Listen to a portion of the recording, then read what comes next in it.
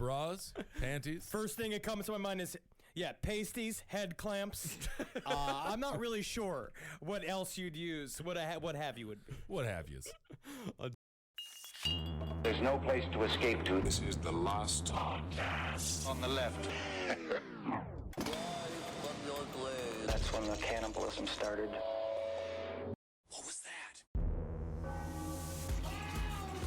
I was watching this new video on this dude who I guess he had tried every drug in the world, and his favorite drug in the world was meth. Oh, okay. And he said the first time that he smoked meth, he came his pants.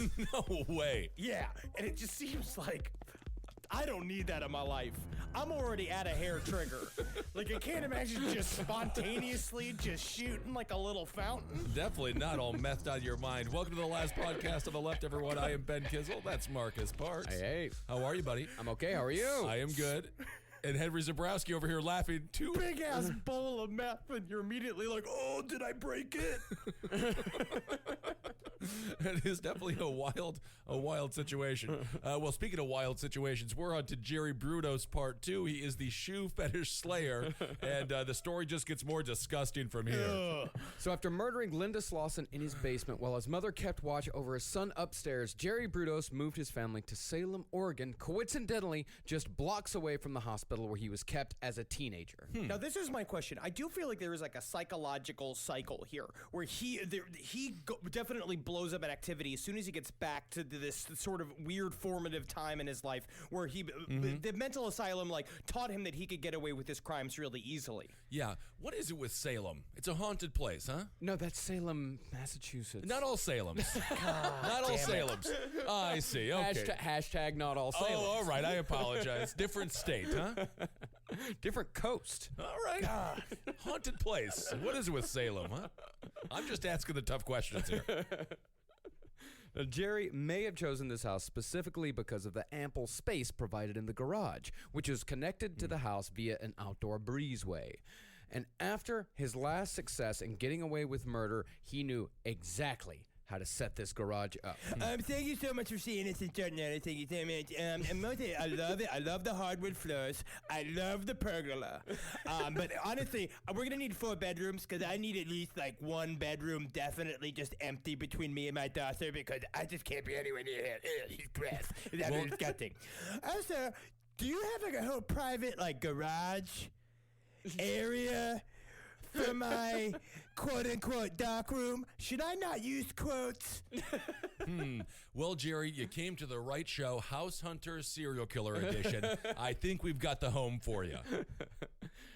Now, first, Jerry installed a padlock on the garage door. Then, he set up an intercom system and told his wife that she was only to communicate with him through the intercom should she need anything from the garage. These are massive warning signs for this woman, right? Yes. Well, quite a few massive warning signs show up in this woman's life over the next few months. Well, the reason why he told her to only communicate with him through the intercom, letting him know that she was coming inside, was that he told her that he had set up a dark room, which he kind of sort of had. And if she were to come barging in, she might ruin any pictures he might have developing at the time. But also, he wasn't like taking pictures in the living room. You know what I mean? He wasn't taking pictures of flowers and shit. She never saw him taking pictures. She never asked any questions about like any of the origins of any of his private behavior. It's very strange. Yeah. Darcy's a weird woman. I feel like you would have to be taking a pecker amount of pictures in order to warrant a dark room. And I don't see how his wife is just like, he got a dark room. If you have a dark room, you're a pervert. You're not doing anything that should be seen by the public inside of a dark room. You are harboring secrets in there. It's called a dark room. It's not called a developing room. I guess, unless you're a photographer. You know, Ben, it's funny that you mention Pecker. Actually, John Waters based a character in polyester off Jerry Brudos. The one who loved the shoes. Yep. Natural. I figured it out, Marcus. Believe it or not, I got that one. Yep. He said specifically based on Jerry Brudos because, you know, John Waters is a gigantic true crime guy. He used to go to the Manson trial every single day. He never missed it. I love So him. cute. Now, as far as the attic went, Jerry scared Darcy away from that by telling her it was full of rats. Jerry used this space to store all of the bras, panties, shoes, and what have yous that he collected over the years. Marcus, what stands for what have you? When you say Right. what have yous in the script, what do you mean by that? What do you think I mean? The what have yous. Just Bras, panties. first thing that comes to my mind is, yeah, pasties, head clamps. I'm not really sure what else you'd use. What have you would be. What have yous. Jerry took it a step further, telling Darcy that every time she was out with her friends, she needed to call home before she was heading back, because even though it was her house too, he always wanted to know when someone was going to, quote unquote, pop in on Red it. flags, red flags. He made a joke out of it after a while, because finally she was like, why are you always freaking out about me coming home all the time? He's like, yeah, I want you to call so I have time to kick the blonde out. I see. Like it was a joke. But in real life, he was never going to kick the blonde out because he was keeping her as a living dead doll. I understand. It seems like he is not possessive necessarily of his wife. But it's a different kind of emotional and abuse, right? Well, he doesn't want to possess a living person. He wants to possess a dead person who has no complaints whatsoever, who has no needs at all. All he wants is to possess a body. Well, I'm just saying the dead people have a complaint. They're dead. Well, the real reason why Jerry got the padlock and the intercom and the freezer was because Jerry was finally going to realize the fantasy that he'd first had as a teenager. He was going to have his very own above-ground pleasure dungeon. Him and George Clooney.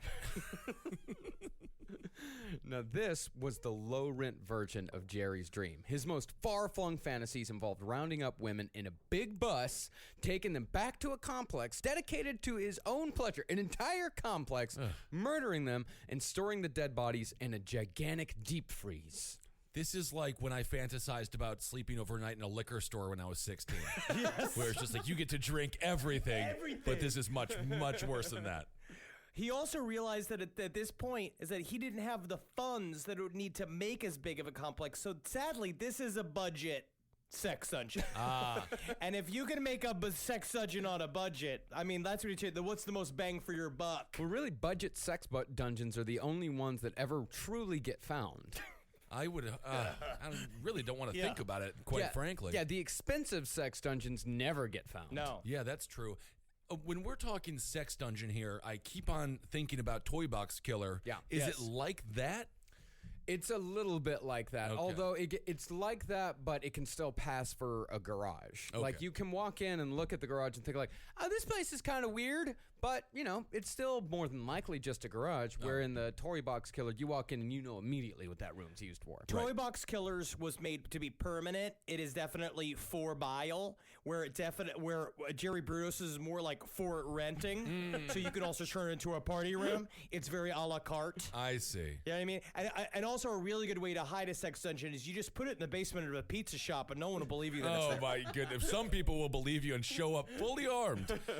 I'm getting the feeling that it was like a speakeasy where he would have all the bodies around and then people would come in and he would hit a button and all the cigar tables and all the poker tables would just turn into really nice, shelves for books.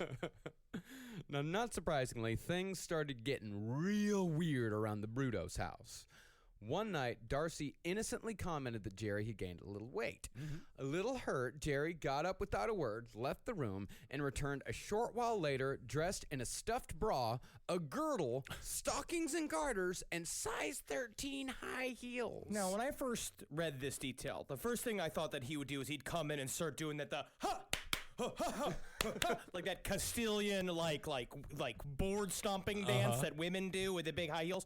But in reality, can you imagine this big brooding man just walking into leaving, be like, "Excuse me," and then walking out, coming back in. This is Dad, by the way, and then he is in full female regalia, and then he just stares at you for like a beat of the most awkward silence in the world, and then it's like, all right. And then he leaves. I mean, this seems, I'm going to say it, kind of fun. That's kind of fun. How is that kind of fun? Because he went and got all dressed up because he wanted to feel sexy again because his wife called him fat. And he said, I'm going to regain my beauty. Well, actually, that is what he said. He came back in. He's like, does this make me look slimmer in the women's clothing? She's like, no. She just kind There's of. always a point in these episodes where I'm like, I can relate to that. She just nervously laughed, and then there was an awkward silence, and then he left the room, went back into his normal clothes, came back, sat down, and they never talked about it again. So I see here that the Mets are playing the Dodgers this weekend. That's a piece of business that interests everyone in the home, isn't it? That is a fun game, huh? So 10 months after the murder of Linda Slauson, Jerry Brudos committed another murder of opportunity. This time, it would be 23-year-old college student Jan Susan Whitney who would fall victim to the shoe fetish slayer. On November 26, 1968, Jan's car broke down along I-5 while she was on her way home back to Salem after visiting a friend in Eugene. A couple of good Samaritans walking by stopped to help, but Jerry Brudos, driving home from work, decided to intervene. Hey, so what's going on here? Seems like your car is like all fucked up. I was thinking of me and my buddy Brian here. We saw you like pulled over and shit. And we're like, what if we just like smoke weed at it? I don't know if that's going to fix the car, but I like the idea of smoking some weed. Yeah, dude. Fix your attitude, man, about the car being broken, dude. Because then you just fucking don't even care that the car doesn't fucking move, dude. And then the car becomes like your fucking clubhouse, dude. Homeless on the street for 7 years. It's more like I'm home more. That's an old Ben Kissel joke. That's a classic bit. Classic Kissel. Well, Jerry told the two guys trying to help that he could take care of the problem easy, but of course he needed to go home first to grab his tools. To lull Jan into a false sense of security, just inching his way along, Brudos took all three in his car, at least at first.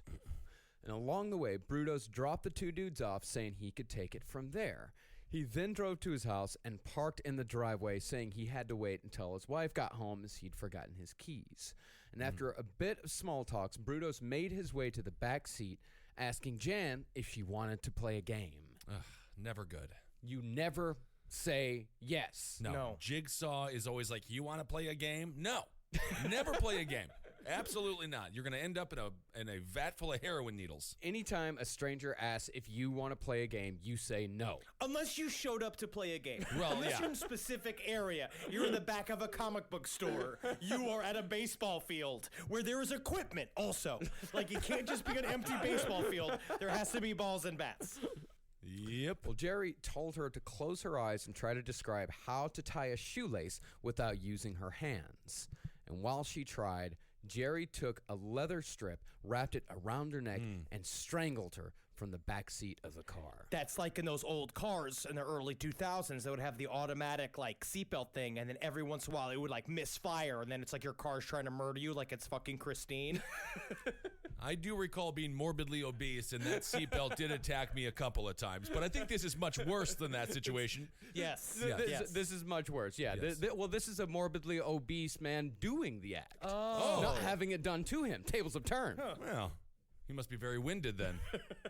I do think it would be kind of funny if there was a morbidly obese serial killer and they just like name him the windy killer, the winded killer. It's like, oh man, you're still making fat jokes about me, huh? Oh man, I'm the winded killer. He's the James Gandolfini of serial killers. Well, Jerry, after strangling her, he climbed back forward and raped her as she lay dying in the driveway of his own home. After that, he carried her body into his garage and dressed it up in clothes and lingerie from his collection, trying different ensembles to satisfy his need for the total possession of another human's body, taking photographs all the while. He then committed necrophilia on Jan's body and hung her corpse from a hook in his garage, only a breezeway away from the home he shared with his wife and two children. It's not just a breezeway. We also have a pergola. We have an outside grill. As you can see, it's all made with lovely reclaimed stones. I've got a one-person pool. People call it a tub, but it's like a pool. It's an outside pool.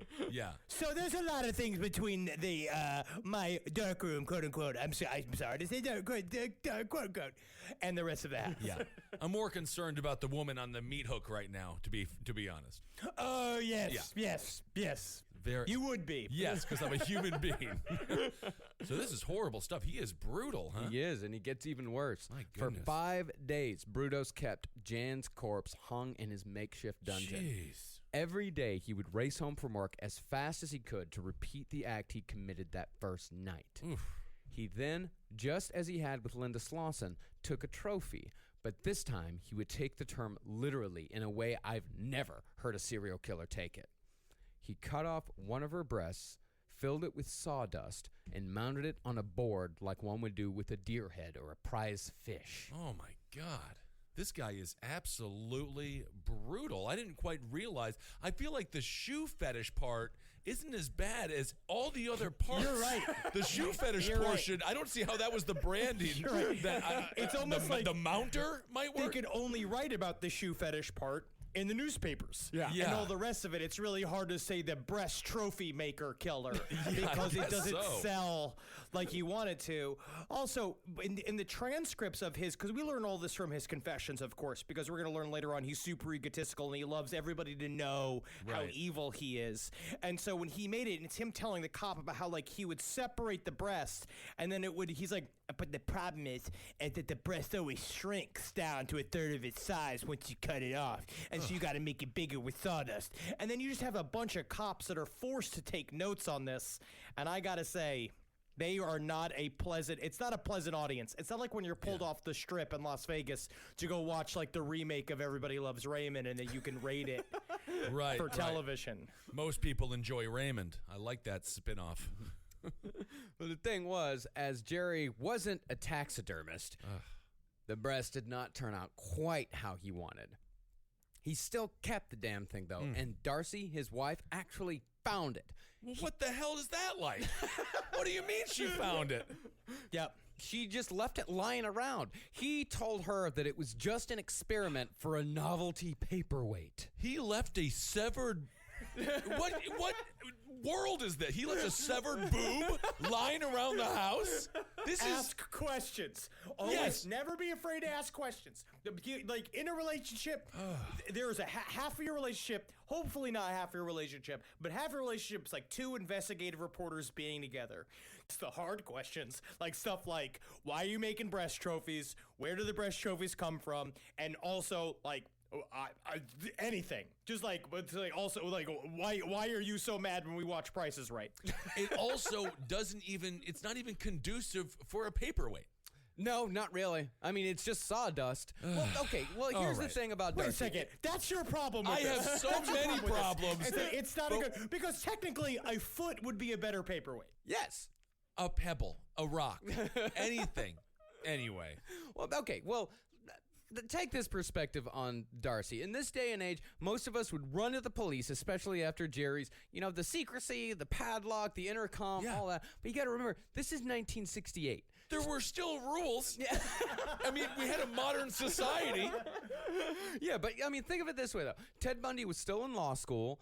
John Wayne Gacy was just managing KFCs, and Jeffrey Dahmer was 8 years old. I love this is how we put time into context on this show. With what Bundy and Gacy and Dahmer were up to. I just see it all as a slideshow and hear that song, the time after time. You see all like the simpler days, like Glory Days, is playing over like John Wayne Gacy just making chicken. Good Lord. All right. This is brutal stuff here. Well, the phrase serial killer hadn't even been coined yet. And besides Darcy, she had no job, no skills, no money, and again, in 1968, she didn't believe in divorce. She wasn't even a high school graduate. This woman did not know how to survive without Jerry Brudos. All right. So Darcy, with no real frame of reference and nowhere to go, chose to believe Jerry's novelty paperweight story. And Jerry's carelessness... It's a human boob. Anyway, I'm over it, but Actually, no, you're not. Oh, okay, good. Because it's going to come back. But at the same time, you just lie and you just say it's a pomegranate. You just say it's anything but a breast. Because he kept blaming college students. He kept saying like, "Oh, this is my buddy's college art project that I have over here at the house." All it's up being like, what college students are you hanging out with? Is your side life like Revenge of the Nerds? And I didn't realize it, where you're like a freshman in college even though you're 40 years old. right. Well, Jerry's carelessness and arrogance goes even further than that. Brudos actually left Jan Whitney's body hanging from a hook in the garage for an entire weekend as he and his family left town for a little Thanksgiving expedition. Jeez. While they were gone, a car veered off the road and crashed into Jerry's garage door, it cracked open. Wow. The police came and checked out the scene, but somehow either didn't notice or ignored what had to have been the ripe odor of death emanating from inside that garage. And one of them even took a peek inside with a flashlight, but still wasn't able to see a young girl's body decomposing from the ceiling. And again, it's 1968. If they did smell the stench of death, Yeah. I'm sure they just thought it was a dead cat or something. What are we inferring in these Hey, people? Brian, come here. Come over here. Smell this with me, huh?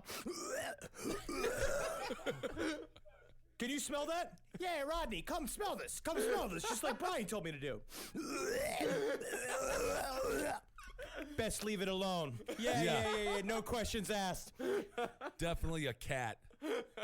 Oh my goodness. I mean, this was one of those happy accidents. This car plows into the garage. It could have saved multiple lives if they would have just investigated. Well, listen to this, dude. All It gets right. even weirder.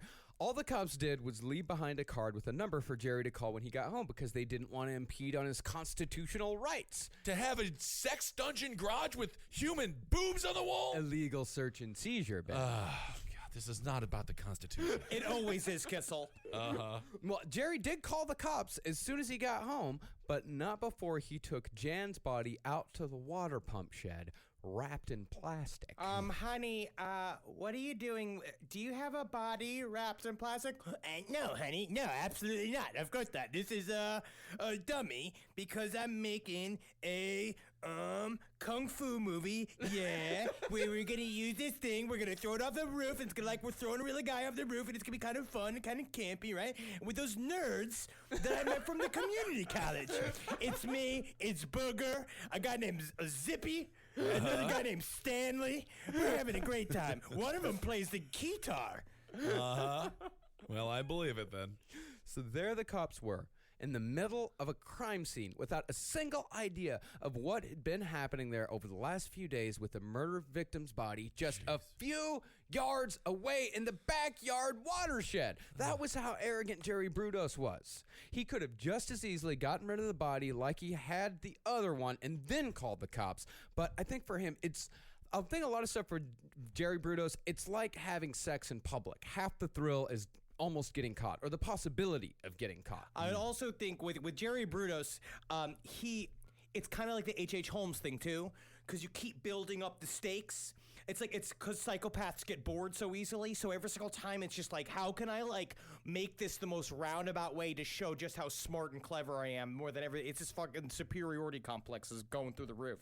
So this guy is treating this woman like the girl in the ring. Yeah. Just throwing her into this well. Shed. The shed. I'm getting feelings of like the Grim Sleeper, where didn't people know what was going on in the community? Was this one of those kept secrets that everyone's like, yeah, Jerry's a little weird? Well, there were some people later during one of the trials, some neighbors did testify that they saw some weird shit, but eventually they decided that these people were just kind of looking for attention. Oregonians are very private and they love murder. And we know that for a fact. And they like it when their neighbors murder other people because they hate when new people move into Portland because they think that they're changing the city for the worse. And so they're like, kill them, get them out of here. I know how they work. A bold statement about an entire state. Yeah. Or a Ellie group of Brown people. knows exactly what I'm talking about. The people that we met in Portland, they are all psychopaths, but very sweet. Oh, yeah. Oregonians are they're a complex people, those people in Oregon. I like Oregon. Well, after the police took a statement and left, Jerry brought the body out, loaded it in his car, and got rid of it in the same river Linda Slauson's body had gone into and came back home. And just like Linda Slauson's, Jan Whitney's body would never be found. Wow. But remember, unlike Linda Slauson, Jerry had taken photographs of Linda, photographs that Darcy actually found. Jerry again had an excuse. Like Henry said, the photos of the dead girl, I'm just developing some photos for a college kid that I know. It's Of still a like, dead even girl. if they were just I photos mean- from a college kid, they are of a nude woman in high heels. It seems like a very strange relationship that Yeah. you have with this child. That Yeah. you're just doing all these weird ass of a scared nude woman, because it's not like she's like fun and happy about it. She Right. looks like a woman that's being held captive. Oh no, she was dead. This one on Jan Whitney. Jan Whitney was dead when they started when he started taking pictures. The live photography would not happen until the next victim. But that's not the thing. nice. We can forgive Darcy for not knowing exactly what a dead body looks like. I don't know. But it's a little hard to believe that she didn't notice the pictures had been taken in the exact room she was currently standing in. Yeah, well, I understand she did not commit these crimes, but my goodness, Darcy, you could have saved some lives here. Today's sponsor for Last Podcast on the Left is Blue Apron. Blue Apron is the #1 fresh ingredient and recipe delivery service in the country. For less than $10 a meal, they deliver seasonal recipes along with pre-portioned ingredients right to your door. We've used Blue Apron in our household, me and Carolina. It's a wonderful little date night. It's a fun thing for couples to do. Work together. Have fun. Blue Apron is completely flexible, so you can customize your recipes each week and choose a delivery option that fits your needs. And Blue Apron's freshness guarantee promises that every ingredient arrives ready to cook, or they'll make it right. Some of the meals available in August include basil pesto chicken with summer vegetable panzanella, sauteed shrimp and green beans with globe tomatoes, spinach and orzo pasta, whole grain pasta and summer vegetables with heirloom tomato caprese salad, miso, butter, salmon, and lo mein noodles with cucumber and charmed tomatoes, and meatball pizza with fresh mozzarella cheese and charmed tomatoes. Check out this week's menu and get your first 3 meals free with free shipping by going to blueapron.com/LEFT. You'll love how good it feels and tastes to create incredible home-cooked meals with Blue Apron. So don't wait. That's blueapron.com/LEFT. Blue Apron, a better way to cook. So Jerry's cooling off period was, like it is with almost all serial killers, getting shorter and shorter. While the first was 10 months, the second would be less than half that. It's kind of like when you cook a steak. And then you have to let it sit so that all the juices can get in it, right? That's what serial killers are like. Because if Right. not, you ruin the steak if you let all the juices out. For those 10 months, then now 5 months, the juices are getting sealed up in his guts. So Right. when you carve him open, he's just, molto bene. So we have been discussing a sexually depraved serial killer, and somehow you managed to make a steak analogy. Yes. All right, very So good. you're saying I'm talented. I'm saying you found a way to get to food. Yes, I'm hungry. So Karen Elena Sprinkler was back home for spring break on March 27th, 1969. Her plan that day was to meet her mother for lunch at Meyer and Frank's department store and then spend a nice afternoon shopping.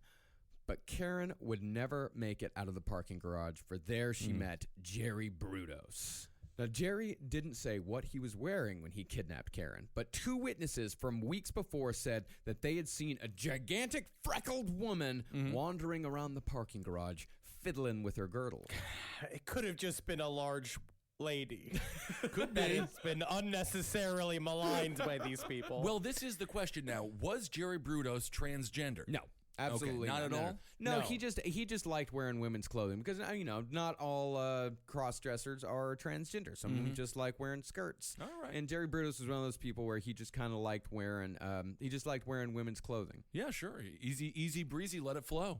It kind of became a job for him. Kind of like how podcasting was a passion of ours, but now it's our job. Where it's like he went from it being where technically it was a job, it turned into real life, to more of a Mrs. Doubtfire. Yes. Where now he's in a Mrs. Doubtfire part where his passion is becoming what he has to do. It's You know what I mean? interesting. And that's almost yeah. sad for him. It's interesting you mentioned clothing when performing your profession. You're currently naked. Again, That is a Again. part of this job that I am allowed I to see. do. I am allowed to be like that. It's funny you mentioned Tootsie. I haven't thought about that movie in a long time. We watched it as a family when I was like 10 years old. And then afterwards, my father went on a long diatribe about how it's not appropriate to dress like a woman. But then 2 of his sons are gay. Look at that. Yeah. Yeah.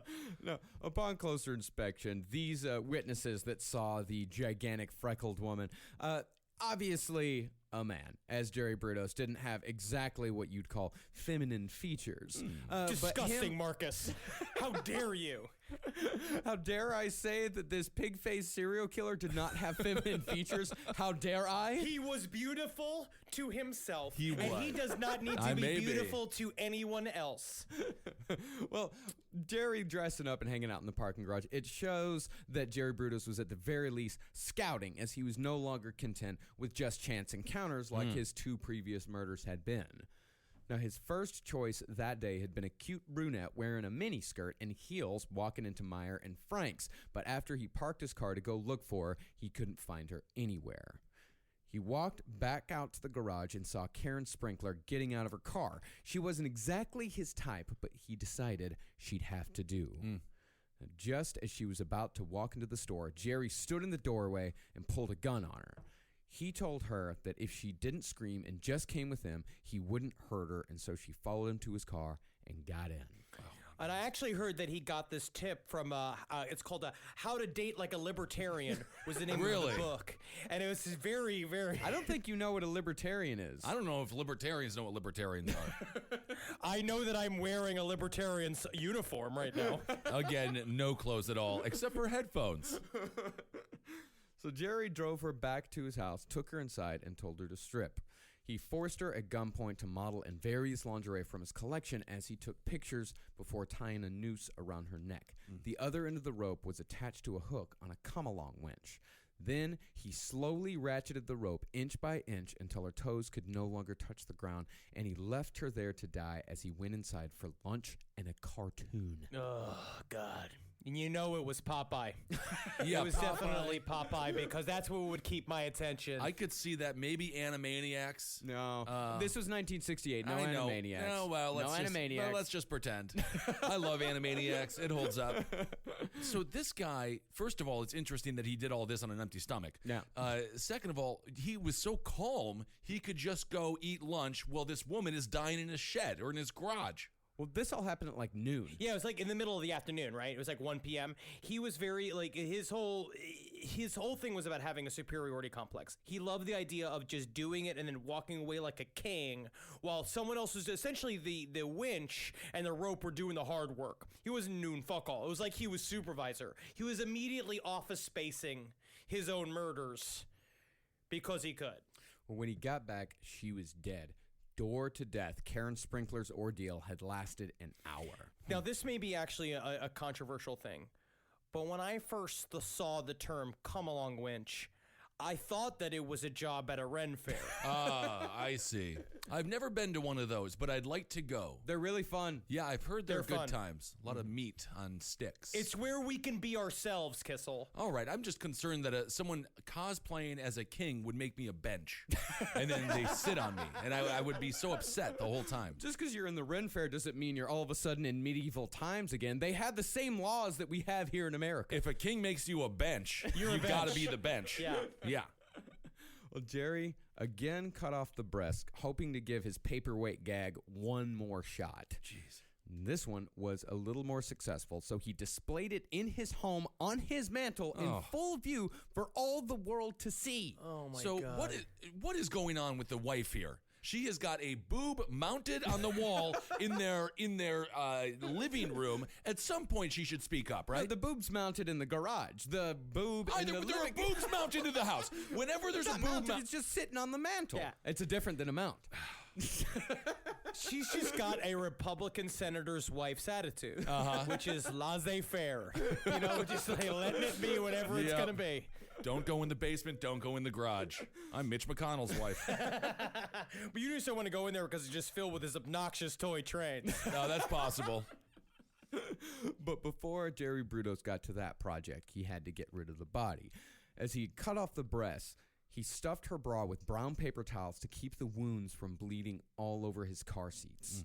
He then drove the body to the Bundy Bridge, tied it to an engine block, and pushed the bundle over the railing into the Long Tom River. Now, you know, between Bundy Bridge, Ted Bundy, Bundy Drive, where Nicole Brown and Ron Goldman were murdered, and Carol Bundy of the Sunset Strip Killers, I'm starting to think maybe there's something fucking up with this Bundy name. Yep, and think about Al Bundy and the group that he had, No Ma'am. No Ma'am, which is very inappropriate, very, very inappropriate. That's why I say if you see a Bundy, change it to a Bumdy.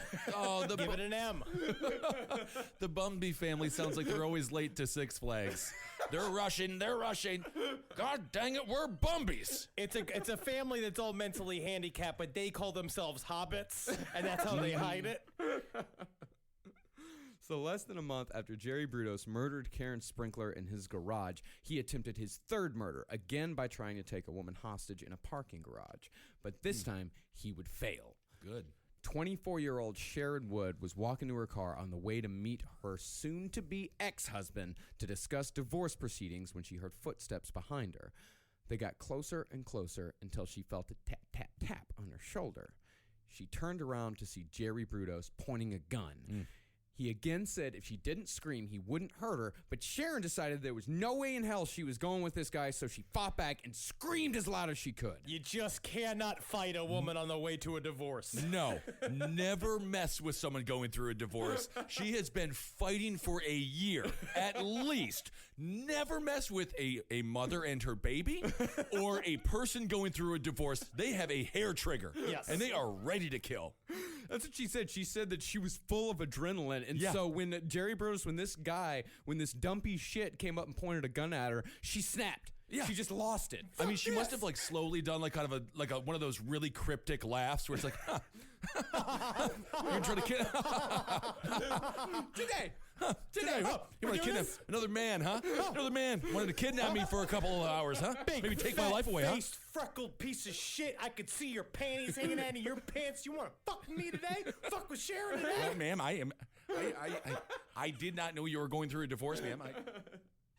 So Brudos put his hand over her mouth, but Karen bit down hard and didn't let go. Jerry then grabbed her hair with his other hand and slammed her head on the pavement to try to pry her loose, but Sharon had bought herself enough time, for at that moment a car came driving into the garage and Brudos got scared and ran away. And when police arrived, the woman had 3 words to describe her attacker: big, red, and freckled. I don't like it. You know, if you combined all 3 of us, Right. we would become Jerry Brudos. Yeah. We are the Captain Planet team of Jerry Brudos. Physically. Yes, of course, physically. And that's kind of what it irks me. I'm just going to say that about this entire story is his physical description. Size of Ben, hair of Henry, freckle of Marcus. Good Lord. And it's also, What are we going to do with all these boobs that we have to mount on the wall? oh, God. So the next day, Brudos tried to kidnap a 15-year-old girl, but she too got away again, given the big red freckle description. Then Brudos tried for a 12-year-old girl, but she got away as well. After 3 unsuccessful kidnappings in a row, Jerry decided that maybe brute force wasn't his forte, Right. and so he reverted to what had worked the first 2 times: trickery. At this point, he's really jacked up because he tried to basically not lower his standards, but do the thing of being like, I'm going to make this easier for me by making my victim younger and younger, and he kept fucking it up. So now he's like horny and mad and just raring to go, and and then he moves towards being a Gandalf, like he moves towards like being a card magician. Oh, I see. Kind of the Chris Angel of serial killers, huh? But now this is the first time he's gone that young, right? I mean, because it's very. I'm just going to say, you know what, Marcus? What? I denounce Jerry Brudos and his actions. Very strong denouncement. Thank you. So what Jerry did for his next trick is he bought a fake police badge and a fake police uniform, counting on the public's trust of institutions to catch a victim. And he found that victim in 22-year-old Linda Sally. Now, since Jerry's cover was essentially blown in parking garages across the greater Salem area, he headed up to Lloyd Shopping Center in Portland. And there, on April 23rd, 1969, he found Linda Sally, who had just bought presents for her boyfriend's birthday. And according to Jerry, he walked up to her, flashed his fake badge, and told her there had been a rash of shoplifting cases at the mall recently and that she matched the description of the prime suspect. Hello, my name is Officer Brutus. You may know me. This is my badge right here. I'm part of the FBI Female Body Inspector. Yeah, It's a joke I've had since I was a kid. It's funny. No, I'm really with the Federal Bureau of Inspection. Is that the term, inspector? Yes. Jerry Brutus. So he convinced this woman that he was a cop somehow. Well, he had the fake badge, he had the fake uniform, and this is 1968. People, I mean, the trust in the public institutions was starting to fall just a little bit. Yeah, but you know, some girl living in Salem, Oregon, some guy in a cop uniform with a badge says, "Come with me." Probably gonna go with him. He has a cop car. or any information or understanding of what being a police officer is? Yeah, he did not. But the thing is that at this point, this girl's probably more afraid of getting into trouble than she is of getting murdered. You know, that's a much more reasonable thing to go through her head. It's like, I'd better go with this cop or else I might get in trouble. I don't want to get in trouble. And if I just go with this guy, then nothing bad is going to happen to me. And that's the great irony of it, is her trying to prevent something bad from happening is what actually leads to her murder. Yeah. Never trust anyone. That's right. Never trust anyone. You know, I want to see the cop car. I want to see the numbers on the badge. Yep. If I'm going into an ambulance, I want to you better check them sirens. Yep. Before I believe that this is an ambulance. I do not trust that I am being arrested by a police officer until I am fully beat up, in handcuffs, sitting in jail. And then I say, I think they might have been real cops. You got me. You got me, guys. I trust you now. No, I agree. Don't trust anyone. All we have to do is follow Stone Cold Steve Austin's t-shirts. Which is? DTA. Don't trust anybody. Anything that can fit on a Stone Cold Austin t-shirt, that's all you need. Well, if Linda Sally's fear shifted from getting into trouble to physical harm as they drove an hour back to Salem instead of the police station, she didn't say a word on the entire drive, according to Jerry. And she didn't say a word when Jerry directed her to enter his garage. There, he tied her up and went to eat dinner. He's always doing this stuff hungry. Like you said, Kissel. It was like I was reading about like Terry Crews. He wakes up and he works out first thing and he doesn't eat till 2 p.m. He's doing all this hungry. Really? Yeah. Wow. I guess it's sort of like a Snickers commercial here, the Jerry Brudos edition, which is, it would be a dark line of commercials for Snickers to go down. Today's other sponsor of our last podcast on the left is Nature Box. When it comes to snacks, sometimes it feels like the only options are delicious and a billion calories or boring and tasteless. But it doesn't have to be that way. Up your snack game with Nature Box. I'm checking out the Nature Box website right now. They got dark cocoa nom noms. They got salt and vinegar veggie chips. I love salt and vinegar. And they also got, mini Belgian waffles. Sign me up. NatureBox has over 100 snacks that taste good and are all made from high-quality, simple ingredients. That means no artificial colors, flavors, or sweeteners, so you can feel good about what you're eating. Plus, they add new snacks inspired by real customer feedback, the latest food trends, and professional chefs every month. It's so simple. Just go to naturebox.com, choose the snacks you want, and NatureBox will deliver them right to your door. You can get those mini Belgian waffles, sir. There's no risk. If you ever try a snack you don't like, NatureBox will replace it for free. So you're sure to find your new snack obsession. And right now, you'll save even more. NatureBox is offering our listeners 3 free snacks with your first order when you go to naturebox.com/LEFT. That's naturebox.com/LEFT for 3 free snacks with your first order. naturebox.com/LEFT. Well, after Jerry got back from dinner, he found that Linda had broken free from her ropes. But instead of trying to escape or use the phone that was right there in the garage, Linda was just sitting there waiting. I mean, What is going on here? Well, this might seem a little baffling, It but seems extremely baffling. Just get out of there. well, it's actually a well-documented reaction to kidnapping. I read this article. It was published in the Journal of the Royal Society of Medicine. Sounds like they focus on spina bifida the most. Very good. Very good, Marcus. Thank you. But these two writers, David Alexander and Susan Klein, they wrote that in some kidnappings, certain personality types will respond with what's called frozen fright. In frozen fright, the victim's normal emotional reactions are completely paralyzed. In more extended kidnapping scenarios, some people suffer from what's called learned helplessness, in which the person believes nothing they do can help their situation. And it's very possible that Linda Sally fell victim to this symptom almost immediately upon figuring out that Jerry Brudos was definitely not a police officer and definitely meant her harm. Because, as far as it could be with her, she was just waiting for him to take her home. She's like, well, I guess I'm just here. But if I sit here and wait, then maybe he'll just take me home and not hurt me. Yeah, and do whatever he wants. We'll get this over with, and then this will be over. And at the same time, Jerry Brudos is looking at all this is that it's technically fulfilling his even deeper fantasies, because there's a part of him where he sees that she's broken away and hasn't escaped, and he's like, she's flipped. She now loves me. This is all consensual. This is all great, and it's a thing that he always wanted, like total control over someone.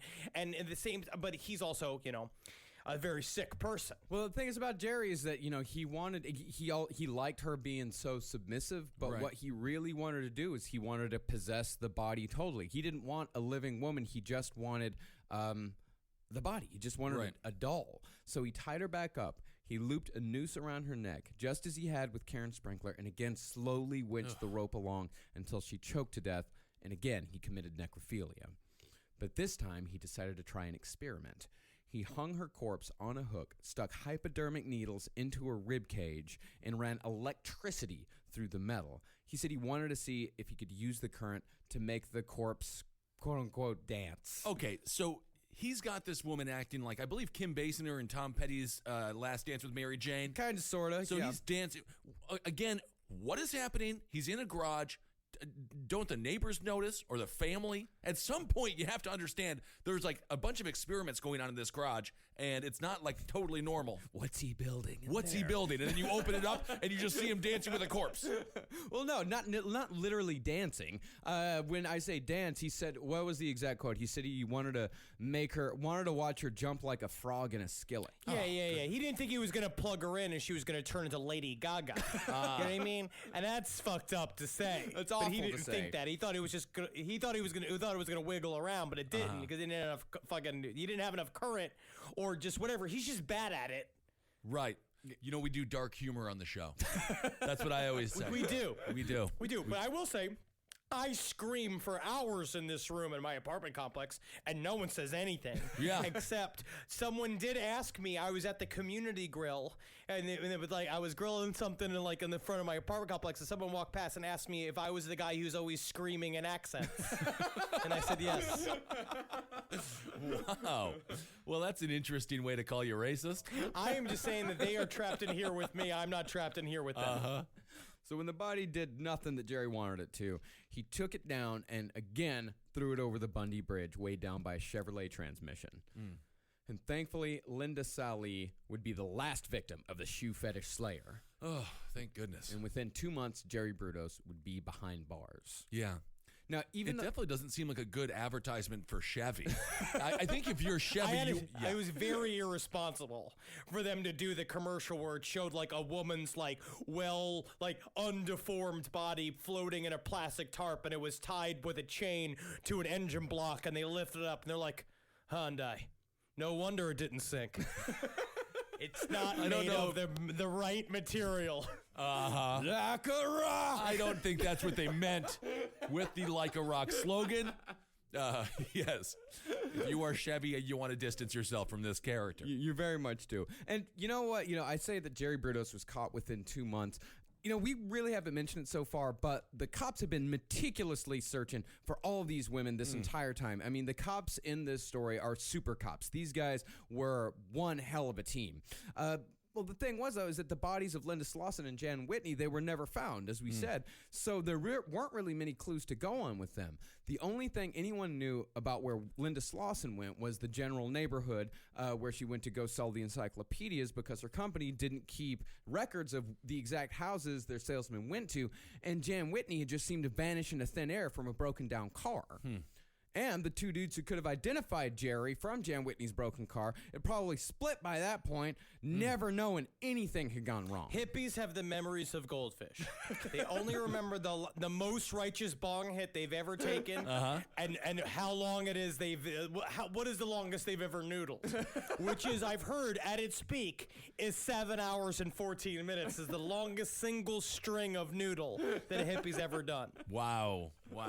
So it's fortunate it wasn't worse, because like you were saying with the good police work here, but these guys could have probably stopped all of this from happening in the first place. I mean, if they would have seen when the pictures of Jan Whitney went up around town, if they would have seen the pictures and been like, oh, that was that girl and she went off with that guy, then they very much could. They very well could have caught Jerry Brudos after the second murder. But unfortunately, either the guys didn't remember it or they weren't around, or just didn't say anything, just didn't feel like saying anything.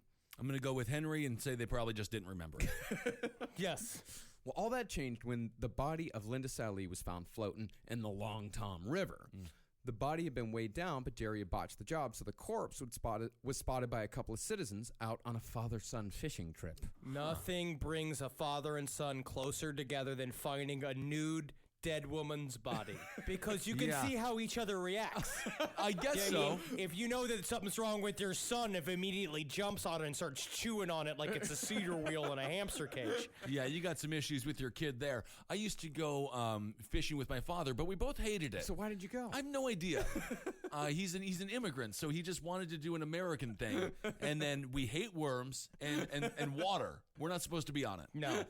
Banked was never supposed to be in a tiny boat. No. If Banked ever went into a tiny boat, it was only on the estuaries of Uruguay. That's where he belonged. That's where his family was. Thank you, Henry. Beautiful. No, while searching for more clues, divers also found the body of Karen Sprinkler just 50 feet away. When they inspected the knots used to tie the bodies to the weights, they found that whoever had done the knots had used what was called underwriter's knots. And these knots were specifically used by electricians. And so police had their first real clue. After Linda Selly, Brudos decided to change venues and tactics for his next victim.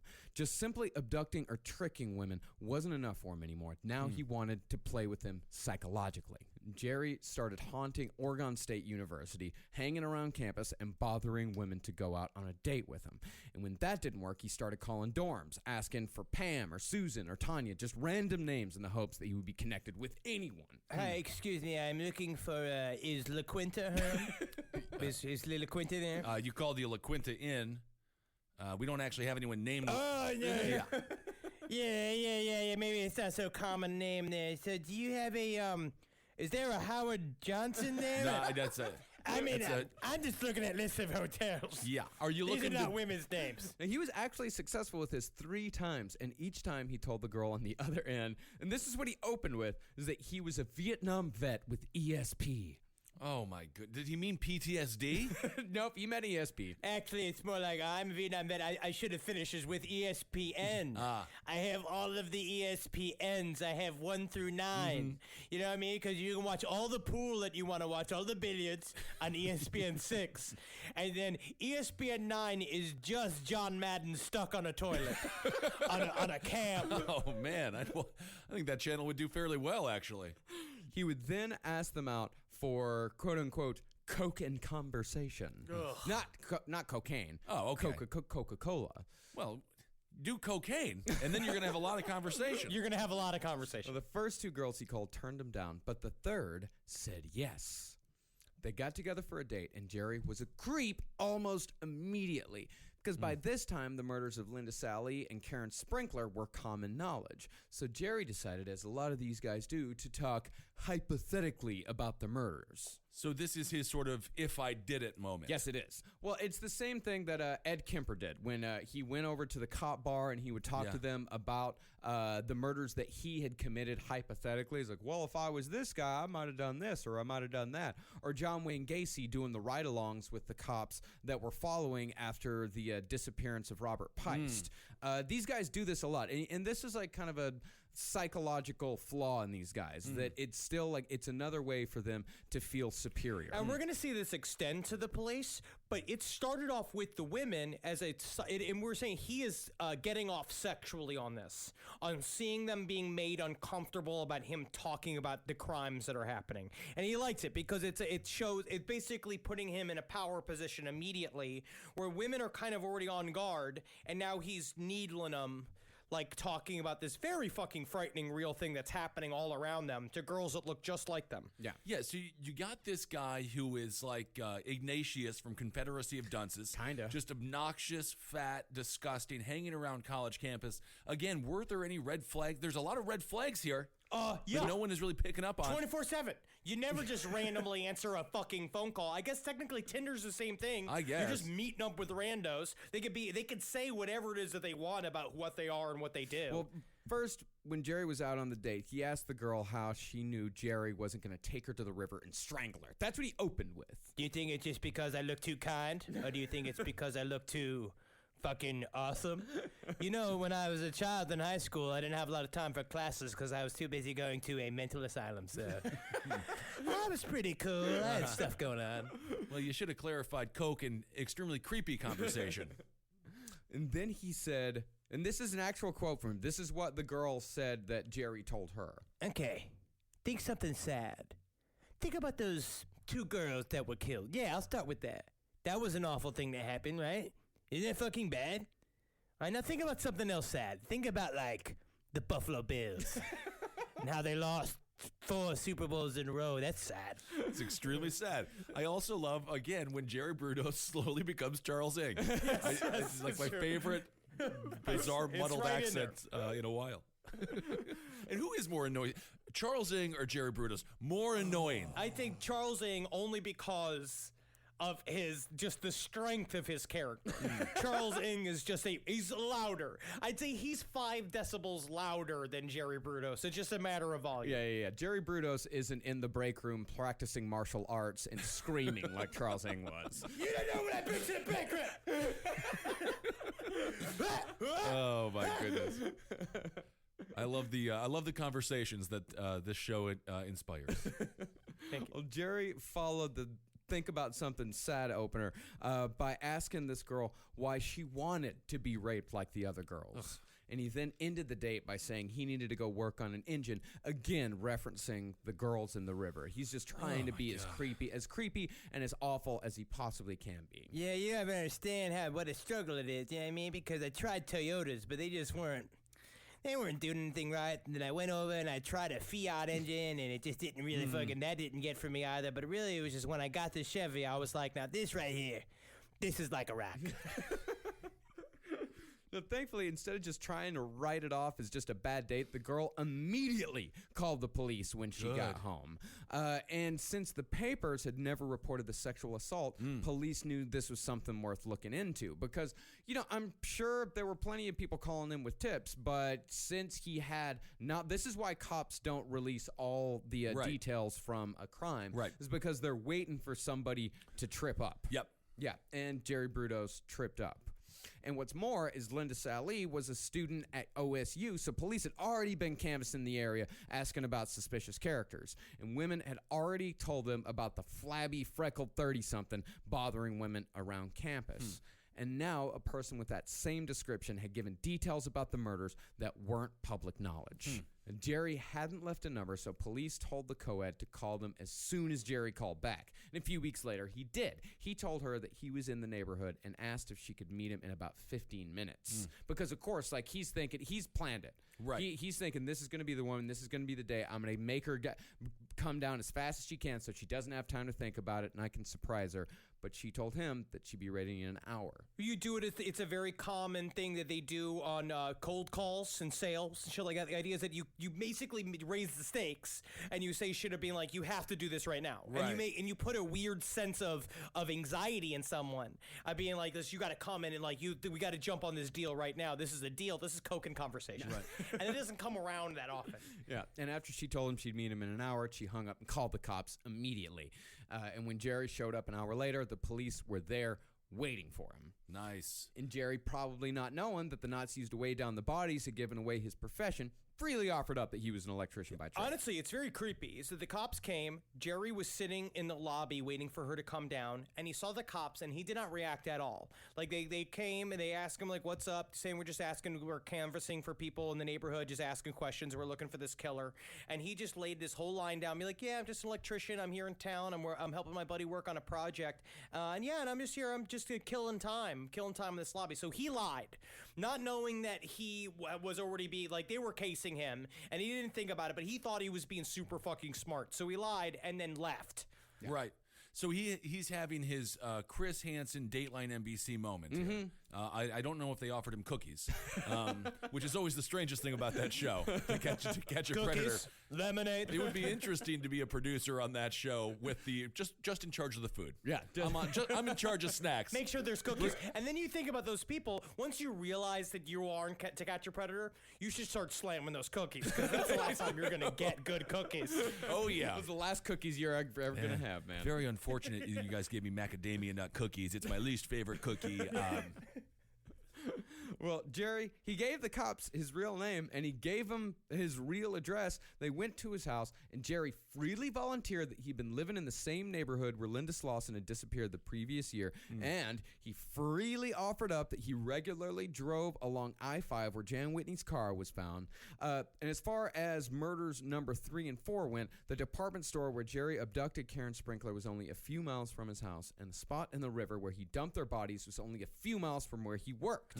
But it's actually okay, because what you do is that what we know about serial killers, especially now, is that they work in a very small radius. Unless they are really booking around like Richard Ramirez did in order to try to like throw off the scent and all that bullshit. If you're not aware, which especially at the time there's no writings about serial killers, you keep it all like they know that there's a central spoke. And as soon as they see like, oh shit, all this stuff's within easy access of this shit, it's right there. And the guy's an electrician, it's right there. We just need to watch his ass. Yeah. And I don't know if Richard Ramirez could ever throw off the scent. Horrible breath. Horrible breath on that Horrible guy. breath. Yeah, because at this point, all of this stuff is totally circumstantial. Right. He just happened to be in the same area, and he just happens to, he just happens to be an electrician, and the knots just happen to be tied the way an electrician ties the knots, and he happens to match the description of a creepy guy going around bothered women. It's adding up pretty quick here. It's definitely adding Yeah. up, but it's still circumstantial. This stuff isn't going to hold up in a court of law. But then Jerry let the cops search his garage, and there... Incredible. Oh no! And there, cops saw wires tied in underwriters' knots, just like the knots on the bodies. So while Jerry was talking about God knows what, one of the cops slipped a knot into his pocket. And then the investigators happened to notice just how much goddamn nylon rope was lying around. Now, it is impossible to imagine how someone could have this much arrogance, but Jerry actually suggested, without prompting, that cops should take a piece of the rope with them. Yeah. Hey, couldn't help but notice you're looking at all my piles of rope, huh? It's kind of fun, right?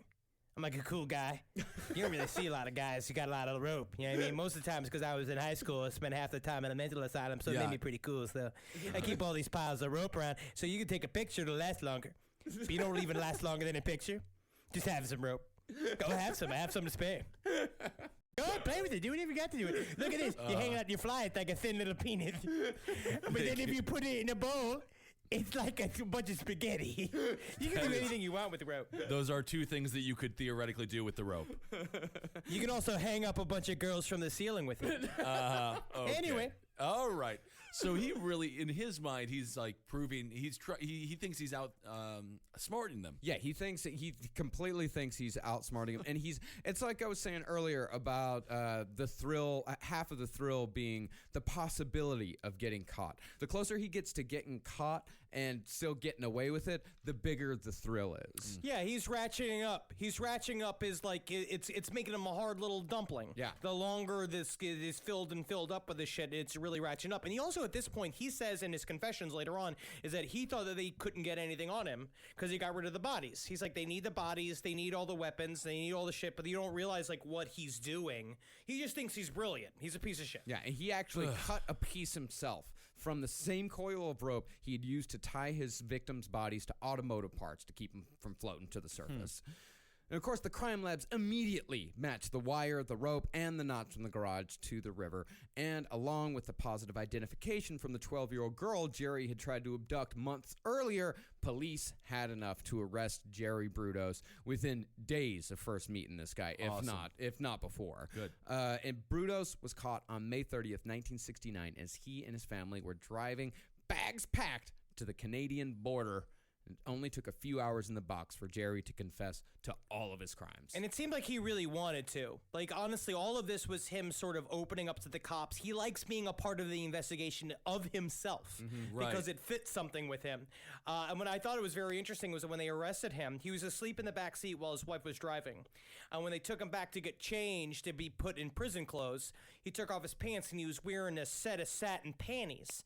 And they all looked at him and he was like, My skin is very sensitive. That's exactly what he said. Well, I guess he doesn't get to keep the panties, huh? He did not get to keep the panties. But he's right, though. Honestly, I've looked at it like panties are made out of nice material. They're super soft. The MeUndies are very similar to that. That's a good plug for them because they're very soft and it's very nice on your balls and your butthole because I have very little butt meat. Hold on a second so here, it's nice Henry. to have the soft fabric up against my butthole. Are you wearing panties on a regular basis now? Look. Don't. No, these are boxer briefs. These are boxer briefs. These are boxer briefs. No, I won't wear panties because I tried to wear satin boxers once and my asshole just chewed them up like it was fucking Carl Reiner trying to make its way through a turkey dinner. Like, Oh, you're my not. goodness. I can't wear satin. All right. Well, that concludes Henry's underwear portion of the show. Hopefully, we never return to that segment. Panties are fun, but it's not All right. I don't want it. Can we It's move? not a long-term solution because there's no room for the junk. You got to tuck it. I get it. You got to tuck it back. You got to I really under- tuck yes. it back. No, up. you need something with a tube. You I need something that understand. holds all the mess in there. Something that holds all the bungies in there. Well, Jerry, even though he had already confessed, he still thought that he could get away with everything. Oh, my God. The day after he confessed, in detail, he called Darcy and told her to burn all of his photographs and a bag of clothes he had in the garage. What? You want me to burn what? Because that's what she said, is that she also had no clue what he was talking about. She's like, what bag of clothes you had in the garage? What kind of shit you have in the attic? And she walked up there and it was just filled with all these panties that were not her panties. And was she in for a surprise? I don't know. This Darcy woman seems very complicit, and now she's acting like Madeline Kahn in the movie Clue. She's burning all the photos. This puts her, in my opinion, in the realm of criminality. Well, she did not burn the most incriminating But she burned photos. some of the photos. She burned a couple of photos, and the general theory is that she only burned a couple of the photos so she could have a bit of an insurance policy in case Jerry ever did actually get away with it. If he How ever is he did getting get away out. with it? Yeah. Anyway, I mean, all at right. this point, you really wonder how Darcy looks at Jerry Brudos at this point. Like, how does Darcy, what do you think, Henry? How does Darcy see Jerry Brudos at this point in her life? He's fun, he's fancy, he's free. I don't think so. that obviously it's just the deepest form of denial in a way where you've really just to the point where you're aiding and abetting a murderer, where I think that you at some point you have to break through whatever is your comfort zone because that's where she's living in. She's living in a bubble. I think it was kind of the same thing we looked at when we talked about Eric Harris and stuff like that, when you're like looking at this kid that's something is obviously fucking up. Yeah. But you are just not gonna even acknowledge it because if you do, you have to do something about it, which involves then putting yourself in harm's way. Like, because think about this. How far is the jump between you becoming, you're his wife, and then if you discover all the crimes, that you become one of the victims? Yeah. You already seen the kind of shit that he was doing cryptic shit. Yeah. He was choking her and stuff that she wasn't into. He was putting bags over her head and taking pictures of it like back in the day, and she saw the look in his eyes. She saw the Right. Brudos glaze that would go over when he did that kind of shit, and she knows that he's fucking dangerous. Yeah. I mean, it just, Anyway, it seems like if her comfort zone is a garage that has multiple corpses inside of it, there's something wrong with her. Well, she didn't know there were corpses in the garage. She didn't want to know. Anyway, I'm not. Yeah. I don't know. I'm just saying. Well, I mean, the point is she didn't burn the most incriminating photos. Oh, okay. Because when police examined them, they found one photo in particular in which Jerry had placed a mirror underneath the skirt of one of his victims as she hung in the air. And there, in the reflection of the mirror, was the dead-eyed face of Jerry Brudos. And you know she saw that face before. Yeah. Yeah, of course. She's just like, ah! and just threw it back in the pile. Yeah, her husband looks like Christian Bale from The Machinist. I mean, he's just obviously soulless. Opposite. He's the opposite Well, of it he's fat because and he was ugly, so yeah. fat. Yeah. Right, that the is look true. in the eyes. But the look in the eyes, that's right. Yeah. Now, after half-heartedly trying an insanity defense, Brudos pled guilty to 3 of the 4 murders and was sentenced to life in prison.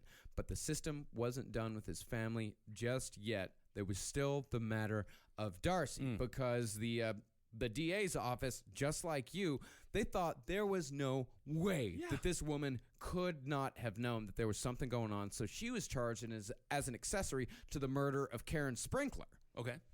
But after 7 hours of jury deliberation, Darcy Brudos was found not guilty. I don't know. I don't She get just it. sounds like she's a daft woman. She reminds me somewhat of the what's the mom from All in the Family. Sure. Complicit in racism. And we don't know what was the name of the main dude in that? Archie Bunker. Archie Bunker. Probably a killer. We never saw his garage. They never did show his garage, so that's a good point. The only thing he ever killed was a 6-pack and a roast chicken. Love that guy. Darcy and her children changed their names, moved away from Salem, and are more than likely still living their lives out here somewhere in the United States. Maybe they're the Bumpkies. Is it what is it, the Bumbies? The Bumbies. The Bumbies. The Bumdies. You know what else would I think would have been? You know who could have really used a Darcy Brudos? Elliot Spitzer. Stand by your man, yep. As for Jerry's run in prison, he was never particularly popular among the inmates and was actually sodomized about 6 months into his stay on New Year's Eve. Guys, let's listen. I know we're all caught up in the fever.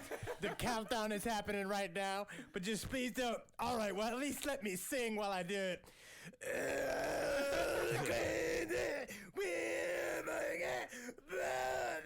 I'm not gonna make this sexy for you. I'm not making it sexy for you. We can allow that because Jerry Brudos is a horrible person. Yes. Yeah, Jerry Brudos is the fucking worst, man. He's awful. But the guards loved him.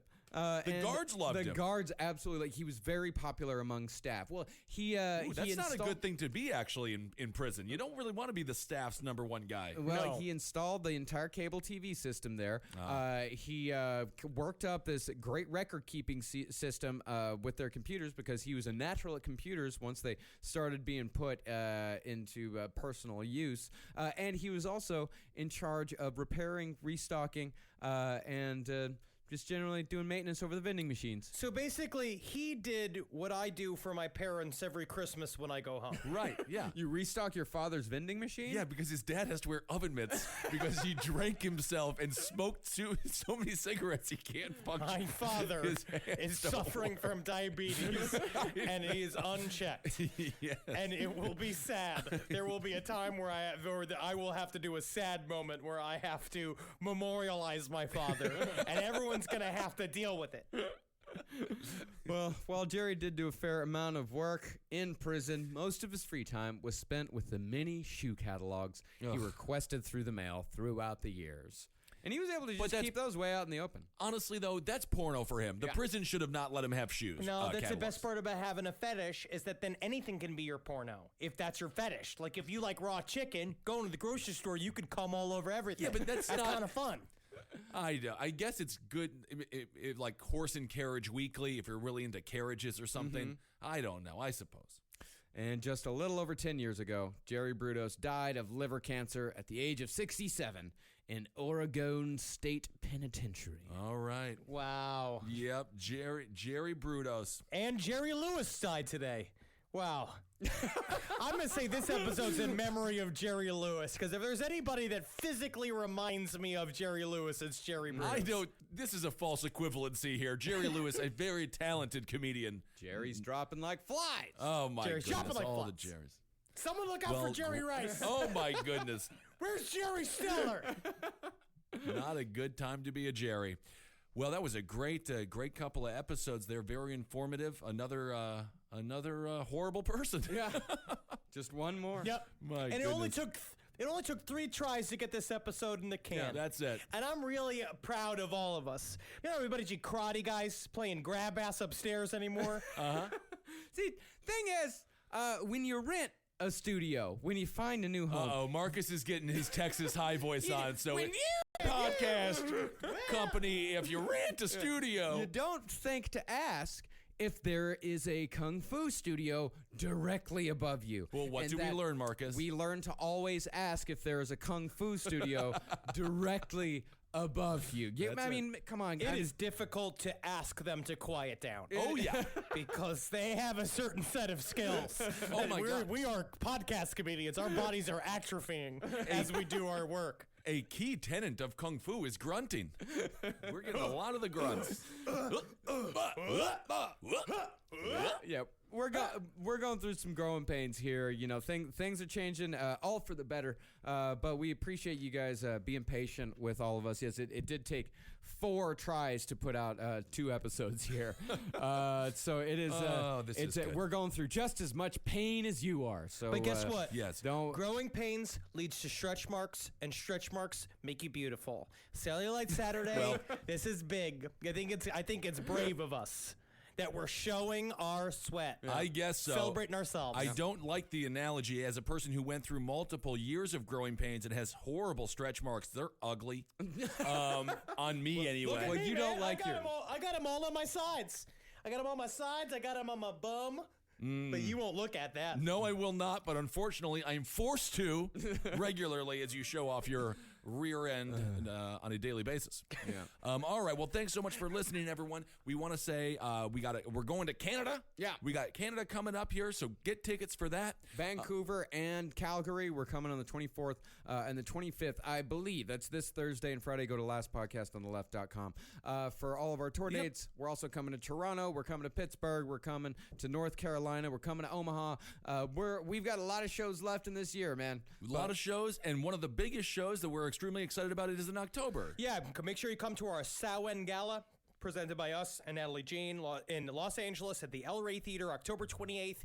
Buy those tickets. We're already halfway sold out. Yeah, it happened immediately. Yeah, they went on sale on Friday, and we in just a few days we've sold half of the tickets. So get them now. Do not wait. If you want to come, do not wait. Get those tickets as soon as you possibly can. We very much, and we appreciate everybody who buys those tickets right when they go on sale, man. We can't wait to come out and entertain y'all again here in Los Angeles. It really does. It's going to be a lot of fun. Yep, a lot of people from the network will be there. Eddie Tunes and I think KB, Kevin Barnett from Roundtable of Gentlemen will show up, so it'll be really fun. And thanks for supporting all the shows here. Abe Lincoln's Top Half for everything political. We're going to get through this together. Roundtable of Gentlemen, Page 7, Movie Signs with the Mads, Sex and Other Human Activities, all the great shows here. That's right. And we got some new shows coming up as well that we're really excited to talk about in the future. Oh, absolutely. We got some, if you speak Espanol, then you will be very excited for a new product or a new project that we've got coming down the pike. It's going to be out here in just a couple weeks. And we've got a lot of exciting stuff here happening here in the Podcast Palace, but we're possibly going to move to a new Podcast Palace. Is that what we're calling it, the Podcast Palace? I think it's a new Podcast Palace. Podcast Palace. I like it a lot. Eddie named it on Roundtable. Oh, he did? The Podcast Palace. Yeah, I like it. Podcast Palace. I like that a lot. So make sure you can follow us on Twitter. I'm at Henry Loves You, at Marcus Parks, at Ben Kissel. Follow us on Instagram at Dr. Fantasty, at Marcus Parks, at Ben Kissel, the number 1. And follow Last Podcast on the Left on all of the bullshit at LP on the Left. Get off of Facebook. Please. I haven't been on Facebook in many months. I don't miss it. I think I've been off of Facebook for like... Do they send you the needy emails? They did. They sent me an email today. Facebook did? Facebook. Oh, they said they call you lazy. Yeah. I honestly, I'm so livid with Facebook. Do you get the hey lazy? It didn't. No, it wasn't hey lazy. It was like log back into Facebook with just one click. No. It's like, no, you can fuck. Go fuck yourself. Yeah, you can go fuck yourself. I'm done with that stupid goddamn fucking site. Anyway. All right, everyone, hail yourselves. Hail Satan. Hail Geen. Hail me. And a Magustalations, one and all. Yeah. Praise be to Satan, bring chaos to our enemies. Is that a new tag that you're working on? I like it. I don't know. I like it. I like it. I like it. Unfuck it. Does this look right? Check 5, 5, 5. Yeah, Cunt. that's fine. Oh, you already started? Yeah, Okay. I did. Adam? Check. Can you hear me? I can't. I don't know. Have the thing in. Okay. But I'm sure it's fine. And by I'm sure it's fine, I mean... Who gives a fuck? Ooh, ooh, baby, I love gay sex. That light-skinned lion shit. Oh, yeah. Ooh, oh. Ooh, ooh. How light-skinned lions roar, a great meme. Yeah. Check it out if you haven't had a chance, gang. This is welcome to the saying things from the internet you saw. Welcome to memes we saw that we enjoyed. Memes we fucked. Memes we busted inside. Memes. What kind Have of- you jacked off to a meme before? I'm trying to think. I think. Actually, now I can think of it. What was it? Remember that one where it was the girl holding the other girl's hair in a ponytail? That's a good one, and then bro. pouring water in her mouth? Milk. It's milk, I It's think. milk.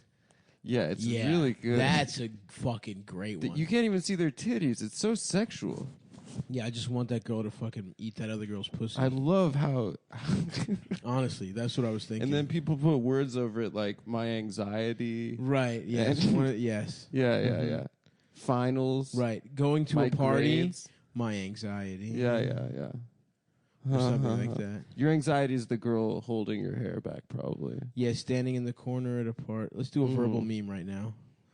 Verbal meme. Okay, the girl getting the water poured in her mouth is... Hold on. How about this? Let's say you're an Indian woman. Yeah. And you can be... They're pouring me. doo-doo in her No, mouth. no. She's Me. like, oh, I It's the love same it. pick. No. My No, favorite no.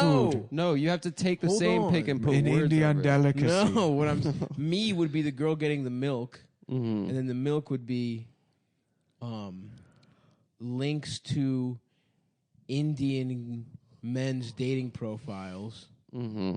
And the girl would be my parents. Okay. Yeah. Something like that. Okay, Something that'd be good. relatable. Yeah, that'd be relatable for For like Punjabi a women. Desi person, you know? Yeah. Oh, the milk yeah. could be I see what you're saying. guys, Indian guys, or trying to get me to marry Indian guys could be the milk. Mm-hmm. And then the girl could be my mom. Why don't we do these kind of... My mom every time I'm at home. Why do we have to do this... Or you wait for Thanksgiving, you say, my mom at Thanksgiving, milk, Yeah. telling me I should marry, and when am I asking me Telling me when to I'm gonna, air... asking me when I'm going to settle down with a nice Indian boy. A nice Punjabi MC. Exactly, and then me, the girl. That we just, dude. I would love to honestly, date an Indian girl we just just to meet ghostwrote her a great family meme. and then like Disappoint them? date the Indian girl for like 6 months and being like, Prinjaya, I love you. Like I want to meet your Dodhead family. No. No, you can't say that to her. Oh, well, you know what I'm just play. It's Well, no, Yeah. yeah. I want to meet Wait. him, and we're gonna. I can't wait to meet your. I just do all of the rituals correctly. Yeah. Mm-hmm. So I show up front door. I've got the sword holstered. Right. You know, the You're ribbon- on an elephant. I'm covered in ribbons. You're on an elephant. covered in You ride it on an elephant. all sorts. You have of diarrhea. ribbons. Yeah. Uh-huh. And then I get in there. Shoes stay on right up to the fuck. Just going through the refrigerator. I'm like, all this stuff smells like shit. You're dressed like Aladdin. So you're staying in that relationship for 6 months and saying you to love do her. a bit, yeah. Just so you could do what Be you did. racist, I guess. Where- Towards a yes, woman. be racist where I to a go in, I'm like, family. all this food fucking stinks. We just had Indian food for dinner. I know, but in this story, It's good food. this food stinks. And they're like, why Why your aren't you house dating smell an like Indian this? guy? And I'm like, fucking Indian people are dumb. That's why she's not dating an Indian guy. Yeah. Because she doesn't want to end up like you. If I was that girl, Two doctors hold on. from Harvard if, you're Medical Yeah, School. yeah. if you're that girl, you could make a meme, and it could be like, How about a meme? my with- boyfriend. It could be the girl holding the milk, and then racist stuff, Yeah. and then the girl drinking the milk could be my family. But you know what? That would just make her like me The more. milk is the racist. If I owned her parents that way, Mhm. I'd be like, why are you judging Vijankya this way? Vijankya's just trying to fucking work in a coffee shop. And that's Yeah. fine. She She's a doesn't want to gig be an economy. engineer. She's not trying to be a fucking, George Clooney on ER? Mm-hmm. That's what Yeah. you want for her? Where's he now? That's right. Married to an Indian woman of his own. So maybe Oh, if you, that's I don't know. I true. think she's maybe my if you think doctors version. are so smart, you should look at the smartest doctor of all time, Mr. Mhm. George Clooney. That's what did he Amal, do? Amal Clooney. Yeah, a mall.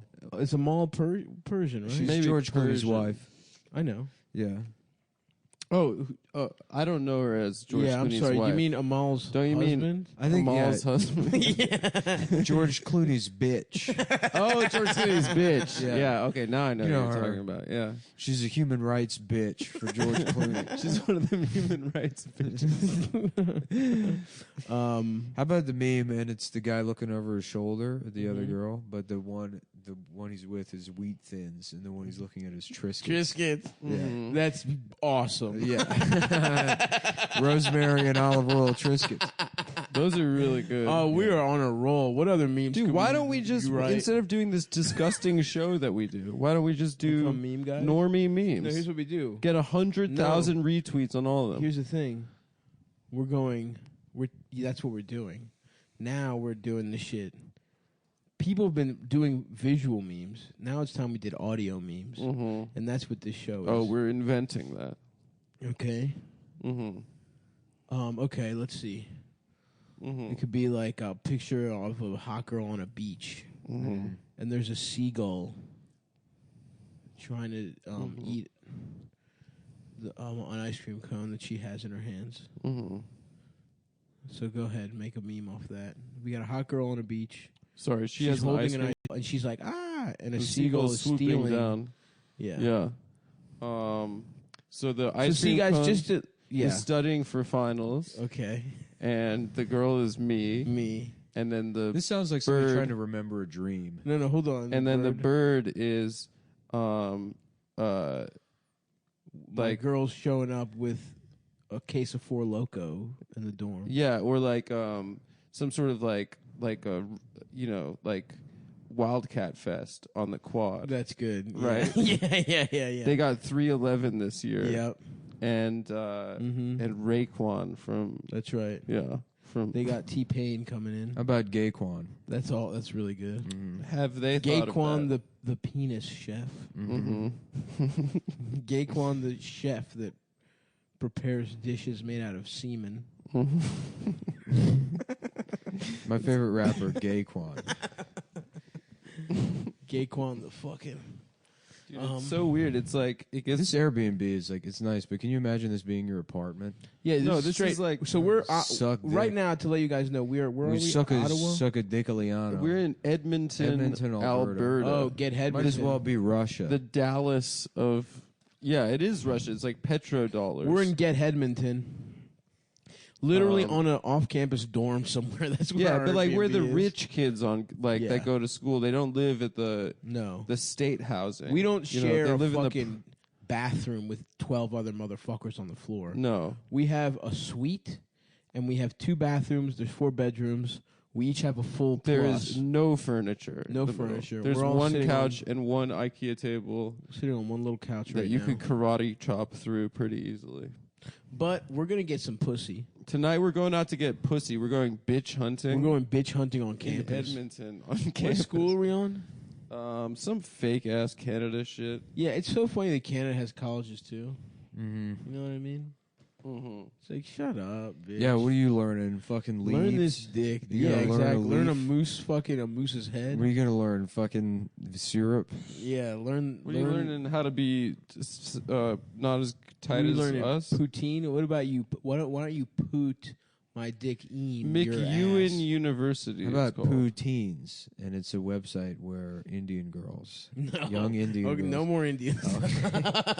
We just had Indian. I was afraid this was going to happen. What? That the spices We were would being stir very up a respectful special kind of at the racism Indian in your restaurant. head. I just, it's that coconut. Once he has coconut coriander, milk. he can't stop speaking in the voice. You Well, give this motherfucker cumin, he doesn't know how to It's act. because we've gone without our Uber drivers for so long. That's true. I don't have access to them. I get it out of my system in those Ubers. Mm-hmm. You know, Well, Canada is a very diverse culture. There's a lot of South Asians here. not a lot of Indians. I've seen Somali guys. There's some. There are a lot of Indians. We went in Canada in general. Yeah, What's the school we're at? McEwen University. McEwen. Let's see what that place is about. McEwen.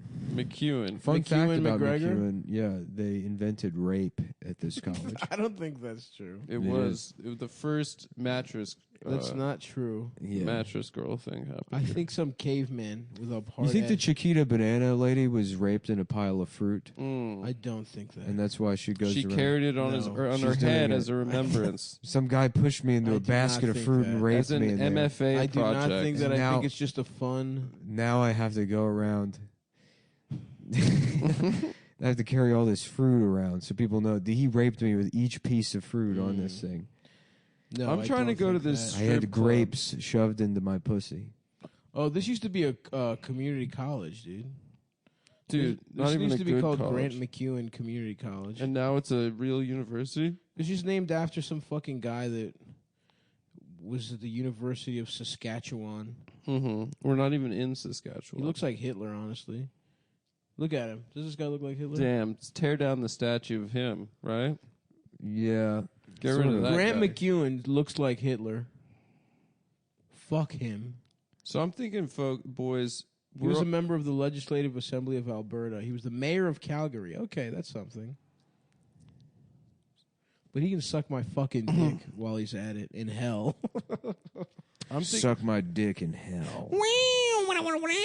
Grant McEwen, you can suck my dick in hell. Suck my penis. Suck my penis. I Suck can't my wait penis. to have my penis sucked. I'm in hell and I'm getting my dick sucked. Yeah. That's pretty good, dude. Wait, I'm watching the video of that girl making fun of Dasha and Anna. What girl? Simone Norman. Oh, nice. Yeah. What? Are you watching it right Why now? you're watching it now? It came the up. It came podcast? up again on Twitter. Yeah, it's going real viral. I'm thinking we go to the strip club after this. Okay. Because you know, boys, how at the beginning of this tour, Boys right at the will end, be boys, dude. right at the end of the tour, we all promised each other on the first day that we wouldn't jack We off wouldn't- or yeah. come this whole trip. Mm-hmm. So I'm thinking we go to the strip club. This is our last night, Last without night a off. show, True. off night. We go there and we all bust in our pants together.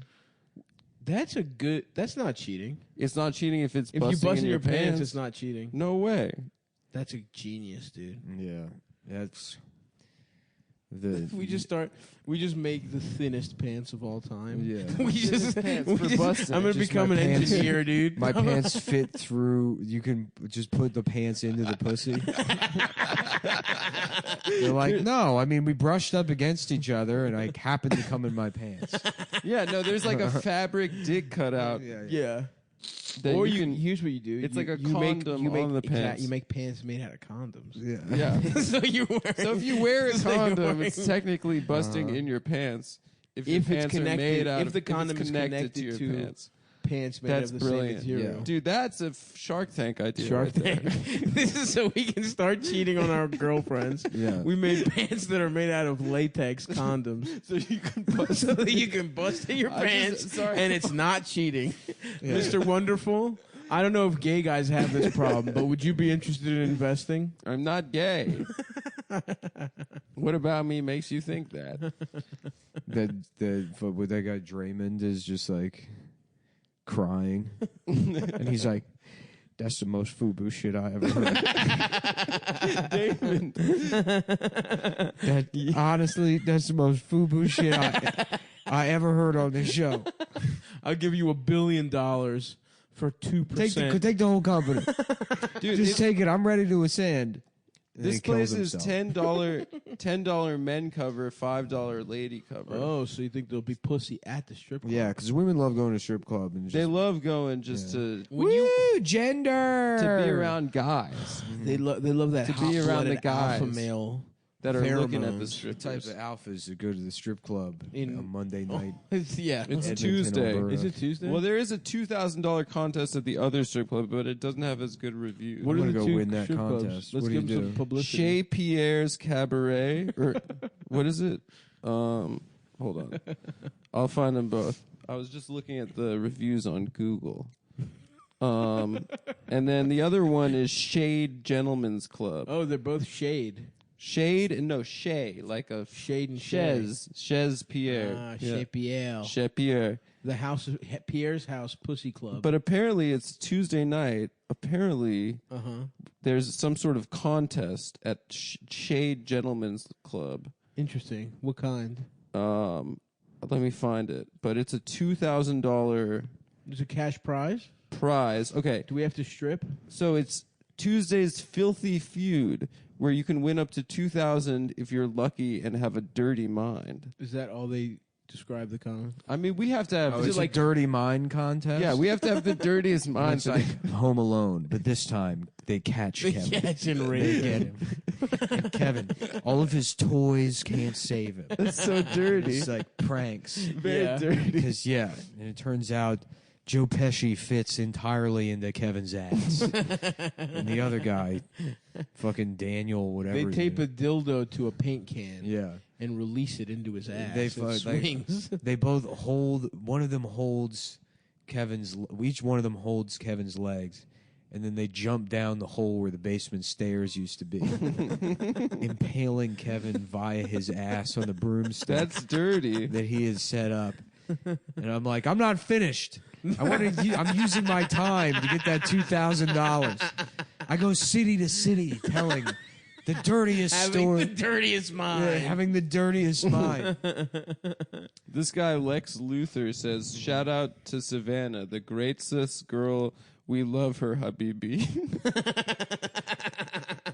5 stars. Sounds good. Wow. Alexis is like the name of every girl there. Yeah. There's no way there's just one Alexis. Beautiful women with awesome dance skills. Wow. That's important to me. I hope the choreography is tight. Honestly, if it's not tight, I'm not throwing loonies or toonies at her pussy. Have you? That's so true. How do you tip if they don't have dollar bills here? Do you insert the coins into Put a her coin in pussy her asshole. like a vending machine? To start at the beginning of every song, you have to put a coin in her pussy. I have heard you can grab the titties in Canada at the strip That's clubs. honestly awesome. Can I say that? That's what the strip club was like when I was 19 and I engaged In Israel? I engaged in a backroom blowjob. Oh yeah, what was his Back name? room blowjob. Ice cream paint job. Mhm. Yeah. Sucking on hard dicks because I'm gay. Sucking on a man's penis for a living.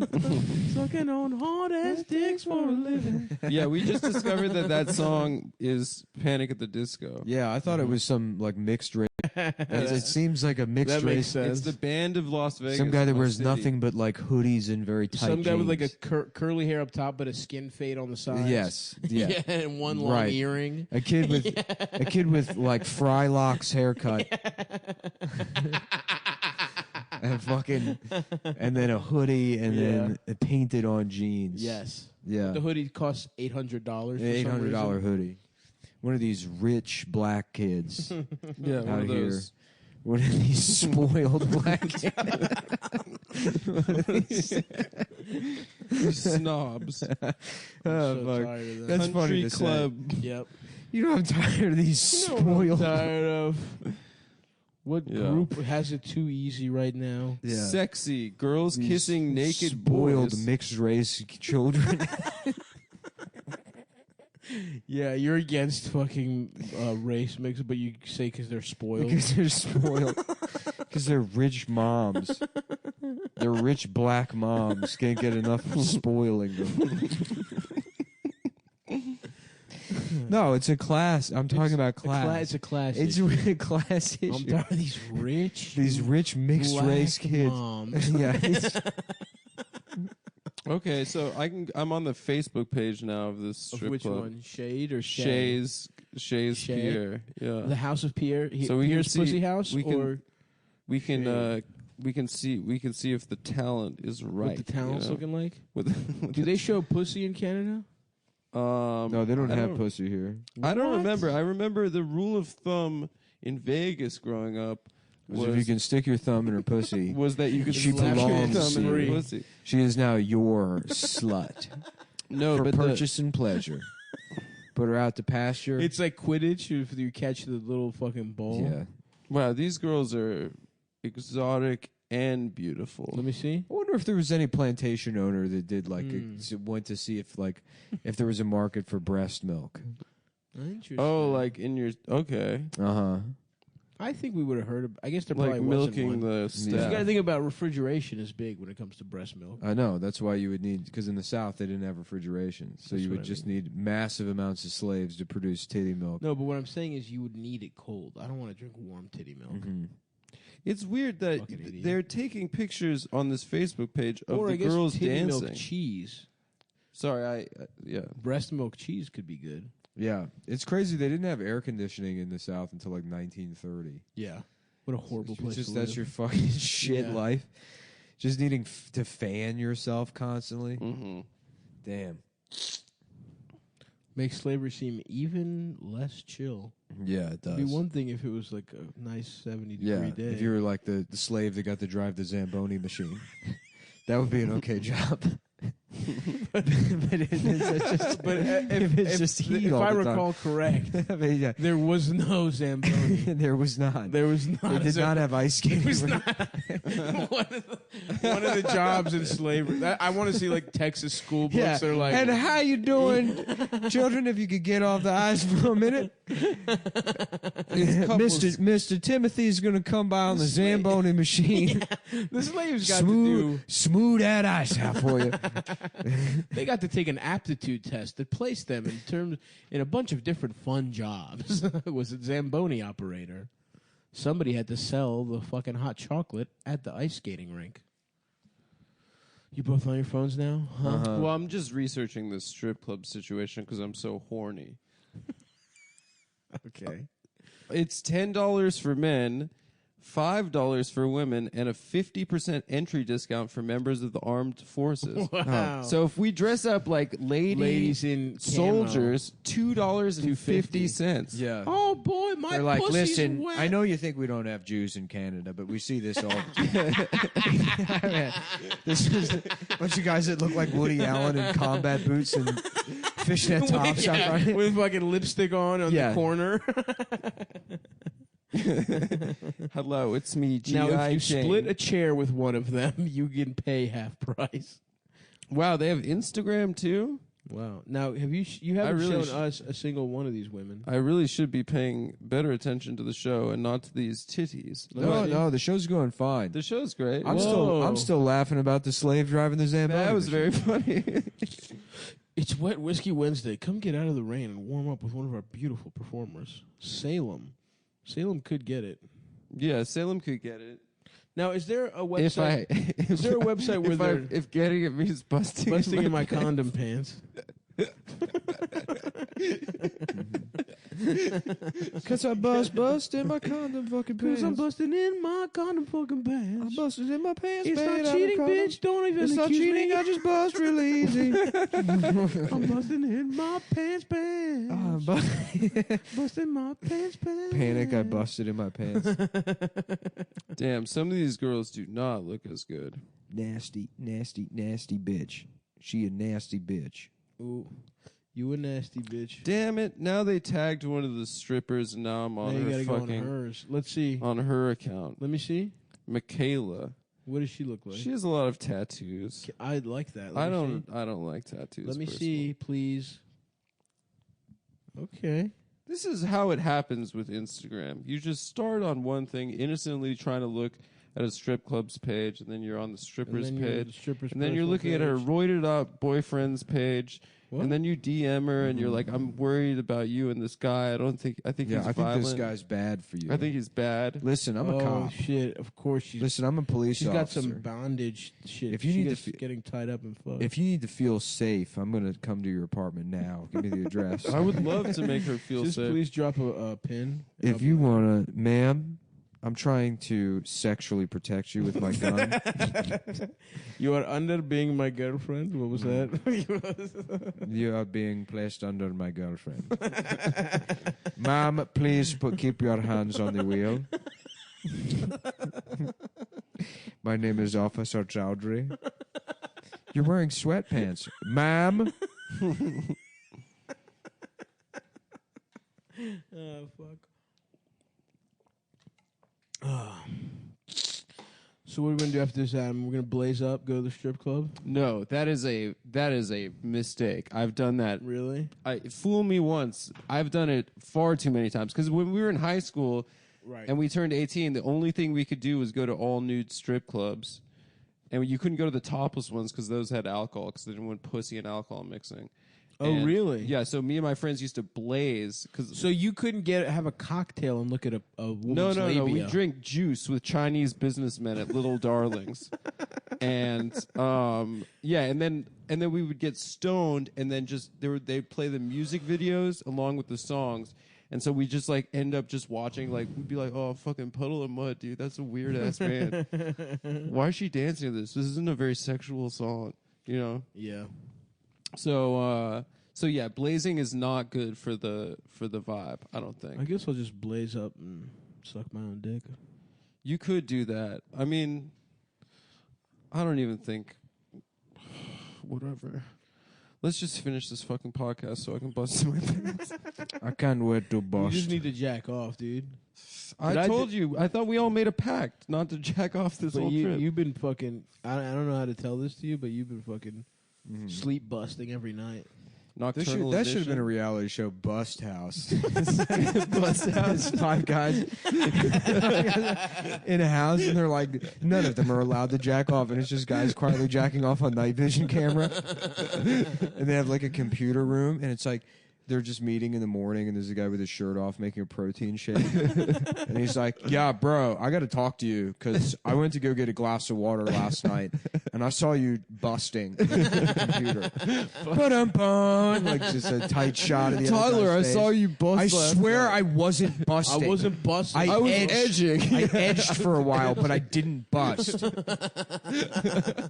Tyler and Sasha debate whether he busted or not. Coming up on Bust House. Nah, dude, you couldn't let the bust. You'd have Dude, to, I asked you several times, stop bringing up that girl with big tits we saw. don't say the word breast. Don't, with that girl we saw with big boop. Don't say, and they like blur his mouth when he says tits. Bust House. dude. That sounds You great. cannot watch fucking commercials for fucking bikini waxes. You cannot watch a fucking Summer's Eve douche commercial. It gets me too fucking horny, bro. Like Eric has some news to share with the group. The producers found out that I actually have testicular cancer, which prevents me from busting to begin with. So they're asking me to leave the show. The boys go play putt-putt golf to send Eric off. One last hang before Eric has to leave because he lied about his testicular cancer. Bro, honestly, when I found out your nuts didn't work, I felt really betrayed, Yeah. bro. Yeah, You know, he's fake as hell. I just can't dude. wait till we get back to the clubhouse and we can play Wii. God damn. You people would watch it. I would legitimately watch that. I would watch Bust House. Honestly, I'm thinking about it. That would be a challenging thing to do. Yeah. To live it. It's But they're you- just constantly beating off. No, None of them no. ever- But in a scenario where there's like the cameras are watching you, and every Yeah. time you grab your cock, it's like or some No, shit. it's not. It's just that it's 10 guys in a house, and they're not supposed to beat off. But you don't get anything for not beating off. There's no That's prize. just the rule. But people You're not keep kicked talking off about the show. how they're there to win. Yeah, So they're they're like, like- I'm not here to make friends, even though I have. I'm here to not beat off. I'm here to not bust. And then they're just constantly beating off. Yeah. Eric, I could tell that you're beating off right now. There was cum all over the spatula. That is honestly such an interesting fuck. We should pitch Bust House because I honestly would watch that. Is there a prize or is it just like Jersey There's no Shore? prize. There's no point to it. There's not even. They have to go to work, right? The way all those shows are. No, they they're have to work at like a no. They don't have breakfast cell place. phones. Oh, there's like challenges. yeah. They're like they tried to work at the local burrito fiesta, but Eric beat off. The boys immediately started beating off. But unfortunately, they employed a pretty hot 15-year-old A hostess. 15-year-old girl was working there, and they couldn't help but take turns beating off in the bathroom. just looking at her and closing your eyes because you would have. Bro, we weren't in the house. We all caved. Bro, that's We- my it little was on- cousin, bro. Yeah, they're just standing around in a circle, and there's tiki torches in the backyard next to the jacuzzi. And they're like, we all promised we wouldn't bust at Burrito Fiesta. We all said we wouldn't do it, and we all failed the challenge, and that's on all of us. And we're going to learn and grow from this. Ba-dum-bum-bum, ba-da-bum-bum, Bust House. So does anyone get eliminated? No. You have No, to, you right? you No. just get caught and So everyone's it's just pissed at you. it's Jersey Shore, but it's about beating off, not beating off. There's no rules basically That's, other than you get that's what bust. binds these people together. Yeah. Is not busting. And then at the end, they realize that they've made friendships for a lifetime.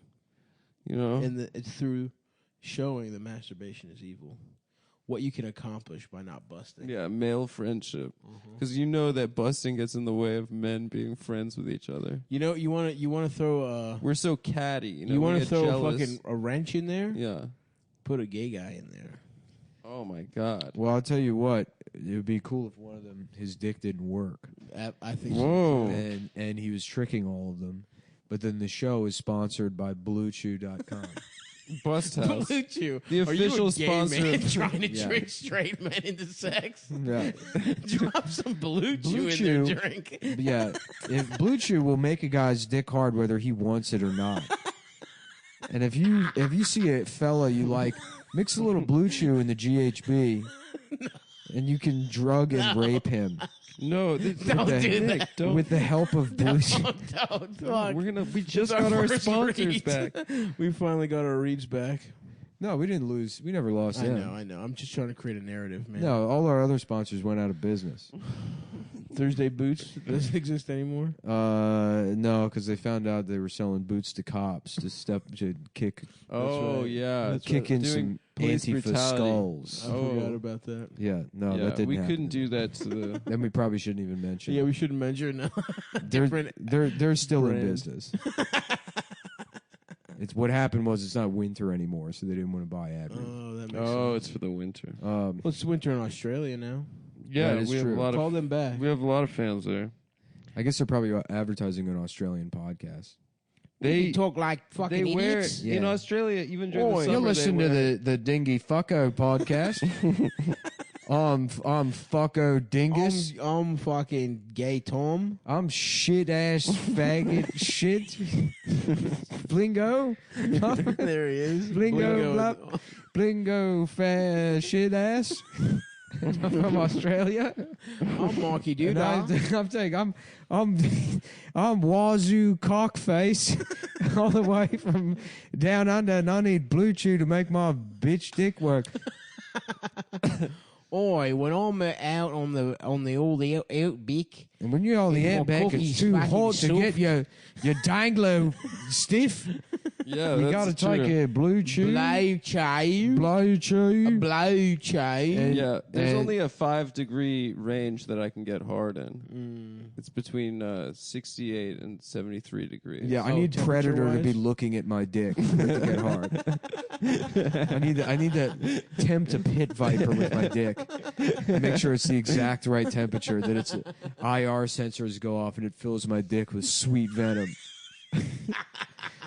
And that's actually what Blue Chew is made out of. The ingredients in there, it's the same active ingredients as Viagra and Cialis, which was, a lot of people don't know this, it's snake poison. Snake poison. And how they discovered that was by spending some time in the jungle.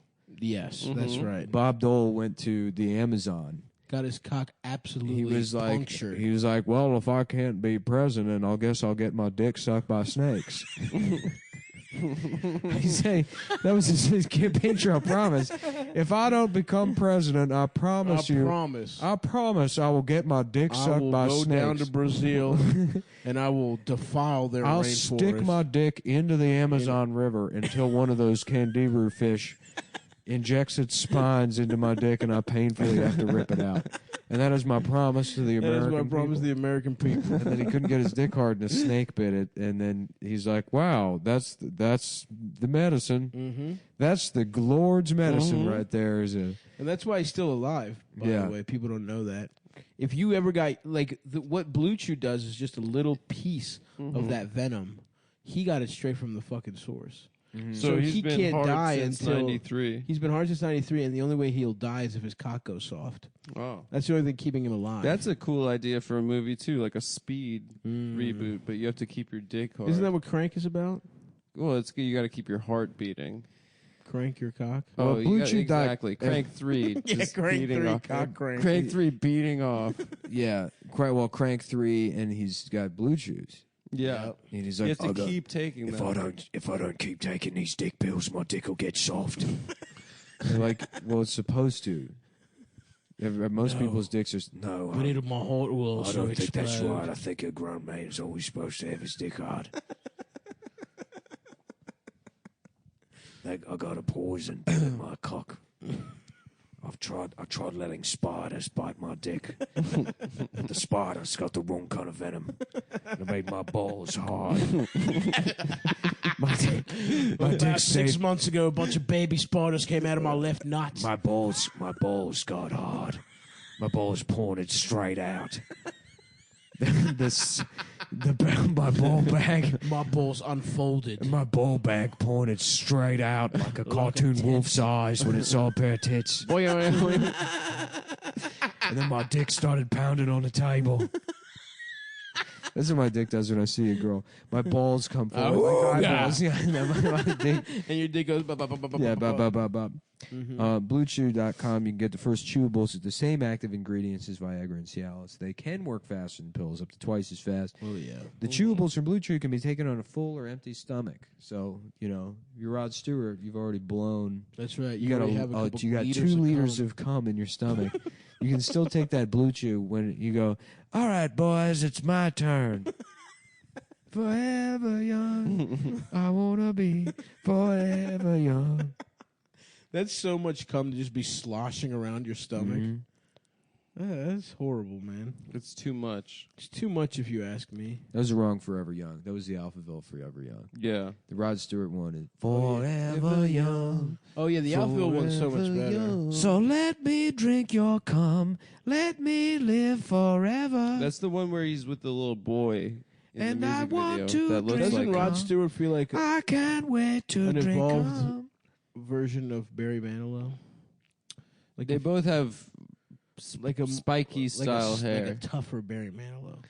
Like Barry Manilow's gay? Barry Manilow is like Ratata, and fuck, which one's the big fat rat? Ratatat. I want to call this strip club. There's Ratata, and then there's Ratatat, right? Ratatat, the band. Pidgey and Pidgeotto. Pidgeotto. How about that, you fucking idiots? Well, Pidgey turns into Pidgeotto by taking Blue Chew. That's right. That's what our secret candy is. Brock, we gotta get Pikachu's dick hard. That's what the secret candies in Pokemon are. They're blue chews. Yeah, they're rare candies. The rare candies. Yeah. Dickmander. Cockmander. Cockmuncher. Cockmonker. Yes. So if you want to be like, it only takes a few Pokemon. minutes to connect with a Blue Chew affiliated physician. If you qualify, you get prescribed online quickly. That's right, and do not lie. No in-person doctor visits, no awkward conversations, no waiting in line at a pharmacy. Ships directly to your door in discreet packaging. The chewables from BlueChew.com are prescribed online by a doctor and made in the USA. As an 85-year-old man who has a podcast, I could not give a more full-throated endorsement. Who are you doing? Fred Thompson, I don't that know. senator? Yeah, maybe. Oh yeah, Wilfred- Fred Thompson, who was on Law and Order. He was an actor too. And then he tried to run for president. He was a Republican. There's a lot of senator. guys that just sound like that. Yeah.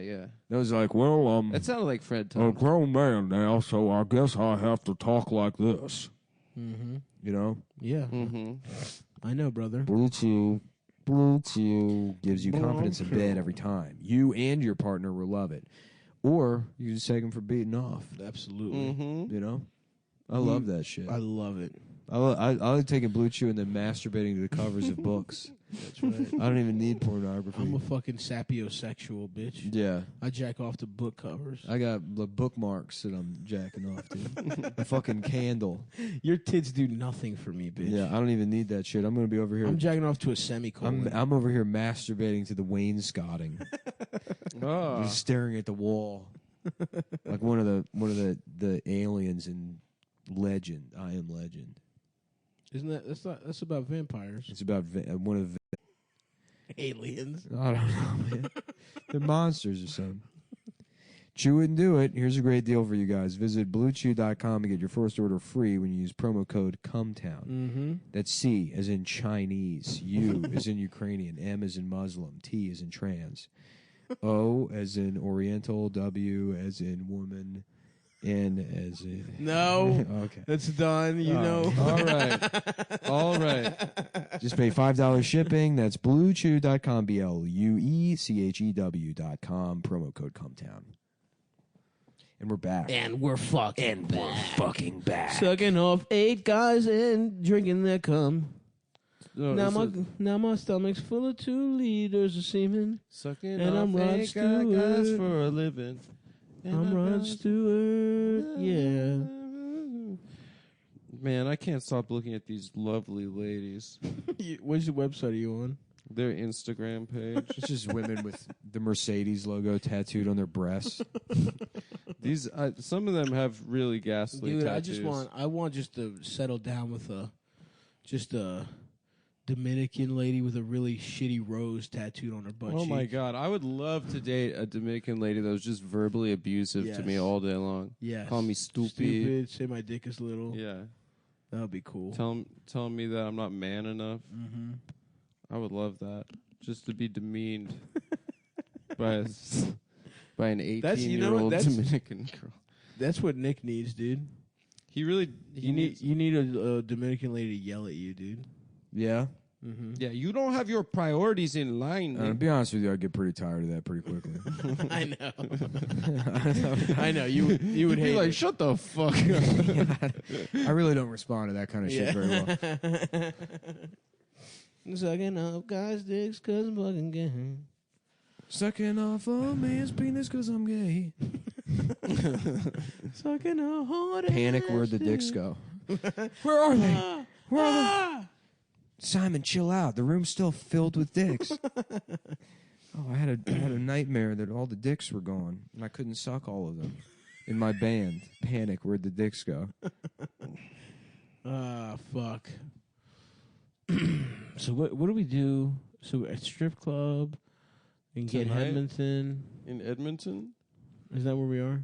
Or Yeah. Ottawa. We go down to the 7-Eleven where we just were. Yeah. We get Some Black and Miles. some biker meth, Okay. some biker crank. We get crank. We get some crank, And then we crank. and then our we go cocks. high voltage, and then we just beat off our soft methamphetamine dicks I like that. in the bathroom. Obviously, Can I be honest with you? I like that a lot. that's a great idea. I love that idea. Not busting. We do not bust. Mm-hmm. We have a code. The Buster's code. I promise not to bust. Our Father, who art in penis. Ramirez Hallowed be told his me cock. that if I become a Highlander, I am never. Oh allowed yeah, to we watched bust. Highlander the other night. If you want to live forever, you just can't beat off. You have to come into my mouth. Wait. That's the fountain of youth. The movie's about a Spanish guy that goes around the world tricking guys into gay sex. Yes, you have to understand, Not even a McLeod. You're an Spanish guy, immortal. a Scottish guy pretending Scottish to be pretending to be Spanish. Right, Spanish. where everyone else in Where are the you movie from? is Scottish. Egypt or Spain. Yeah, Egypt. My name's Juan Ramirez. Carlos de Santos de Ramirez. The only Scottish person in that movie, which is a movie about Scottish people, is playing an Egyptian who is named Spanish Ramirez. guy named Ramirez. Dude, Sean Connery playing a man named Juan Ramirez is so fucking awesome.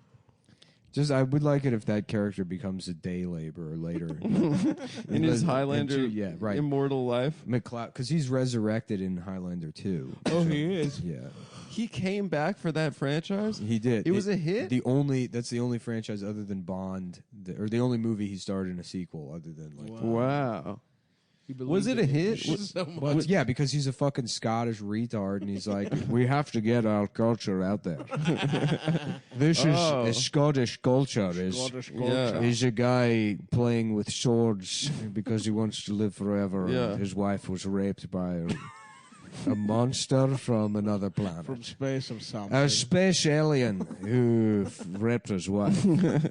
And now he lives What a forever. retarded movie, dude. And I love how. Why does he teach him? Why is Because he's all cute. the other Highlanders are chill. They're all friends. Everyone's nice to each other except for the scary guy. except the Kurgan, who kills the rest of them because there can be only one.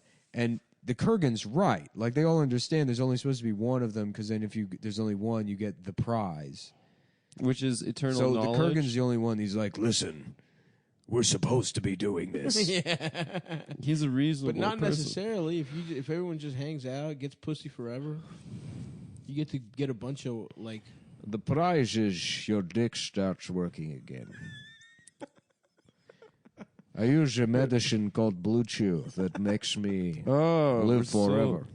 Oh, it also will make you live forever. It's snake. You'll have to let the snake bite the head of your dick off. off. Totally off, Ramirez.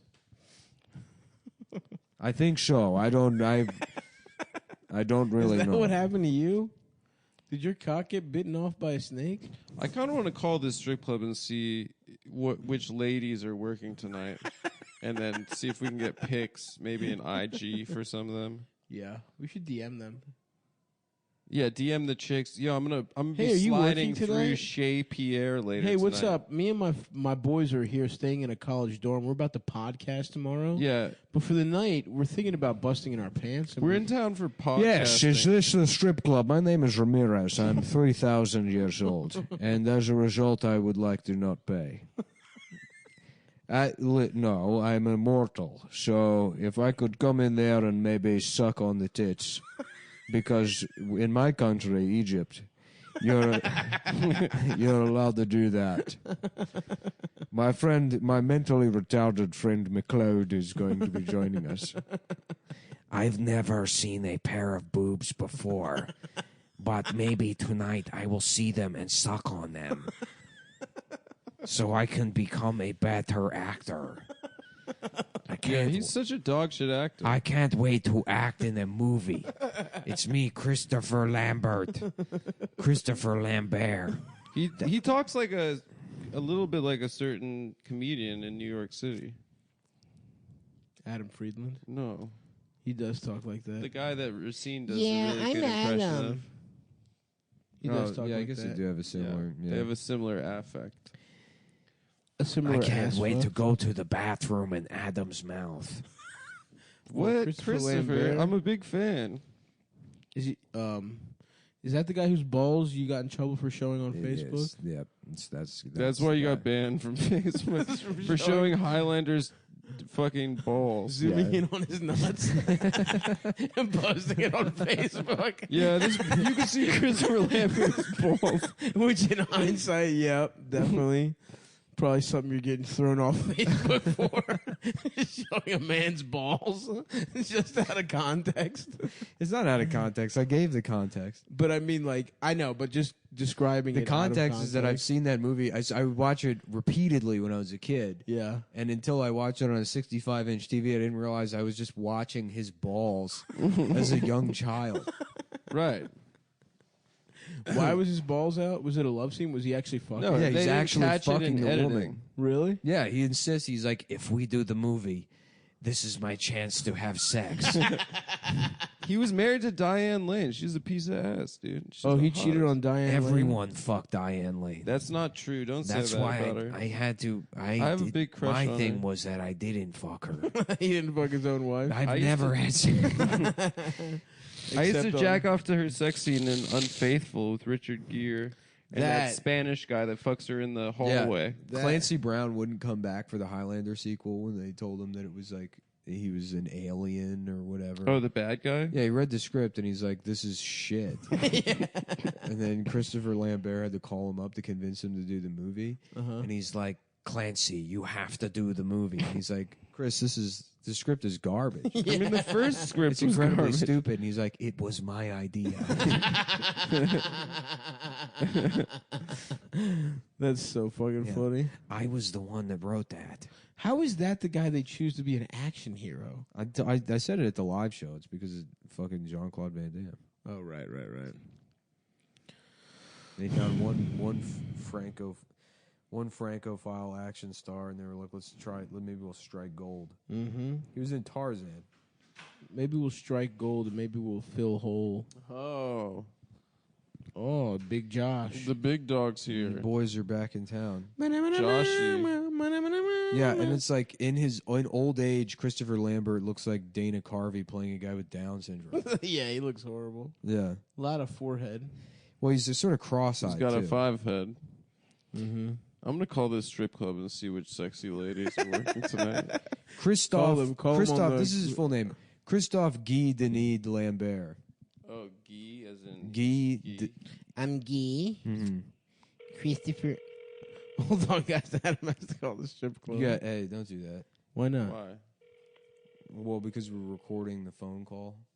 Oh, yeah, that's illegal. Yeah. Is it? Well, I'll just let them... Yeah, hear you my can't. I mean, side. you got to be. Yeah. I I don't know. I don't know What about the prank calls you do? I don't know the law yeah, here. what but about it's- drive time radio? Don't they do pranks? That's all fake. Every single one of those is produced. Interesting. Oh, really? They didn't pick up.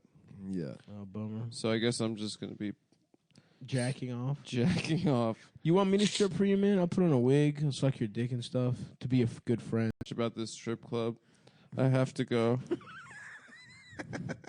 You honestly need to jack off. I'm gonna go dressed as a member of the Canadian military. Ooh, dress as a Mountie. Let's get Mountie uniforms and get in for free. Wait, hold on. This bitch isn't French. She's from Great Neck, New York. What? That's Yeah. where my car is from. That's crazy because you also give Great Neck. Oh, Both of- never mind. both of He was you. just born there. Great Neck is a very nice Both of suburb you of give New York Great City on Long Neck. Island. Great Neck. Both of you give Great Neck is where West Egg in The Great Gatsby is. Is that where he has the parties? That's where the new money town, as opposed to East Egg, which is old money, The good shit. the good shit. Oh, this is Buchanan. hilarious.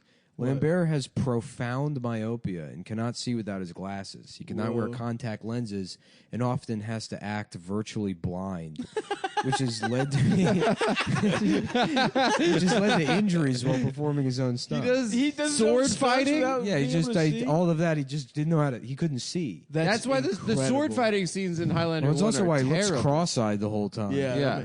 I can't wait to see my wife for the first time. How does this guy have a career? Like that's how Just good some Jim- blind French retard. Can't even speak He can't English. talk. He's not handsome. He looks can't okay. see. I mean, but he's not movie star handsome. Oh, he's a novelist now. He's written 2 books. Oh, nice. About what?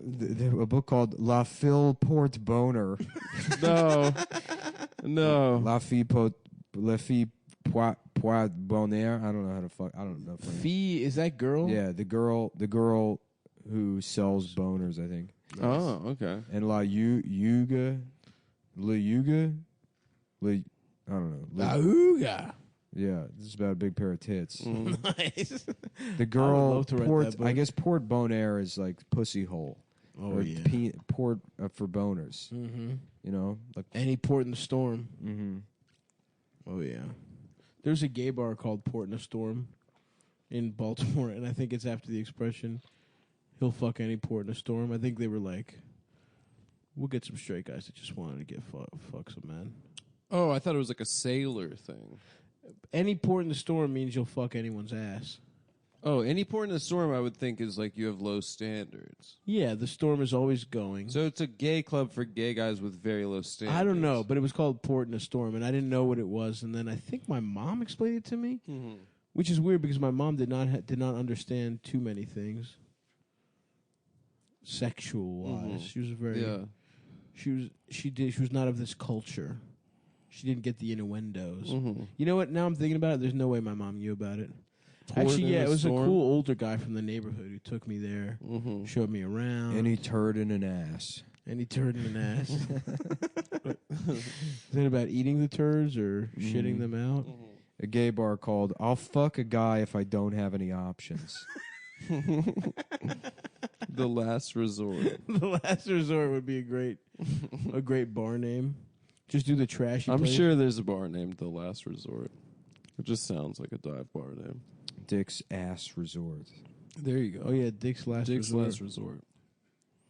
Yeah, but that place sucks. That's all like they call you ugly and shit. Hopefully at this strip Can club you they imagine do you that. going there? It would be too much. Yeah, they gotta be like, "Wow, too easy." I'd be like, shut up. Don't say mean stuff. Yeah. That's fucked up. I'm just gonna. I want to hire severely disabled people, like just At Dick's people Last with, Resort? Like, no, like you get them on Craigslist, someone with like neurofibromatosis, Oh, yeah. and you bring them to Dick's Last Resort, And then they're just, and then just watch the waiter. You don't laugh at anything. You just watch him as they. yeah, deal with this schmuck. Don't even say that. Yeah. You don't say You know, that. Yeah, you just just say it act with your confused. face. No, you just sit down and you're like, "Yeah, I think we're good with water," and they'll be like, "Wow, nice wheelchair. Where'd you get it? The junkyard?" And we're like, There's a I think medical we're ready to supply order store. too. Yeah. No, you don't even respond. Oh, yeah. I think we'll have the wings. I'll have a burger. Yeah, a burger. I would go there and have them tell my wife I want a divorce. That's good. I'd write down some material for them on my wife, and I'd be like, That's "Whoa, good. what the fuck? That's the mother of my children." Mama Mia. Mamma mia. What's a good way to divorce your wife? By gun. At Through gunpoint. gun kata. You mean By doing gun kata like an equilibrium. what's gun kata? It's I don't know. It's karate with guns. Oh, nice, dude. Yeah. That's awesome. Would you shoot the gun and it would, instead of bang, it would say, I want a divorce? Or would you threaten to kill her with a gun? I don't know. They use fireworks or something. Oh, yeah.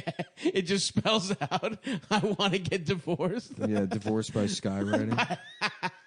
Get a plane to write it out. Sucking on hard ass dick for a living. I'm a fucking gay man and I'm gay. I'm a fucking gay guy and my penis looks like children. Your penis looks like children? No. I'm a fucking guy and my dick is the size of children. We got to come up with a better on. backstory for the strip club than podcaster. Venture capital. Saudi billionaire. Saudi. Yeah. Yeah, we're fucking from Saudi Arabia. We're fucking rich as hell. We're Honestly, here for the oil. I bet I could pass for if you dressed me up. If you gave you a what do you call it? A keffiyeh or whatever. Is that what, yeah, if I wore that white dress or whatever. If you wore the dress and then and the cool scarves. Yeah, the checker thing. You know, if it's red if you've been on Hajj to Mecca, and it's black and white if you haven't been there yet. Oh, really? Yeah, that's how you know. What if you do anal? What color is it? Oh, it's like a hanky code. Yeah, it's like the hanky code. In like old gay culture. Yeah. Yellow for Nice. piss. Yellow, yep, yellow. Brown for for brown water for sports. Greek. Yeah, Yeah, Greek. brown if you do Greek. I love that we got that, dude. You got what? Greek.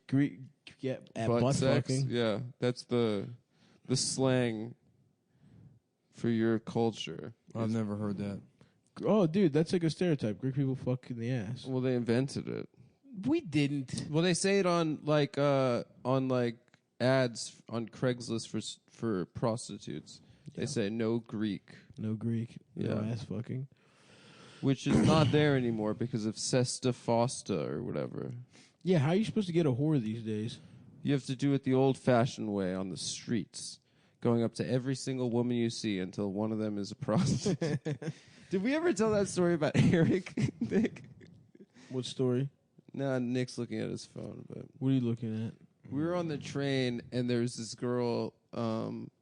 We were like, I guess, drunk, and there was this girl who was clearly Selling pussy. selling pussy, and my friend just thought she was a hot girl, and he was like, "What's up? You fucking partying or what? Like, what's going on? What's up tonight?" He had no idea. He was soliciting a prostitute. We were and like, didn't know it. that's a professional. How do you know that? Nick and I were pretty sure that she was. She was just on the train. Yeah, She her titties out. Yeah, her ass and titties were out. She looked pretty cool.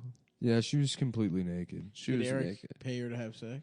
No, he didn't. But he just didn't. Yeah, it was a very funny He was interaction. trying to holler at her.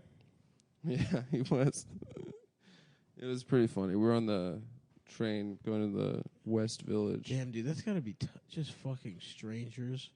What do you mean? Being a prostitute seems bad. Yeah, they need protections. That's our opinion. We should become pimps. No, not pimps, benevolent- dude. Benevolent pimps.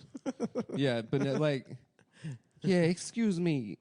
All my sex workers. All my sex workers is unionized. I want all y'all bitches to unionize. That's my bottom bitch. That's my foreman.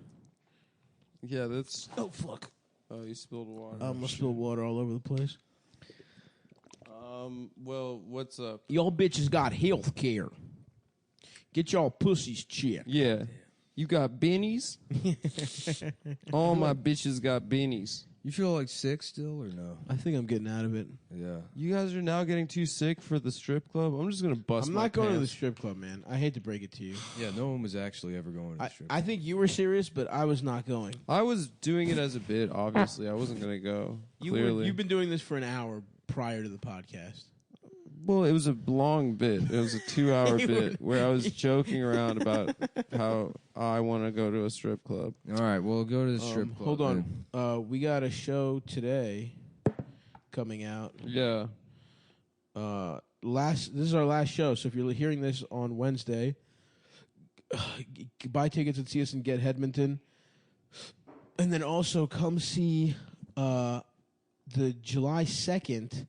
I am doing a show called Fat Tuesdays. It'll be every Tuesday at the Stand. That a boy. Please come out to that motherfucker. I'm gonna have that, be working on you stuff. It'll be fun, have really good lineups. Tuesday will be Gary Goldman, Sam Morril, Hemi Blotnick, Yamanika Saunders, Real Murderers Row. That's a great lineup. It's a great lineup. Trying to start it off with a bang. And then July 8th, Funny Mom returns. So come on, We're everybody. coming back. We're back in the habit. Trap. We're back in the trap. And then there should be some dates. Watch this space. We're gonna have some dates coming up, hopefully in the fall. We're trying to domestic dates. We're trying to come see our little sluts in the USA. We do realize, we have been to other countries, do different countries. Really treated our own country, and that's kind of been a protest against the Trump administration. I think militarism and our role. American. How we're sending bombs all over the country. We want to send laughs. That's you know what I mean? So true. You know what I'm saying? That's why we've done international. Mm-hmm. We're doing Iraq next. Right. Nick, you done with this? I thought you were doing plot. Oh, yeah. Okay, so that's it. We'll see you if you're in Hedmonton tomorrow night. And we're back. Back from break. Woo! The break between episodes. Yeah, I was confused. Yeah, I did that to confuse you. Damn, I'm fucking flustered. So you're listening to Come Town, no longer in the Anthony Cumia studios. We've been kicked out. We've been booted. We're now broadcasting live from the Black Lives Matter studios. Yeah. At the top of the Black Pyre State Building. Yeah, we've changed all of our last names to Africa. Yeah. I'm Bombada, Stavros Bombada. My name is, I was going to do Nick X because, Mullen's my slave name. Right. Yeah. But I decided that Nick is also my slave name. So now I'm XX. Oh, tight. So now I'm Dos Equis. You're the most they got a new interesting Dos man. Equis guy. He sucks, dude. The old guy was much better. nasty. Who's the new guy? He's having you ugly fucking. It better not be younger another version. old ass white man. That's what I'm tired of. Dude. I'm as a POC. Yeah, I'm a the Mediterranean American. The jury's. Yeah, you are one of the lower European casts. I'm trying to get the Nazis back on board. You're not like a Romany gypsy, but the Greeks are like a couple rungs above. Yeah, that. we fucked the Nazis up actually in the fucking World War II. No, you didn't. No, we what did you did. do? We You threw fucked feta both at them? Italy They and slipped on feta. no, fuck both. The only you people that guys. actually beat the Nazis were the Russians. Everyone else thinks they did. No, we held The those pieces of Russians shit off beat them by for months. throwing 20 million No, bodies. you at guys them. can suck my dick. The Russians beat the Nazis. No one else helped or did anything. We helped, No, bitch. Suck me off. D-Day was Not really. Nah, we held off both Italy that's and the getting Nazis. France Italy back, couldn't but that fuck our doesn't- ass, and Germany had to come in. They had to do a two-front war on Greece while we were throwing rocks and shit at them. We fucked them up with superior big dickery. That's how we did it. There you go, baby. Also, fuck both you pieces of shit, because I was right about means and averages. Shouts out to the listeners. Oh, yo, shout out to my friend Hadas who played that part of Come Town for her middle school math class. And that got us all laughed at by a group of affluent Brooklyn middle schoolers. It's like why you need to learn First this. of all, why you need to fuck pay a attention. child. I Like, wasn't you're not- really even listening. No, when shut you guys up, were shut arguing. up. If you're, I was if you're- right. You were both wrong. And you your don't dicks are need to little. know the difference between means and Look at this pivot, dude. Look at this fucking pivot. I'm right. I'm right in this. I've been right about everything. No, when it comes to social sciences, like what things you need to know or what's going to happen to 4 teenagers who commit a hate crime, I'm usually right. And I was right in that instance, and I'm right in this one. You don't need. First of all, why do they have 2 words for a thing? You don't need 2 words for a thing. Things have one name. It's a who cares? The point is, I'm right, and we can move on now, boys. That's fine. Well, what were we talking about, anyways? What was the income? I don't fucking remember. Who cares? It doesn't matter. Who cares? But yes, the Greeks held off the Nazis. I'm a mathematician, and you're both. Really, it was the Jews who held off the Nazis. Yeah, they did. They were a little preoccupied. The Russians threw a bunch of people at the Nazis, but you should see what the fucking Jews did. Now that is a war of attrition right there. Listen, we played the long game. Yeah, it's like how much different if there was like a Jewish army. How much different would their participation be than what actually happened? That they just can't hold the guns and they're dropping them. There was 3 years later. There was a Jewish army that did. Well, some they killed things. Arabs. Oh yeah, but, you know. Yeah, but Arabs are. They're not like the Germans. You know how easily Arabs die.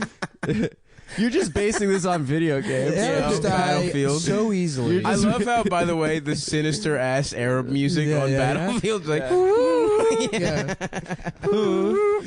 anytime that Arab music is playing, you know something bad is about to happen. Well, I think the way the Jews beat the Arabs is they had a flute player go da da da da da da. Oh wow, they were all hypnotized. That's a theory. I think that's what it was. That's a theory. Yeah. Well, their only weapon at the time was a snake that comes out of a basket. Right, exactly. Yeah. I think that's true, probably. Yeah. PolitiFact says that's true. What was the rhyme for that? Wasn't there like a childhood rhyme? There's something where and then there's a place. Yeah. And then the dick goes in. Something like that. Yeah, exactly. Yeah. Wait, is that talking about ass fucking? I don't know. There's always a song. There's always a song about killing your teacher. Right. Yeah. It's always something like that. Also, the Jingle Bells Batman. We never hit on that on the holidays. Jingle Bells Batman. The Batman smells. version. I think Robin Patty laid an Mo did big numbers on a tweet about that.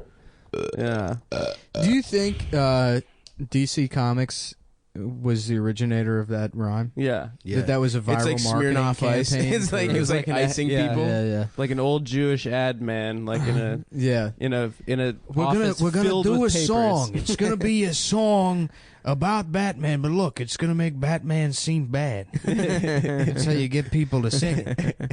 And this is part of a long 50-year campaign that we're Jewishly calling the War on Christmas. And it starts with Batman. That's where it all came from, ladies and gentlemen. That was the first viral marketing. Yeah. Do you think? Can you believe that? The fact that people thought Smirnoff Ice wasn't behind icing people. is I hilarious. know, that's so stupid. It's like, and every fucking bro was doing oh, dude, it's so gay to drink Smirnoff Ice. It's like, now you got to chug this drink, this free drink. That shit was fucking dumb as hell, dude. Were they were behind it? Absolutely. Of course they were. I never thought. You never thought. I never that Smirnoff Ice. thought too hard about it. No. Yeah, I think Blake Midget is still like icing. I saw something like that. It's hilarious on like Instagram or something. Pictures of him like drinking Smirnoff Ice. And people But Blake's the kind of guy that would just drink Smirnoff Ice. Yeah. Blake can drink anything. I don't give a fuck. Yeah. That's why I love when people talk about how I was an alcoholic and I couldn't get enough Belvedere. Right. It's like, no, real alcoholics just drink. Yeah. Literally, like battery acid. Cooking It doesn't- wine. Yeah, right. It doesn't fucking matter. Yeah. Fucking Malpreference. Fuck, boy. I'm feeling sick, dude. I did the Creek in the Cave high show, the high five show, where you just get stoned as hell. And I split there was 12 blunts going around this room with just people I don't know. Yeah. And I know I got some kind of weird fucking horrible What if you got disease. AIDS from sharing blunts? That's happened. That could happen, dude. Yeah. That's how Big L died. He's smoking a very large joint. No, actually, that's how he got his think name. Big L had AIDS, but he died from No. being murdered. Big L got God. He didn't have AIDS. No, he got but he also had AIDS. No, he at the did not time. have AIDS. We can look this up. A lot more people than you think had AIDS. Big L did not have AIDS. He was a goon and he got in the streets. Eazy-E had AIDS. Walt Disney had AIDS. Walt Disney definitely had AIDS. Walt Disney had AIDS. Franklin Delano Roosevelt had AIDS. Yeah, just on the lower half of his body, though. Yeah, He stopped it. Well, he fucked so much. Back then, you could isolate AIDS. Yeah. Dude, you know FDR ate pussy like a champion, dude, because his dick didn't work. His whole lower body No, didn't he work. just couldn't walk. I don't think polio affects your dick. I bet you it does. Well, I know paraplegics can still use their dick. It's two different systems. But they don't get, their dick doesn't feel good. What? No, they come and shit. Yeah, They come, but as a, like, Lieutenant a Dan, machine dude, they got response. whores together. Yeah, Lieutenant Dan was doing that to show that he wasn't inadequate. He didn't feel good. How do you know? Dude. I read the subtext. You know who my hero is? I read the subtext. Forrest Gump. I love my favorite person in all of cinema is the principal from Forrest Gump. Oh yeah. It's like, well, we might have a spot for your retarded son, but it's gonna cost you. The one that Sally Field sucks off. Yeah. Dude, Sally Field is a fucking tramp, dude. She was just sucking him off. Her retarded son. She should have just put him in the fields, and then she fucking lies about. Why does he go to war? He's retarded. Let the man stay Because and eat he's not chocolates at actually home. retarded. That's why Tropic Thunder is such a great movie. They explain it perfectly. Because he's half retard? Because he's not full retard. Yeah. They're like Forrest Gump, kind of slow, but not retard. Nah, he was retarded, dude. I think he was like my cousin. He owns a real business. estate Doesn't he go to agent. the Olympics in that movie? That movie, look, Forrest Gump sucks dick, dude. Yeah, ping pong. Oh, table tennis. Pardon. Table Which tennis. is a retarded sport. No, it's not. It's just one that You know, the Chinese are it's good not. at. The retarded sports are like power walking, synchronized tug of clapping, war. opening a fortune cookie, Opening a fortune cookie and being able to read it. Maybe That's sticking the landing. unfastening a seatbelt. Flipping your eyelids inside out. The powerlifting. Hold on, let him keep going. Hold on. He's on a roll. Pulling your pants all the way down at the urinal. Yes. That's how they put the medals on them. They don't stand at the urinal. And They you have pull to their clasp pants it in your ass cheeks. Somehow it's a perfect 10 every time they do that. Oh fuck yeah! No, that is so great that he just fucks for a retarded. Eating free samples at There the we go. mall. Yeah. That's Well, that's a crossover of fat and retarded. yeah. That's- Well, a lot of them they share. Well, the powerlifting at the Special Olympics has to be world class. It has to be. It's regular Yeah. powerlifting. It's Why really don't not. they just let him compete in the regular Olympics? They have Those guys diminished. They have diminished strength. They don't. That's not a real thing that they have extra strength. Our strength. Yeah. Really? I disagree. They just have. You know what I think it is. Based on the they have a 10 of limited. them that have beaten me up. They have a limited pain response. Everything's diminished, so it's not that they're stronger. It's that they just don't feel pain like you do. Oh, it's like being on meth or angel dust. I just remember this kid in middle school when we were doing the presidential fitness challenge, doing like 100 pull-ups, and I'm like, Jesus fucking Christ! And then in the locker room, we used to make him pull down his pants to show us You've this told this story. giant monster. So you molested a retarded kid. We didn't molest him. We No, were just that's like with your molestation. eyes. Robert. Did chill. anybody touch his dick? Ever? No one even as a touched bit? it. No way. Even as a He bit. thought it was cool that we all laughed. I mean, we all laughed that because it was is so. the precursor to molestation. You There was understand no that, right? molestation, and I was not part of it. I was just. Oh, now, wait, 30 seconds ago, we used to get him to show us his No, dick. I used to obviously always tattle to Mr. Pryor, our British gym teacher, who we found out throughout the year had testicular cancer, and we made so many ball jokes to this poor gentleman. Is he dead? I don't know. I think he's alive. Testicular cancer is pretty treatable, right? You just get your Yeah, you just Not get if you're off. not if you're British, because most They're British proud. men, Yeah, they only have one ball anyways. Yeah, it's that's very true. small. yeah. Testicular cancer for That's part of like their circumcision process. There is they have the other ball removed and the other one shrunk with tea. Yeah, it makes sense. Testicular cancer for the British, they're very proud. So it's like a British naval captain going down with his ship. Yeah. you know? Oh, I The If my bollocks are inflamed, I'm going to die from it. I will not elect for surgery. yeah. This is my one bollock I've been given. They insist. bollocks. They insist on dying from testicular cancer. They insist. The number 2 disease in Britain is of course bad posture. Yeah, and gingivitis, number 3. Yeah. Gingivitis. Scoliosis is basically it's terminal over there. You just loop over till you're Yeah. If sucking you your own can't dick. stand up straight, you know, Yeah, they put you to death. Oh, so that's an execution type situation. Sort of. Yeah. And if you stand up really straight, is that how you get to be the guy who guards the queen with those hats? Yeah, The Marge Simpson hats. The Marge Simpson hats. Yeah, yeah. Yeah. I always thought that. Is growing up. that a real? Can you Yeah. really? Because in every in so many pieces of media, it's like, oh, they can't move at all. They can't do anything. Like, I'm sure so many people get arrested thinking that. Oh yeah, of course. for sure. Yeah, Like Well, you couldn't that's in suck The their Simpsons. dicks. In The Simpsons, Homer's like they go to England, and Homer's like fucking with one of them, and he just gets punched in the face. Yeah. Yeah. Oh fuck. What do? They guard Buckingham Palace. Yeah. What a Buckingham. trash name for Buckingham a palace. Yeah. Let's go Buckingham. Buckingham Yeah. Wild. Welcome yeah. to Swashbucket Palace. That's where we Dude. put the queen. When's that bitch gonna die though? When's that queen? Let's talk. They always have more geopolitical. queens, dude. Who's the next queen? Charles. Charles. He has to. Oh, he is has to he- go be Was trans. it King Queen Charles. King Regnant? Is that what it is? I'm not calling him king. I'm calling him queen, dude. Queen Charlie. There's Queen always Chuck. Queen, baby. Yeah, I've always been Team Chuck. He got cucked by that But- tramp Diana. With some Muslim guy, Yeah. right? I And was then they killed them in that tunnel. We don't know what happened in that tunnel. Dodi Al Fayed. Dodi Al Fayed, is that his name? Yeah, yeah, Damn, that's yeah. a good pull. Yeah, well, I'm a huge Princess Diana expert. Actually, I had the Princess Diana Beanie Baby, Yeah. the purple one. Which came out the day before she died, Yeah, by the way. that's nuh-uh. really interesting. That is true. Whoa. Yeah, they knew. Dude. I think that TY, the Beanie Baby company, Yeah. was behind it to The goose murder. sales. Yeah. Because they were seems going That seems downhill. like the plot of one of the shittier later Pierce Brosnan James Bonds. It's like with did you see Tomorrow Never Dies? Yeah, where they get that might be the worst Tomorrow's James News. Bond movie of Yeah, all. it's Yeah, pretty bad. The only good news, Mr. Bond, is bad news. I don't think I've seen Tomorrow Never Well, Dies. basically, It was- the plot of Tomorrow Never Dies is James Bond has to stop Gawker. Essentially, that's who the bad guy in that movie is. Just Nick Denton. He's like a weird gay British guy that just loves bad news, and so he's starting some war with Wait, China. who played that guy? Malcolm McDowell? No, not Malcolm McDowell. Andy Daly. Fuck. Andy Dick. No, I Andy- can't remember that actor's name now. Fuck. Whatever, it doesn't matter. It doesn't matter. Andy Serkis. He was a I knocked gorilla. you off course. He was a CGI gorilla.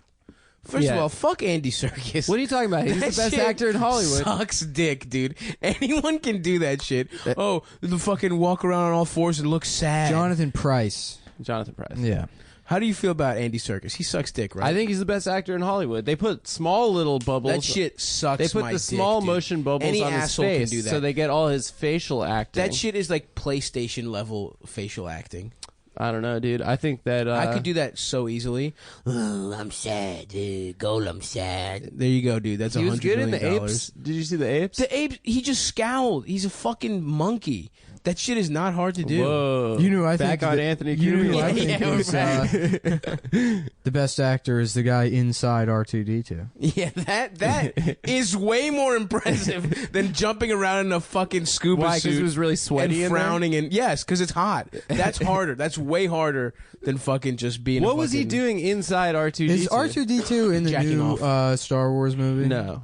No, but they have a fucking that They have a bootleg droid. C-3PO. Yeah. He's just like jacked. He's an autistic C-3PO. C3PO. Wait, there's yeah. a jacked C3PO. Yeah, he's just Yeah, a yeah. big ass fucking black. C-3PO. Dude, I fucking, But he talks the same way. yeah. No, Oh, he's okay. not. So he's not like the guy that plays Elmo. No, C3PO is like. Like a big black guy that just has some weird gay voice. No. This guy wasn't like a gay British guy. He was just more of like an emotionless. No, he was a gay British guy. Was he? Yeah, he talked exactly like C-3PO. C3PO talked like someone was Maybe always pulling his he pants turned up. it down a little. Yeah, he's not right now. C-3PO is just talks like he's just like you're 30 seconds too quick into gay sex. He's just like, give me a second. I didn't know they had a black C3PO now. That's so funny. I mean, he doesn't He's not talk black black. at all. He just Dude, colors black. That would have been cool if he talked I'm black. sorry, that Gamergate shit is fucking real. I'm back into gaming now, and like literally every game, it's like, yeah, you play a gay trans black woman. That's not true. Yeah, no, it is true. FIFA's like that. I haven't played the FIFA? mode. FIFA, you have to play an interracial whose abusive white father has left, has abandoned him. So Well- now he has to be raised by his black mom. But that is every Battlefield British. 1. That's Battlefield that is 1. every like a poor lot of British. British soccer Sure. players. Every poor British But Battlefield person. 1, all you play is a black guy. It's Yeah. like World War One, And which that's is when the fair. army I'm was sure it still real. segregated. Yeah. But they have it as, which I don't give a shit. Do but, they whitewash the segregation in World War One? No, there's just no white people you can. What play was the as. first war that was desegregated? Vietnam? No, World War II. No, World War II is still segregated. That's when it happened. I thought it happened like in the middle of World War or after. No, World I War think it was II. Vietnam. I think everyone was getting. No, it would have been Korea because it definitely happened after World War II. Everyone was blazing up in Vietnam, and they were like, Yeah. you're black, I'm white, we're not so different. Yeah, it was the unifying war. Yeah, dude. yeah. Everyone fucked whores together. This shit sucks, dude. Well, there were like We're all getting I think sucky. I think we're all getting sucky long time. We love you long time. there were like Operation Sucky Fucky. there were like integrated regiments and shit. Like, cause I know like Pershing, didn't like Pershing control like black regiments or something while he was prior to him being a general? Yeah, I think so. I think World War II is when it started. No, that would be like the Spanish American War. Oh, Spanish American. That goes way like What's that around guy? like the turn of the century. Mm-hmm.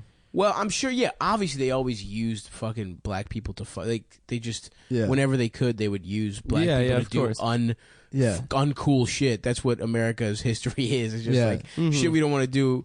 Shit white people didn't want to do. They just made black people do. So I'm sure black people fought in every war. And we're That's back. the same way. That's the same way. Fucking. Well, they France- actually wouldn't. They wouldn't let them. They would have to have like supply roles and shit and be like Right. cooks.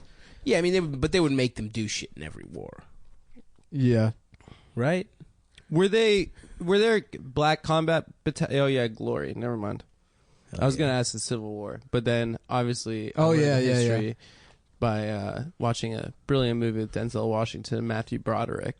Well, you know what that doesn't show is that a lot of black people were actually happy and fought for the South. It's kind of like being unfair, you know. Yeah, they Like, really it was wanted a simpler to. life. They were trying to sign up, dude. yeah. And we're back on the Anthony Cumia Network. Dinesh D'Souza, he's doing a fucking goddamn documentary about that shit. That racist Indian guy, right? Is he about how the blacks wanted to fight in World I don't War know. II, It seems or like in the Civil War? Up his alley. Oh no! Did you ever see that movie CSA, the Spike Lee movie, Cocksuck Anonymous. where about like if the South had won? Oh, cool. Yeah. That's a cool idea. Well, I never even knew I about remember it. seeing Do you that. want I remember alternative history seeing from Spike no, Lee? No. I remember seeing the fucking trailers for it, and it didn't look cool because it was like everything's the same except there's slaves, and it's like, yeah, I don't think everything else would be the fucking same. Well, there wouldn't be any peanut butter. We know that. Yeah. Whoa, fuck that shit. I Dude. would love it if he made that movie and fucked up, and he's like, oh yes, I guess white people invented rap music. Like, it's just on their own. utopia. Yeah. There's flying cars. Right. I mean, technology would probably be further along. If you have more If you have opportunity to slave exploit labor. labor. Yeah. I mean, think about it. Think incorporate. I mean, I guess isn't there arguments that like the Industrial Revolution kind of did away with the need for slavery, anyways? There is that argument. Yeah. Yeah. But I mean, tech needs it for like the precision manufacturing. Imagine if you could have slaves making the iPhones. We could keep the jobs in America. We could all save like probably like $20 a pop on our iPhones. Yeah. Well, yeah. Trump. You know how many You know people what would sign up for Yeah. slavery again? You know, if they could what'd be save great is $20? you keep them in cotton, but you get slaves really into screen printing, and then you get on-demand custom T-shirts whenever you want. Literally any idea you think of. You have that's a big awesome. plantation, and you get a T-shirt So plantation. it's Yeah. vertical You know, integration. I want a shirt, and it's got Tony Danza, and it says "Who's the boss" on it. I have a specific idea of how. Or I how want the about shirt, this? And Hold it's me just made for closer, me. Tony Danza. Oh, I like that. Yeah. But yes, that's great. Wait, you get rid of all copyright laws too for these T-shirt No, it's not factories. copyright infringement if the slaves do it. Okay. Because they're yeah, not people. the slave will be sued and They're executed. not making any money. That's how you do it. They get all the legal Well, I think that this consequences. is a very decent concept. We should actually try to pitch it to the new Attorney General Jefferson Beauregard Sessions. yeah.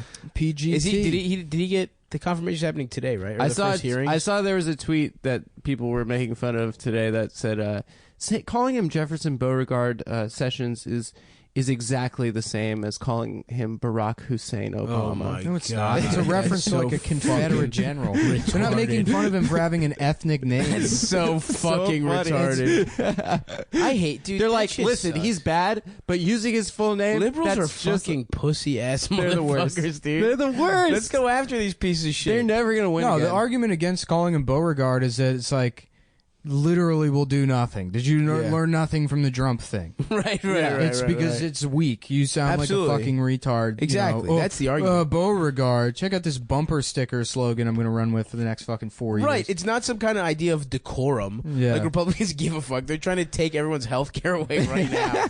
They're trying to just fuck. They don't give a fuck about you. Oh, Fuck, man. Beauregard, but hopefully that motherfucker doesn't get in. I don't fucking know. He's actually like Satan incarnate. It's you heard scary, you heard dude. the KKK quote, right? No, I didn't. That was my favorite. Oh yeah, the one about weed. About weed. His big beef with the KKK was that they smoke weed. Yeah, well, he's like, well, it's not like they're smoking weed. No, he said Wait, he thought they were like decent. He knew some KKK people. He thought they were decent until he found out they smoked weed. Like that was the fucking deal breaker for this hate crime group. Oh man, he's actually like that's the definition of the worst person in the world. Yeah, right? it's scary, dude. But whatever, dude. Yeah, we're gonna podcast through this. We're gonna be here for we're part of the resistance, right? Yeah, We're gonna help Hillary. yeah. Is Hillary gonna be mayor or is she gonna be like Hillary's mayor would governor? be great.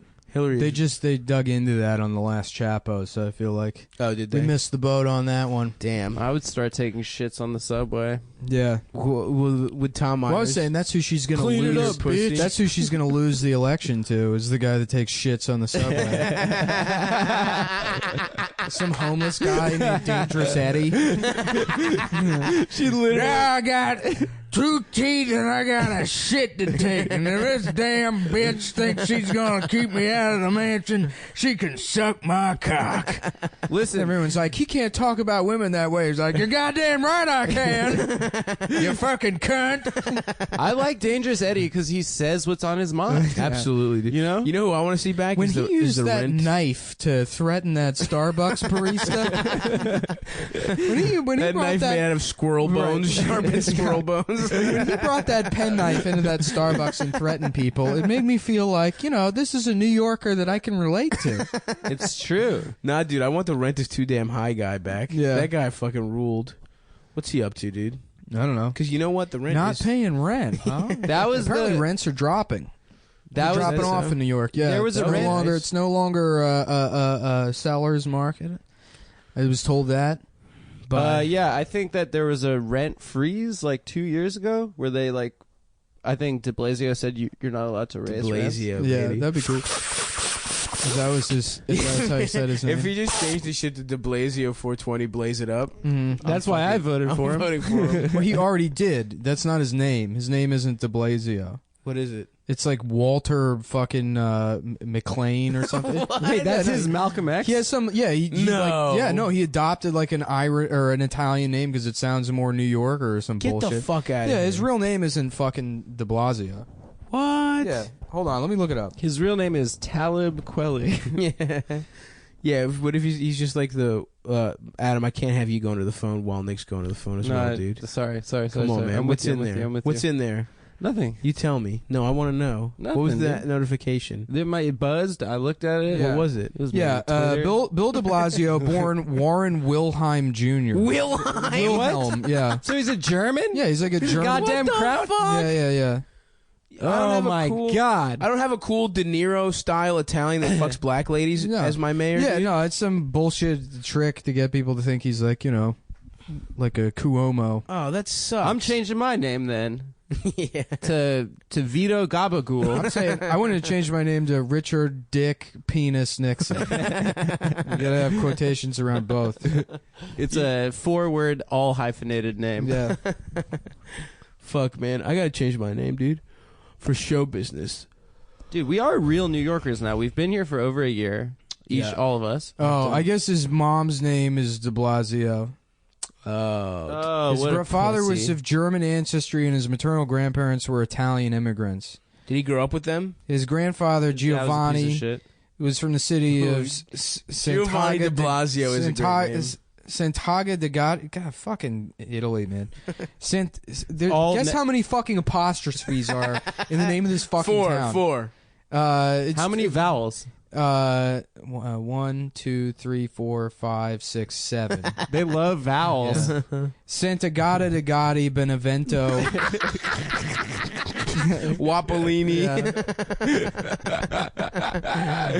mozzarella, pepperone. Hey, it's me. Wouldn't it be awesome to go into a fucking store, pizza place, and be like, "Yeah, can I have one slice of pepperone?"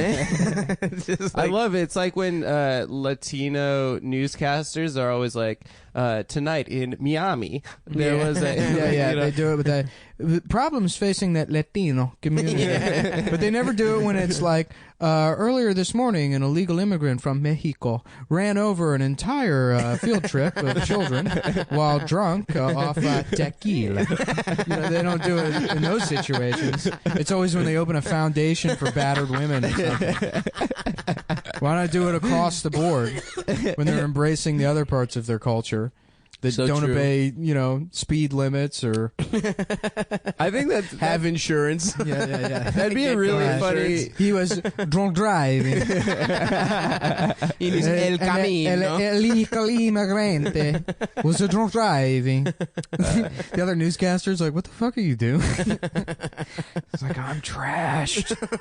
I got drunk with the weather girl trying to fuck her again.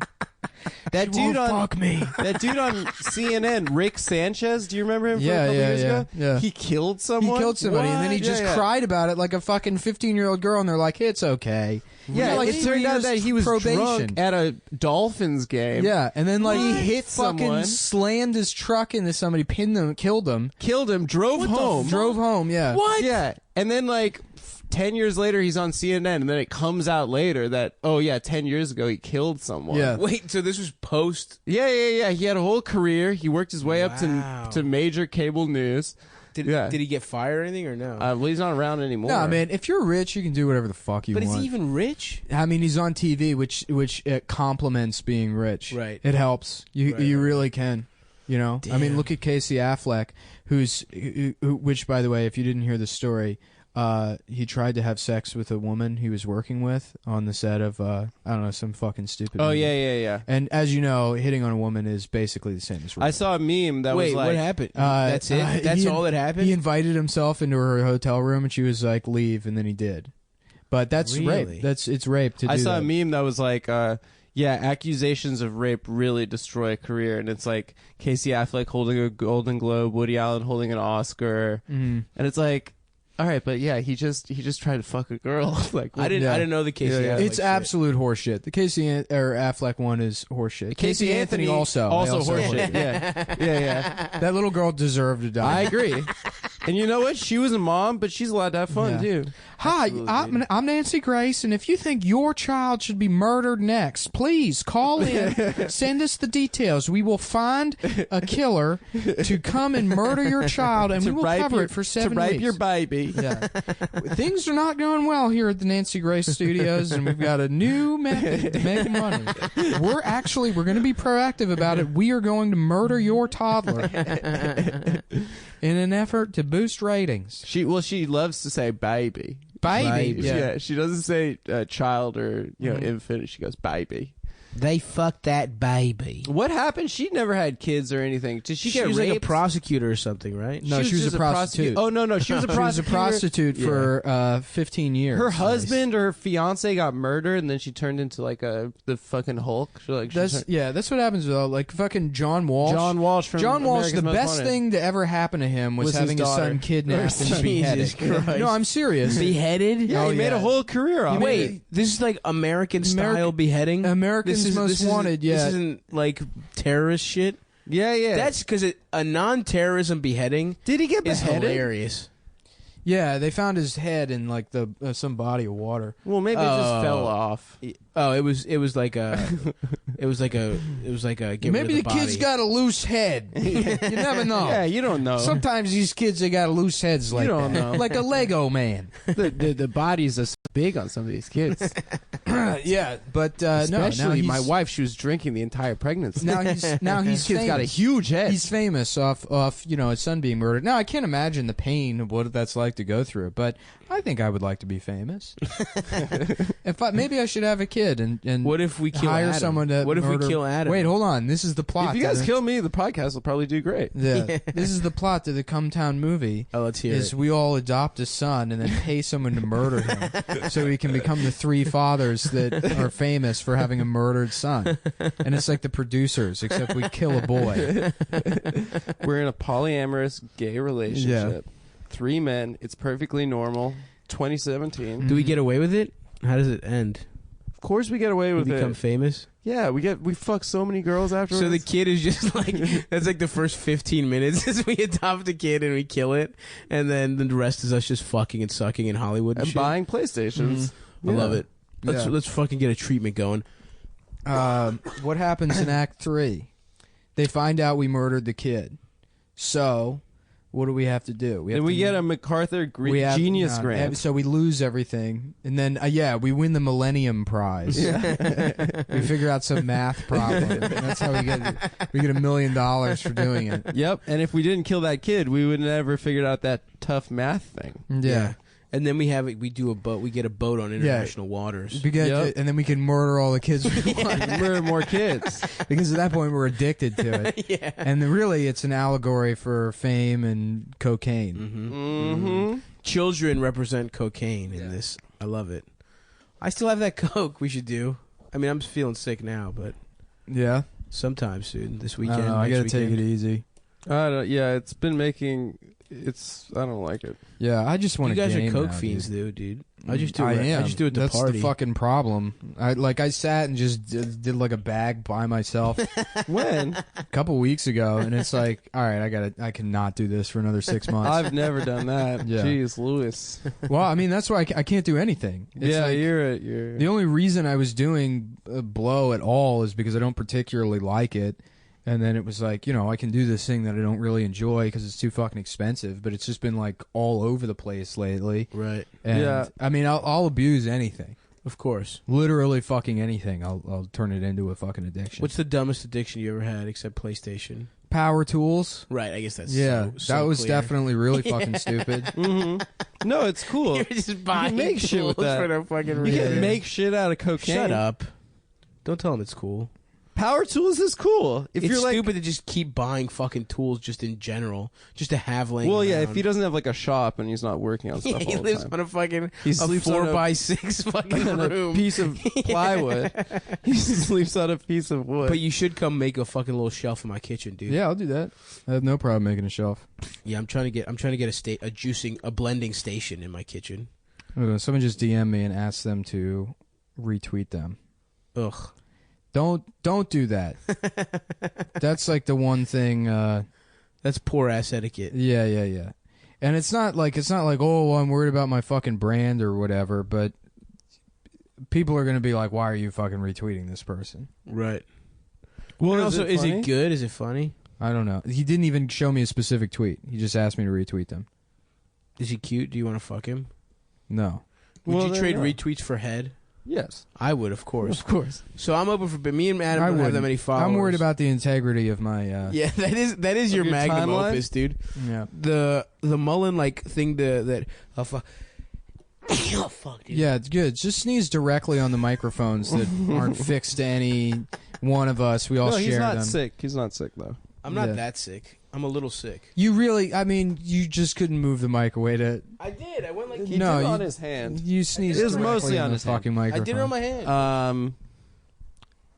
Yeah. All right. Oh yeah, well, but anyway, we will trade retweets for head. Me and Adam. We don't have that many followers. Well, but- I'll trade less for a head. I mean, more. Actually, I don't know. I don't know how that works. What's So- the most you would trade for head? The most I'd trade for head Yeah. A jewel, a ruby. Yeah. for one Precious blowjob. coin. Yeah. I do like a one of those fancy nickels. From A buffalo nickel? Buffalo nickels. What's that called when you're into Prostitution. When you're into coins Being gay. or stamps? They have like weird names. Being autistic. Whatever. I don't even know why I brought that up. Stampers. No, there's like a stupid fancy Liquors? name for people that collect coins and stamps. Collectors. No. American Pickers. No. You guys ever watch American Pickers? No. What is that? It's like just Storage Wars? It's two guys going around doing storage wars. Doing Storage Wars. They type do storage shit. war. Yeah, they just go to basements and shit and try and get fucking like poor hoarders to give them the most prized possession for less money than they know it's worth. Mm-hmm. It's pretty cool. I'm looking up. I found diamond encrusted menorahs. How much? This one's $2,300. Yeah, I can get you That's better. not bad. I can get you better. You get me better? For you, I can get you better. Dude, let's buy a diamond encrusted menorah. You know what I want? I want a menorah that's diamond encrusted, but all of the diamonds are all in the shape of like dollar signs all over the menorah. That'd Is be there cool. a Jewish rapper with a menorah chain? Now that's something. So there's a Jewish rapper. There was Modest Yahoo. There's Modest Yahoo. Modest Yahoo to me is like Eminem. Modest Yahoo and Bill Maher are the two most embarrassing people. Modest in the Yahoo world. stinks. Yeah. Yeah. He stinks. I I remember my parents like came to me with a CD one day. I was like in high school. They're like, "All right, Adam, bear with me. Don't interrupt me. Bear with me. It's a reggae guy, okay? But Yeah. he's also a rabbi." And I was like, "Get the fuck out of my room right now!" You know. And then I go to school and like kids are listening to it. Like He did have at a public run. school. He did have a run. Yeah, just He had regular that- kids were listening to it. He had that one non-Jews. song that was just like kind of okay, but yeah, that I was thrown for a fucking loop. I was like, I had no idea how But my he's also mom got not- that one right. he's also yeah. It made no sense. They just lucked into it. Jews will claim everything Jewish is cool. That's like that's a fucking that's their go-to move. Claiming anything Jewish is cool. Anytime a Jew is in anything, My friend they'll claim sent me it's a cool. picture. Ben Shapiro's pretty cool. Years ago, my friend sent me this picture. It was some Drake. like some Israeli like tourism board promotional poster. Oh my god! From like You showed me that. 1991, and so like anything from 1991 isn't going to look cool. Right, but right. it's these really just sort of crusty looking Jewish girls, like At the Dead Sea, in right? the Dead Sea, and Yeah. they're floating in the Dead Sea, You and they know got this one, Adam, tivas huh? on. You showed me it. They got tivas on, and they're floating in the Dead Sea, and then on the bottom it just says "Being Jewish is cool." Oh yes! Can we get our hands on that? I wish I can't even find the picture anymore. but I There's fucking like died laughing. when I There's saw like it. these new. Damn, I want that. This is super fucking embarrassing. But there are these new like Hasbara Facebook pages that like try to fight the Israeli the Israeli propaganda war through like memes. Yeah, hell yes. And they're like, that feeling when the Palestinians want to say that you occupy. They are. It's love probably one. There were some It's one of the bizarre- most embarrassing things I've ever seen in my life. Yeah, that shit's. I love people just trying to get on. There were some super bizarre Russian like memes going around last week. Did you see that shit? Well, the Russian embassy, when they kicked out the diplomats, tweeted a picture of, was it a duck or something? It was a duck. And it was like, it's like, And then Wendy's also tweeted a Pepe Wendy. Do you remember that? no. Yeah, Wendy's tweeted Pepe Wendy. Just fucking, and then apologized because it's racist. Yeah, this is like the word, like, the DNC fired their entire, like, video production staff, like, on congressional, like, video production staff, and they're like, we need to refocus on memes. Oh god. They, like, people thinking that, like, that's the future. I mean, I can't they're wait just till fucking Wardell doomed. is a political consultant. Just Probably is, dude. Probably I already hope is. Wardell gets killed by the Russians. That would be such a fucking. Tries good to movie. work with them. Oh, he would switch sides so quick. Yeah. Wardell would, if the He Russians doesn't offered have him- a side. Yeah. He's devoid of any kind of allegiance to anything. That's what I mean, though. There's no sides. He's He not would a guy you become have like to a worry Putin about fan. being like two-faced or whatever. He doesn't even have one face. Right. He's like a ball of putty. Yeah. Yes, constantly tweeting things. Yeah. You can't really be mad at Brandon because it's like being mad at a fucking GIF. He has no personality. He's this repeating loop of something that was stolen from some other thing. For black people. You don't even understand the underlying reference anymore. Yeah, because it's Friday and you ain't got no job. Yeah. Fuck, man. And Debo coming. Whatever. We love Brandon. He's our friend. Stop harassing him, guys. No, please continue harassing him. See, that's the thing. I don't give a shit about harassing Brandon because Brandon doesn't care. He's also a public figure, too. Yeah, he's a public figure now, and he's got plenty of money. So let's rob Brandon, dude. I think he does care, though. He cares. Yeah. But we should rob him. Oh, yeah, we should definitely Oh, rob we should, dude. Ski we should mask. make him think it's somebody else, too. Yeah, we should yeah. set him up and rob him. Hey, Brandon, you got booked for this DJ set about 9 blocks away from the train station. It's in an industrial area. It's Yeah. like a warehouse kind of party. It's real underground. It's like very industrial warehouse. Don't bring vibe. your phone, though, because it'll fuck up the DJ equipment. That is how he DJs. Yeah. He plugs his phone into an aux. Fuck. So what else is going on with you boys, huh? Nothing. I've been getting a little bit of that seasonal affective disorder. Yeah, you getting know? sad? Woo, getting sad, boy. I feel you. Sat on my couch this weekend. 14 hours of some quality NFL football entertainment. I watched a lot of RuPaul's Drag Race, which is an incredible show. That's probably better than what I was doing. It was 4 terrible games this weekend. Yeah, the wild card they were round all was really terrible. Although, did you guys watch the National College Football? I watched that was that a last fucking night. Killer game. Yeah, and I don't Wait, give a fuck about. You know what I college found out football. last night? The coach of Clemson is this guy Dabo Sweeney. Dabo Sweeney, dude. What a Dabo name. Sweeney. Okay, so I looked up on his Wikipedia page how the fuck his name got to be Dabo. When he was born, he was a baby. His older brother was 18 months, and he was trying to say Dat Boy. Really? Yeah. So his name, which is already not how the way you say those words. Yeah. So his name So is he was literally- trying. He was attempting to say something incorrect. Yeah. And then made it another level further. So his name is literally Dat Boy Sweeney. Dat Boy Sweeney. Sweeney. That boy Sweeney. It's not even Sweeney. It's Sweeney. That's awesome. Yeah, dude. it's sick. Dabo. Yeah. That's a great name. Also, Oh shit! What up, dude? Yeah, he's just a guy from the South, right? Where's Dabo from? Some shithole. Yeah. North Florida or something. I Hell don't know. yeah, dude. Some piece of shit. I want to place. be named Dabo. Dabo. Yeah, that's a sick name. Dabo sounds like a rapper's name. It sounds a lot like Quavo. Dabo and Quavo could be friends. Raindrop, drop top. Yeah. So you getting sad? my Did you dude? guys watch that Golden Globes? I didn't know. I did not. Until Come Down gets nominated, I'm not gonna watch. Okay, so I've never watched any award show. I don't understand the point of watching award shows. I've never watched the watched one in your Oscars life? with my parents. I've watched only when it's. I've never sat down and put it on. Right, I don't right. go to like a, A party. I got brought to one Golden Globes party ever. What is the Golden Globes? It's TV or is movies? It's everything. It's the Hollywood Foreign Press. I don't understand. I is don't it music understand too? like Not music.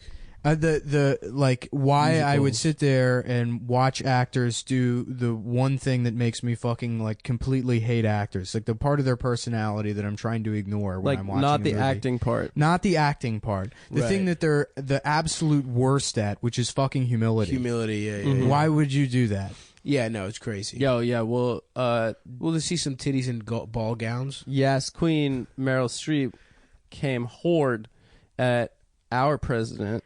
The PEOTUS, the president elect, Peotis. the Yeah. PEOTUS. The peyote. Well, it's like the Latin spelling of POTUS. Yeah, I don't give a shit. I don't even know why we're talking about it. Do you guys Meryl? care? I don't care. I don't Meryl? care. My grandma Everyone- looks a little bit like Meryl Streep. Oh yeah. Yo, did I tell you guys? You know my Your grandma grandma that fucks. No, my grandma that fucks and that just got a divorce. Yeah.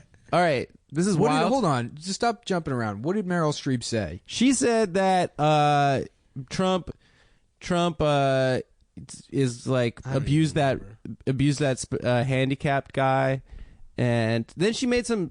I didn't really even see it. She made some fucking comment about if we don't watch movies anymore, then all that's left is going to be MMA and football, which is like Which sounds all right. yeah. I like both those things are tight. Like yeah. I like movies. How too. funny it would be if someone rushed the stage and beat the shit out of Meryl Streep. Just arm barred Put her in her, a snapped Kimura. her arm, yeah. Fucking choked her out. Just fish hooked her, ripped her eyelids off. Yeah, I don't know, man. It was like one of those. Everyone's going. But everybody. It's survey time. Please, if you want to help out Last Podcast on the Left to see what kind of advertisers we should bring to you, go to podsurvey.com/LAST and take a quick anonymous survey that will help us get to know you a little better. That way we can show advertisers just how great our listeners are. Even if you've taken our show's podcast listener survey before, the current one is new and different. So we'd love for you to take it again. Plus, once you've completed the survey, you can enter to win a $100 Amazon gift card. Again, that's podsurvey.com/LAST. Thank you for your help, everybody. Now enjoy the episode. There's no place to escape to. This is the last podcast. On the left. That's when the cannibalism started. What was that? You should never be nice to nerds. Shinrikyo. Basically, the whole Manson thing is, well, no, they weren't. I guess they were nerds. No, they were horny and fun. That was they a were cool group of people. Yeah, they were cool. Yeah, but Heaven's Gate, also nerds. Nerds, yeah. Yeah. But totally you do nerds. understand, the more you say that you don't like the charm of L. Ron Hubbard, the more you sound like, ugh, I can't stand the look of that Bruce Willis at the beginning of Moonlighting. What do you mean? It sounds like he repulses you so much that it's sort of like he's pushing against the boundaries of what you find attractive, and maybe in the end, he's got what it takes. I'm just saying he's not charismatic. All right, we're good to go. We're good to go. Welcome to the show, everyone. I am Ben Kissel, Marcus Parks. I'm staring at that beautiful face right now. How are the teeth? Teeth are good. Okay, absolutely wonderful. And then we got Henry Zabrowski as well. Half a thumb lighter. Henry sent us you sent us a picture of your thumb yesterday, and it looks like an enchilada just covered in mole sauce. Yes. Well, it's because the problem was that I chopped the whole top of it off, right? Oof. And so the blood just kept coming and coming and coming, and the doctor had to cauterize it, which is just burning it close. And I'm not a brave man. I don't You know what I mean? believe it. When I have cancer, the eventuality of me getting cancer, once I have cancer, I'm going to be one of those going like, kill me! Just fucking kill me! All right. So it was rough, but yeah, it got covered in hardened blood, which is the reason why it was hurting so much, because it was like I didn't realize when I took off my big little, my thumb sock, that the blood had gotten all the way around the knuckle, and it made a hard little net, like a evil little Spider-Man was inside of my bandage. I would have loved to see you during the Civil War era. Just, like, I can't go into battle today. Wouldn't you believe it? I was cutting garlic. Well, for those of you who don't know, the reason why we haven't had an episode in about a week and a half is because I first had to get a tooth yanked out because I had a big abscess, and then Henry cut off half of his thumb while chopping garlic. Yes. So what's going to happen to me? Who knows? A I kidney think the stone blood or clots something. are going to travel up to your brain. Yeah, maybe. That's death. That is. So I don't want to wish that. All right. Well, today's. But also, yes. while I'm in the middle of doing this, I'm reading Dianetics, right? And so Dianetics is supposed to fix you physically. Right. I'm going through it. Nothing's working. Oh, I can't believe it. Today's episode, absolutely thrilled to finally get to the subject of L. Ron Hubbard. Yeah, people have been asking for this one for years, and we're finally going to tackle it. Of course, L. Ron Hubbard is the creator of Scientology. Full name, Lafayette Ronald Hubbard. I think he made a smart decision going with the L. Ron. Yeah, well, I mean, as we'll get into later, L. Ron is much more scientific. Sounds like a robot. That's true. But Scientology is without a doubt the most successful and insidious cult of the 20th century. L. Ron Hubbard was described by one of his most ardent followers who got wise to the scheme later on as, quote, a mixture of Adolf Hitler, Charlie Chaplin, and Baron Munchausen. Ooh, I'd like to see that Mount Rushmore. Yeah, strange combo. Honestly, if my name was Lafayette, I would have went as Laffy. Oh, that's nice. Actually, L. Ron Hubbard's grandfather sometimes went as Laffy. I don't like it. Because he was named after his grandfather, Lafayette. I am so excited to dive into this man. I watched a lot of videos on YouTube, and I don't see the charm. Yeah. But we will get to the bottom of it. Again, it sounds like you're about to fall in love. I don't know. You sound like Princess Jasmine, and you're talking about Aladdin. Oh, my goodness. Now, in this series, we will explore the life and lies of L. Ron Hubbard and follow the story of one of the, frankly, most impressive con men of all time. For as they say in Going Clear, the fantastic HBO documentary, to understand Scientology, you've got to understand L. Ron Hubbard. Because the whole thing is an extension of his mind. Once you get to the very bottom of who L. Ron Hubbard actually is as a human being, you start to see that he just wanted to create millions of little hymns and then eventually a gigantic country filled with little hymns. And guess what? They've all got disgusting teeth. I mean, it's every man's fantasy, I suppose. Yeah, I suppose so. Now, the primary text for this episode is the book Barefaced Messiah by Russell Miller, which seems to be the definitive, actually true biography on L. Ron Hubbard. Definitely recommended reading. It's really thick, it's really huge, and we can't cover everything in there. So if you're interested in this episode, that's a really expansive look at L. Ron Hubbard's life. Also, I gotta say, if there was an entire nation that was L. Ron Hubbard, the toilet paper shortage would be through the roof. He looks like a guy who uses a lot of the TP. So I was thinking, instead of just getting the super soft teepee for the PCs, instead what we could do is have one big block of just kind of a square of cotton that I can rub myself on. Attach it to a stump onto a little boy. Horrifying, Elron. Horrifying. Oh. Now, the legend goes that L. Ron Hubbard started Scientology on a bet with sci-fi author Robert Heinlein when Ron claimed he could make a religion out of science. It's a good story, but it never happened. The truth about the origins of Scientology is much more fascinating and much more complicated than that. Also, we're going to find out, too, as I was researching, not only did he not just say it just one time, that religion is how you make money. He said it at least 4 or 5 times the entire way of growing up before creating the first version of Dianetics. This has been on his mind since the very beginning. Right. He's always been obsessed with money and power. He was very frank about it to his insiders. Because in the end, he said it all, the end justifies the means. That once I become super powerful, then I can help the whole universe. Well, and I'm sure we'll get into this, but what stopped him from just going the route of a Joel Osteen and just attaching himself to a religion that already exists? Because certainly that's $1 billion industry in itself. I mean, to answer that question, we got to get into his life, because this is a man who really used what tools he was given. And he was also a master at making it up as he went along. He was a master at just following the road that was laid in front of him. Now, which is what all cult leaders do best. Yeah. They're all like fucking jazz men. You know, like, so when the drummer goes, boom, doom, doom, doom, doom, doom, doom, doom, you got to be able to make sure you go, because if not, you get killed by the drummer. Yeah, kind of reminds me of the Children of God cult, of course. Yeah. Every cult, right? Yeah, every cult.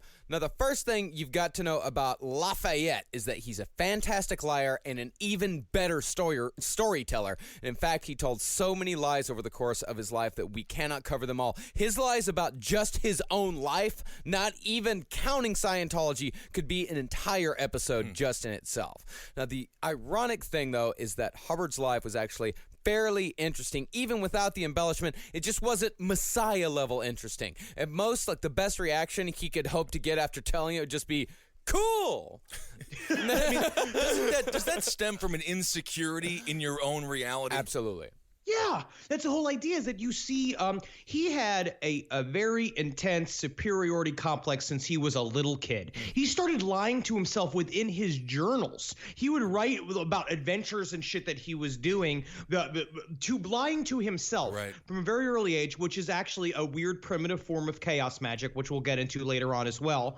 And it's very, he couldn't stay. He believed he was better than the life he was born into immediately. But he would also be practicing for pretty much charismatic cult leader status, because while he would be creating these ventures about himself, he would always be referring to himself in like this self-effacing manner. So like Buffalo Bill looked in the mirror with his penis tucked and was like, "Oh, fuck me. Would you fuck me?" And he was just like, "I'll follow me. Would you follow me?" Yeah. Pretty much. Yeah, absolutely. But the thing is about L. Ron Hubbard, from a young age, he could not separate the stories he wrote from the stories he told about his own life. And if you ever called him out on it, you get some of that red-haired temper that Hubbard was famous for. Like I'm famous for, too.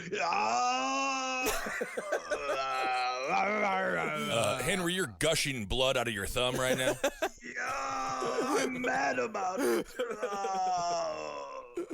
Now, before Hubbard wrote Dianetics, which is the book on which the entirety of Scientology is built on, he was one of the most well-known science fiction authors in all of America. He got his start in the pulp magazines, writing everything from pirate stories to detective tales to westerns with vaguely homoerotic titles like Six Gun Caballero, Ride 'em Cowboy, and Hot Lead Payoff. Hey, Barb, leave me alone. I'm reading Hot Lead Payoff. You know I like my westerns, Barb.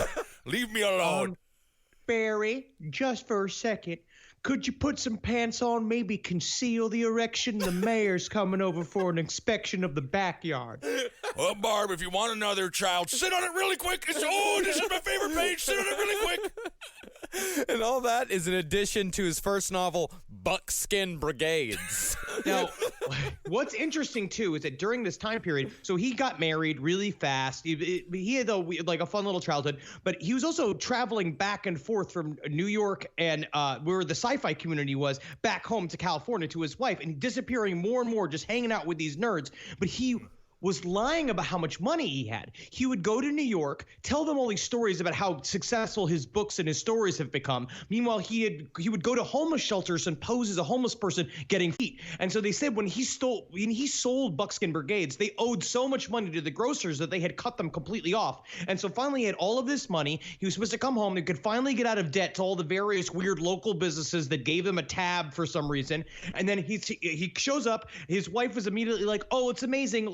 Let's go pay them now." And he's like, I'm sorry to tell you, honey, I bought a boat. And he literally bought a boat that they did nothing with. It just sat in the front yard. Well, like David Crosby. Not bad.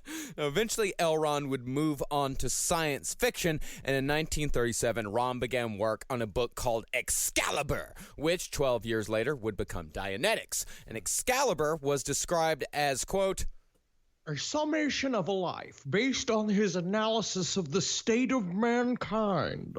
And came from Ron's quote, discovery that the primary law of life was to survive. Like, how do I survive with horizontal teeth? Oh. Brilliant. I have teeth like little parallelograms. I have to eat nothing but hot soup. Homeless hot soup, it sounds like. Oh, there was another trick that he did with the hot soup. He met up with this writer, and the writer was like, here's how you get free tomato soup. You go down to the automat, you get a free bowl of hot water, and then you take that nickel you were going to put into the machine to get this powder for the tomato soup. You put that nickel in your pocket. Then you go over to the table. You go over to the free ketchup on the table. Dump half of that ketchup bottle into the bowl of hot water. You stir it up. Presto, free soup. Tomato soup. Wait a second. What was your name again? A young Gordon Ramsay. Lovely to meet you. Why is it the people who have life all figured out live like an 1820s hobo? They're just like, no, we got to figure it out. If you lower your life standards, we have it all figured out. At your lowest standards, life is really easy to figure out because all you got to figure out is how to turn hot water into tomato soup. It sounds like ketchup soup, which is a whole other thing. It's just a half bottle of ketchup in a bowl of hot water. I think I had that in college a couple of times, actually. Now, about Excalibur, the book that would become Dianetics, it was said that the first 6 people to read the manuscript were so overwhelmed by the content that they were all driven insane with knowledge, with one person throwing the manuscript across the room before jumping out a window. Damn. Yes. Now, that's what I'll say. What ages are we talking about for L. Ron here? This is, what is it, like mid-30s, I think? Okay. Like early to mid-30s, somewhere around there.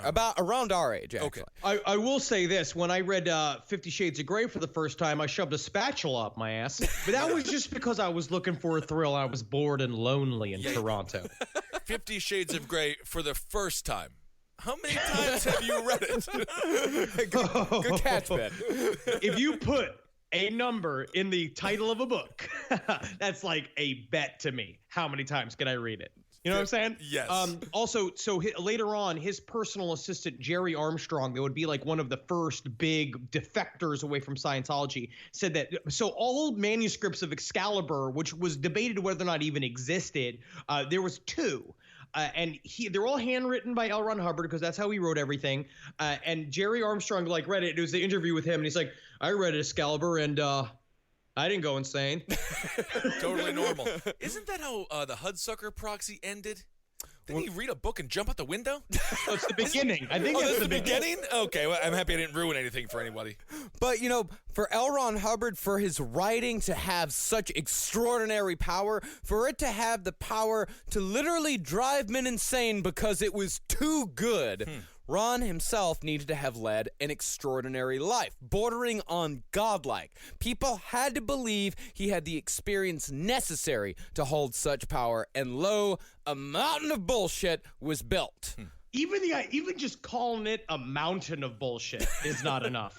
You're at literally the beginning of a trillion-year map of galaxies of bullshit. Yeah. Now, according to official Scientology biographies, Ronald was born in 1911 and grew up with his rich grandfather on a ranch in Montana that was so big it took up nearly a quarter of the state. And when he was 6 years old, he had an encounter with a Blackfoot Indian medicine man named Old Tom, who recognized him as a child while beyond his years, made him an official blood brother of the tribe, quote, in a ceremony still recalled in Blackfoot legend. Thank you. Tell me now, are you guys the Dancing with Sheets Indians or the other Dancing with Sheet Indians? I'm having fun, guys. Wise beyond my years. Oh, no. That's like a strange tale to make up. Boy. Ron, such big teeth. Well, I mean, out of all, this is all BS, right? Yeah. So he just made up that he owned a quarter of a state that's basically uninhabited? Well, he grew up on a ranch that was as big as a quarter of the state. His grandfather owned it. Oh. But that was necessary for later life. See, it's one thing built on another, built on another. See, Ron spent his days breaking broncos and tending to the land, becoming a seasoned cowboy before the age of 10. While working for his wealthy grandfather, who was also, by the way, a famous sea captain. Oh. Of course, but that's why he's not around. What seems like that is like the orphanage story constantly, being like, nah, my daddy left me here because he's a famous sea captain. That's why I got to get good at washing floors so I can get on his big old shiny ship as soon as he comes back any day now. He sounds like a kind of a Lemony Snicket character. Yeah, I mean, it's just making shit up. Sure hope it's any day now. Everything will be fine. Now, after his childhood ranching career, Ron rejoined his parents, and soon after, his father enlisted in the Navy. And on a boat trip from the West Coast to Washington, D.C., Ronald befriended a U.S. Navy Medical Corps psychoanalyst named Commander Joseph Snake Thompson. Ooh. You know, something about meeting a psychoanalyst named Snake alone on a train. Right. A young boy and him. No, alone on a boat. On a boat. It's like, why did he... Which is even worse because it's the Always Sunny thing where it's about like you take a woman out on a boat and it's about the implication. Implications, yeah. And Snake can be a really cool nickname if he's like a G.I. Joe or an undercover agent, but if he just has a really long tongue and strange eyes. He was called Snake because he really liked snakes. Oh, that's sure. What? Yeah. Oh, yeah. Just call him Heating Lamp then. I mean, who cares? That's not a reason Call to him get Joe. Just call him Joe. That got my buddy Joe who likes snakes. You don't get the nickname Snake because you like snakes. No, Snake had been a personal student of Sigmund Freud, or so L. Ron Hubbard said, and taught Ron all about the mysteries of the mind on that magical trip through the Panama Canal. And when It's kind of Freudian. He called him Snake as well. Yes, as opposed to like is. as opposed also, to oysters or something. Snake and a boy traveling through a big old canal. Huh? Interesting. And when the family arrived in Washington, D.C., Ron stayed friends with Snake, who, in Ron's word, took the opportunity to, quote, shove my nose into books at the Library of Congress and then do something weird with my ass. Did it make you feel weird, Ron? It made me feel, what's the word? Complete? It's a disturbing voice, to say the least. And highly accurate. I know. It's completely... That's why I said I don't see the charm in this guy. You're falling in love with him. Every second we go, you're falling in love with him. I'm falling in love with your impression of him. Now, around this time, L. Ron also managed to become the youngest Eagle Scout to ever exist. His father was then transferred to Guam, and this is where Ron began his, quote, travels in the Orient. Yeah, covered in orange sauce.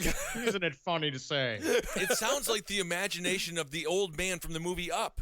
Yeah. This is literally just going to find the golden peacock or whatever the heck they were looking for in that movie. Well, this is why it was necessary for him to have a rich grandfather on a ranch in Montana, because his rich grandfather funded his travels in the Orient. I see. Because it was still necessary for him to have somewhat of a working class background. His father was just a simple Navy shipman, but his grandfather was the benevolent family member who funded the travels in the Orient. So he had it both ways. Right. We can have the mixture of the two. He can so connect he has with anyone. understanding of the common man and then understanding of the truly wise, and so he can put them together. He's like Barack Obama.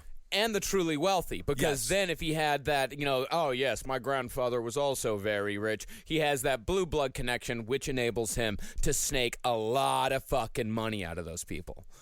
Now, in China, Elron said he met an old magician, and he met a Hindu who could hypnotize cats. Ooh. And in Tibet, he lived with bandits and made friends with the warlords of Manchuria by demonstrating impressive horsemanship. Ooh. And I'll tell you this, as a chubby, red-headed man, there's nothing any foreign people likes to meet more in the wilderness than a lost, chubby, red-headed little boy who thinks he's very smart. They make nothing but friends. No. Elron also said he slept with primitive tribes and learned the language of the Igoroti people in just one night by lantern light. And all of this supposedly happened before Hubbard had reached high school. Now, the thing is about that huge chunk of bullshit, there is some truth to every single one of those stories. Yeah, like little threads, a tiny little beginning eggs of truth. Little tiny things. See, Hubbard was a master of embellishment and even better at making people want to believe his stories. Because why else would this nice, charismatic man lie about such things? Right. And for money and power. But why? Money and power. But why? Why? Well, I mean, I guess it is more fun to believe him, right, than not. All this shit. It's so much more fun because he makes you feel special. And if you feel special, it is because this special man is making you feel special. So the bigger of a character L. Ron Hubbard is, the more of a character you are. Also, are you going to sign your whole life over to Toby from Burger King who runs the Fry-Later? Or are you going to sell your life to the man who's been all over the world and knows all types of girls? Do I get free fries? From Toby? Either way. You oh, I do? Okay. Well, then I'll go with Elron. In reality, Hubbard's childhood was a little unorthodox, but nothing particularly special. Compared to what a lot of cult leaders we cover went through, Hubbard's childhood was fantastically easy. He was well-loved and completely overindulged by his entire family, particularly his grandparents and his aunts. By the way, that wealthy grandfather that owned an entire ranch, veterinarian. Oh. So just literally the sweetest people on the face of the planet. And I'm sure at some point he saved a snake. So it's all coming together. Yeah, when Elron's mother washed his mouth out with soap one day, his aunts retaliated by holding Ron's mother down and washing her mouth out with soap, because how dare she? How dare she do anything to little Ronald? My mother used to wash my mouth out with soap, but I just decided I'd love it. And then they stopped doing it. Chaos magic. That's right. Chaos magic flipped it on her. What if Snake was just his penis with a little face drawn on it? You'll teach me everything I need to know, won't you? Stand up and be proud. Now, sit down. Like a little solitary confinement puppet. That's sad. Now, all of this stuff, compared to Charles Manson getting raped by older boys in juvie, or David Berg sleeping in the same bed as his mother and wanting to fuck her the entire time, all this is pretty tame stuff. Yeah. What? That's crazy. I thought it's pretty normal to always be sleeping in the same bed as your mom and always talking about wanting to grip on her breasts and suck on her breast. Didn't Holden McNeely make an entire comedic persona about that for a number of years? He's changed. He has changed. Now he's transferred it from his mother over to his fiancee. Which is that's right. Yes. That's congratulations, Holden. Indeed. Now, Hubbard, like I said, his grandfather was a rancher, small-town vet, and the Blackfeet, they don't even have a blood brother ceremony. Of course not. They're not going to fucking get this little fat redheaded kid in there anyway. He must have been so allergic to leather. Put him up on a horse. Because we look pretty similar. Like, if you look at me and him, especially as back in the day, he was exactly that, like a round little, like, weird, beady-eyed redhead boy like I was. A robotnik. So it was just like, more. I need more. You know, so they keep spooning porridge into his mouth. No, kind of like a Bobby Hill type character. Yeah. Yes. Now, Hubbard was an Eagle Scout, but it's impossible to know if he was the youngest because at the time the Boy Scouts didn't record ages. It was so he was like 12, 13, but I think that's normal for Eagle Scouts, right? It's pretty. I think like Eagle Scouts usually it's like 12 to 14, somewhere around there. That is just such a stupid lie because no one's going to be like, "Oh, you were the youngest Eagle Scout, now I must follow you." Who cares about the age of the Eagle Scout? Well, that lie started when he was around a teenager because when he was a teenager, since he was actually traveling around so much, he would come back to like Helena, Montana, and they would write these stories about him. They'd write news stories about him. So he started planting the lies there because the only record of him being the youngest Eagle Scout, and this is like in a Scientology museum, is a newspaper clipping from the Helena, Montana newspaper that said L. Ron Hubbard is the youngest Eagle Scout in history. So his parents would just submit this to the papers or something? They would seek him out. Not. Absolutely not. This is Helena, Montana. There was nothing happening. The fact that this little kid, because he traveled with his parents, they were Navy people, so they traveled and they'd come back, and so it was this immediate, like, fascinating thing that this little kid from Montana went to China, but then he immediately understood the idea of PR. Yeah. Sort of like what we're seeing now with Trump and shit like that. The idea is that you say a lie, and then you dare people to figure out if it's wrong or right. Like they have to then be like, fuck this little kid, I don't trust him. I now have to go research and fucking debunk him as fast as humanly possible. We talked about the internet wasn't around yet. We talked about that on Top Hat. The onus is on you to decide what's real. Exactly. And you said there was nothing that happened in Helena, Montana, Henry, but I heard they had the youngest Eagle Scout. So, sorry, I actually do know for a fact that was a true story. Now, Elron did travel on a boat through the Panama Canal with his parents, but there's no record whatsoever of a Commander Joseph Snake Thompson serving in the Navy, nor is there record of him ever studying under Freud. We do have a janitor here that he called himself the lewd gecko. What? But, what did he do? Well, apparently he'd make his... This is inappropriate. Do you care if I share it with the family? I guess it's okay. Apparently he'd cover his hands so thick with a coating of cum that he could stick to the walls just by touching it with his hands. Well, I'm Stan Lee, and I have a new idea for a superhero. Thank you so much. I'll be going now.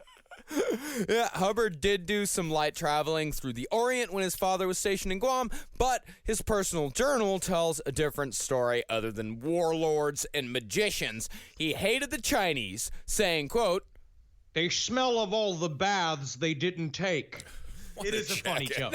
I don't know. It's inappropriate. It reminds me of the old dirty joke books that my father would leave on the bathroom at the top of the toilet that I would read that kind of turned me into the human being that I've become. Yeah, there was a time where parents were like, let our kids really study Milton Berle. That's a good idea. The man who smokes nothing but cigars and says racial slurs. Well, the only thing Hubbard was impressed by in China was the Great Wall, saying they would make $1 million if only they would turn it into, quote, a roller coaster. Just turn it into a roller coaster and it'd be totally fine. That make $1 million. There ain't nothing else going on in China but that big Great Wall. We just put a roller coaster on it and they make a lot of money. His idea was to turn the Great Wall of China into a roller coaster ride. Yes. Exactly. Perfect American. This is a man who knew exactly how to make money. How would it... Okay, we'll get to this. Think about this, right? Number one, you're 13 years old, visiting China. It's a huge event in your life. You come from Montana. You don't know anything about like traveling in foreign lands. You're on these big, huge boats. He's completely unimpressed by all of it. He He's the worst kid I've ever seen in my entire life. Like, literally, like, Mommy, they stink. Why don't they make that a roller coaster? I mean, Exactly. why are there chickens hanging in the windows? What's this, Mommy? What's really important is that he's already thinking of money. Yeah. Like, as soon as he went, it's like, I know it's like ridiculous, but if you look at when they talk about the journal and you talk about the ways, he would talk about how they could improve their country at the age of 13 years old, where he said to me, like, well, I can go in there and I can fix all these things. I have tremendous ideas. I have absolutely fantastic ideas on how they can fix this country. And it's incredible. Like, you watch, it's like, oh, wow, he's always been the L. Ron Hubbard that he became. Yeah. And that's the thing, is that the entire time he was doing these trips, he was writing. It's just page after page after page, constantly writing in his journal. And after Guam, Hubbard went back to Montana, where he tried to get appointed editor-in-chief of the school newspaper, which was called The Nugget. I remember my older sister's first husband had a whole stack of magazines called Nugget, but it was trucker porn. Oh, is that right? I thought Owen Hart. It was a nickname for a former pro wrestler, Owen Hart, as well. The Nugget. Yeah, derogatory towards him. But L. Ron Hubbard, as a newcomer, he was not made editor-in-chief. He was instead made jokes editor, a position he had to share with a girl named Ellen Galusha. Oh, I would have turned that around. If you had made me jokes editor, I would have put Helena Montana on the fucking map. Absolutely. But, I mean, there is no denying he was actually motivated. He did write a lot. So he was talented to some degree. He was absolutely. He was amazingly talented. Like at what he did. Okay. The temperature in my little pot's starting to get a little hotter. This little frog's about to boil. Hubbard soon disappeared from Helena, saying he had to leave town because he beat a guy half to death for throwing a baseball at his head. But other people say that Hubbard was running away because he had been expelled for, quote, putting his butt in a waste paper basket. Yeah. Oh my God! Now I remember me and my friend Jared did that. I used to roll him around in the recycling bin, of course, on a regular basis. Man, you're right, Henry. I am learning to love. This is what I'm telling you. I am going to change. Slowly reeling you in. He's reeling you in bit by bit. Now, in 1931, Hubbard directed what he called the Caribbean Motion Picture Expedition, which was supposed to be a seafaring trip in which he would explore and film pirate strongholds of the Spanish Main.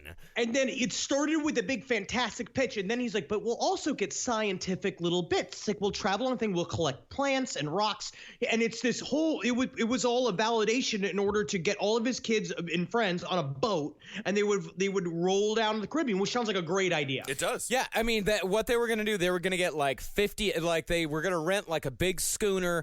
They were going to get like 50 kids together, which that's also a testament to how he could get people together. He got it together in like a week. Yeah. This guy, he could motivate people, he could get them gathered, and he could get them to give him money. And apparently, they said that even at this age in high school, Ron was never not surrounded by groups of people. Yeah. Wherever he went, he was surrounded by people because he just knew how to bullshit. Like he keeps people engaged. Well, do you want to be around the editor who smells like yogurt? Of the Nugget, or do you want to be around the jokes editor? You want to be around the jokes, the fun. Exactly. He's the Jimmy Fallon. That's the Jimmy Fallon of the Nugget. Exactly. Now, the Caribbean Motion Picture Expedition did indeed happen, but it was a catastrophic failure. The man who, Captain Fred Garfield, described it as, quote, the worst trip I ever made. Sir, you don't have a leg and you're missing an eye. How is this the worst trip you ever made? Children. That'll do it. It's like the movie Hook, except none of the kids were as attractive as in the movie Hook. I don't know if we watched that movie for the same reason. Yeah, they didn't film a single thing. They never made it to the Spanish Main. They barely made it off the American coast, and they spent the entire time arguing about money. But, of course, when L. Ron Hubbard talked about the Caribbean Motion Picture Expedition later, they went to the Spanish Main. He did a full mineralogical survey of Puerto Rico. They had done dozens of surveys for gold all across the Caribbean. But, of course, it was all bullshit. And in 1933, Hubbard met his first wife, Polly Grubb. Yeah, the old grub. The old Grub Hubbard wedding. that is Making the lasso stand. No. Old grub. Grub Hubbard sounds like a villain with just like, I don't have fingers, but I got strong nubs. Like Grub Hubbard, the nub killer. Grub Hubbard sounds like a food app on your phone that when the delivery comes, it's just food tied to the back of a dog. Yeah. It somehow has to get to your house. Order Grub Hubbard. All we got is ketchup packets and mayonnaise jars. Come on down to Grub Hubbard. We got condiments and uneasy ways for you to eat them. Yeah. And they are expensive. Today's episode of Last Podcast on the Left is brought to you by AdamandEve.com. Go to AdamandEve.com. For a limited time only, you'll get 50% off just about any item. When you select your one item at 50% off, you'll also receive, you're going to get 3 free adult DVDs. You're going to get a free mystery gift. Top all that off, you get free shipping on your entire order. That's AdamandEve.com. Use code LEFT at checkout. That's LEFT at AdamandEve.com. Use code LEFT at AdamandEve.com. Now, by this time, Hubbard had started his writing career, having sold 3 articles to the Sportsman Pilot magazine and one to the Washington Star called Navy Pets. I like that. Navy Pets are fun. I mean, that's fun. If he would have just kept writing articles about pets, like little dogs on boats, it would have been great. I'm just a pug on a boat trying to get a bone. Versus the horrible Nazi cats of the U-boats. Full steam ahead, young mittens. We must destroy the USS Good Boy. Meow, meow, meow. Full pug ahead. Meow, meow, Full meow, pug meow, ahead. I do like it. Now, concerning the pilot articles, this part of Hubbard's life was actually true. By all accounts, Hubbard was an extremely talented glider pilot, known for daredevil antics, which earned him the nickname Flash Hubbard, although it is suspected that he gave that nickname to himself. Because the only person that called him Flash Hubbard was himself, talking disparagingly about how I've somehow earned the nickname Flash Hubbard, which is you making up your own nickname. Yeah, Flash Hubbard also sounds like a superhero who can run really fast, but he constantly steps in hot tar, so he just really never gets going. Well, Flash Hubbard just sounds like a fat redheaded man who's showing people his cock. Also another possibility. Now, that nugget of truth would help him sell all the rest of the bullshit that he would repeat over the next few years, and all that added up landed him an actual position in the famed Explorers Club, who didn't bother to check out any of his claims. Is the Explorers Club still around? I'm not sure. I didn't check. That is the movie Up. Am I just tripping out here? Wasn't that the Explorers Club? I guess. I don't know. I'm not going to reference the film anymore. I want to look up. I have to look this up. The Explorers Club. If this is still around, that's ridiculous because we found everything. Everything's explored. Yeah. No, the ocean's not explored. I mean, okay, yeah, I guess it would be the ocean isn't explored. Absolutely. Oh, now it's like explorers, like they use their brains to explore. Like I'm looking at this now. Yeah, this is dumb. Well, the Explorers Club used to be like, it used to be this organization where there would be these rough and tumble men that would get together and they would tell stories and they would go on expeditions and trips together. Yeah. No, it sounds like super cool. Like they had it sounds like a great way to secretly have sex with a bunch of other leather-clad men in a fancy club in the middle of New York City. Ha-ha! I'm sorry, young Reginald. I seem to have gooshed all over your fine moustache. Different kind of gold mining, I guess. Right? But the Explorers Club was a big deal. It was very well respected. And now L. Ron Hubbard was a part of it. And with his reputation as an adventurer fully established, Hubbard's career writing stories in the pulp magazines took off with the publication of 3 stories: Fear, Final Blackout, and Typewriter in the Sky. Ooh. Cool. Now, while pretty solid for pulp writing, the stories were still full of embarrassing lines like, "Peel your peepers," and "By gad, he's got spunk. It's in his pants." What was the first? Peel your peepers? Peel your peepers! Peel your peepers, you young savage, and learn how to skateboard like that little girl does. I don't know. Strange. Now, one of Hubbard's most useful skills that would take him far into the cult game was his ability to not only sell bullshit, but to get others to sell it for him. And when World War II broke out, Hubbard convinced a congressman to write a letter to President Roosevelt extolling Hubbard's virtues as a worldly adventurer with considerable influence in the Caribbean and Alaska. Now, that congressman turned out, that was originally just his neighbor, and they were like drinking buddies, and they would go out and play darts and get drunk all night, and L. Ron Hubbard would sit and talk about all of his ideas and his past and stuff, and he's like, oh, this guy's got a crazy bunch of ideas, and this guy's goes just like, wow, this guy's really lived a life. But L. Ron Hubbard, that's the first man that he said to him, if you want to make money, you got to start a cult. And then he went on to be elected a congressman, which is how shit gets done in this country, is that you get hammered and share secrets to someone who eventually starts to get into the government. Kissel, I'm looking at you. And then that's when you can really start getting things done. Well, there's no way that this show isn't going to hurt me at all. No way. Everything is just fine. Yeah. This relationship with the congressman who sold his line of bullshit to the president of the United States is how L. Ron Hubbard, with no experience, was commissioned as a lieutenant in the U.S. Naval Reserve during World War II. Good. Just that easy, huh? Just that easy.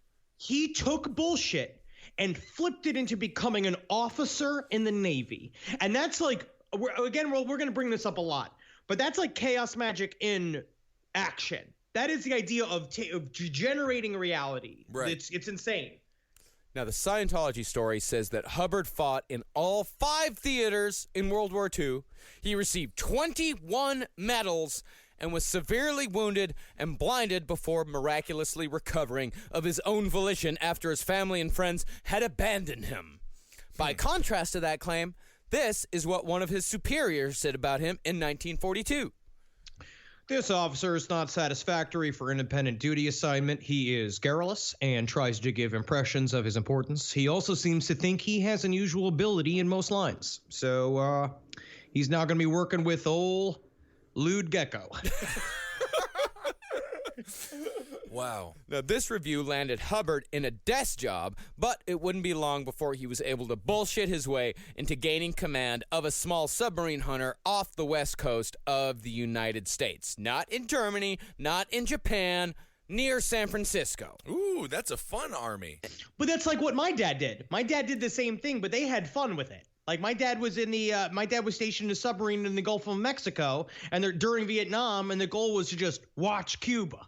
And so they would just sit on lawn chairs and drink on top of the submarine, while the Cuban submarine just across the way, like over the water, would sit and drink on top of their submarine. And in a way, it was an example of how equal we all are. So it was just McHale's Navy. Yeah. That's basically it.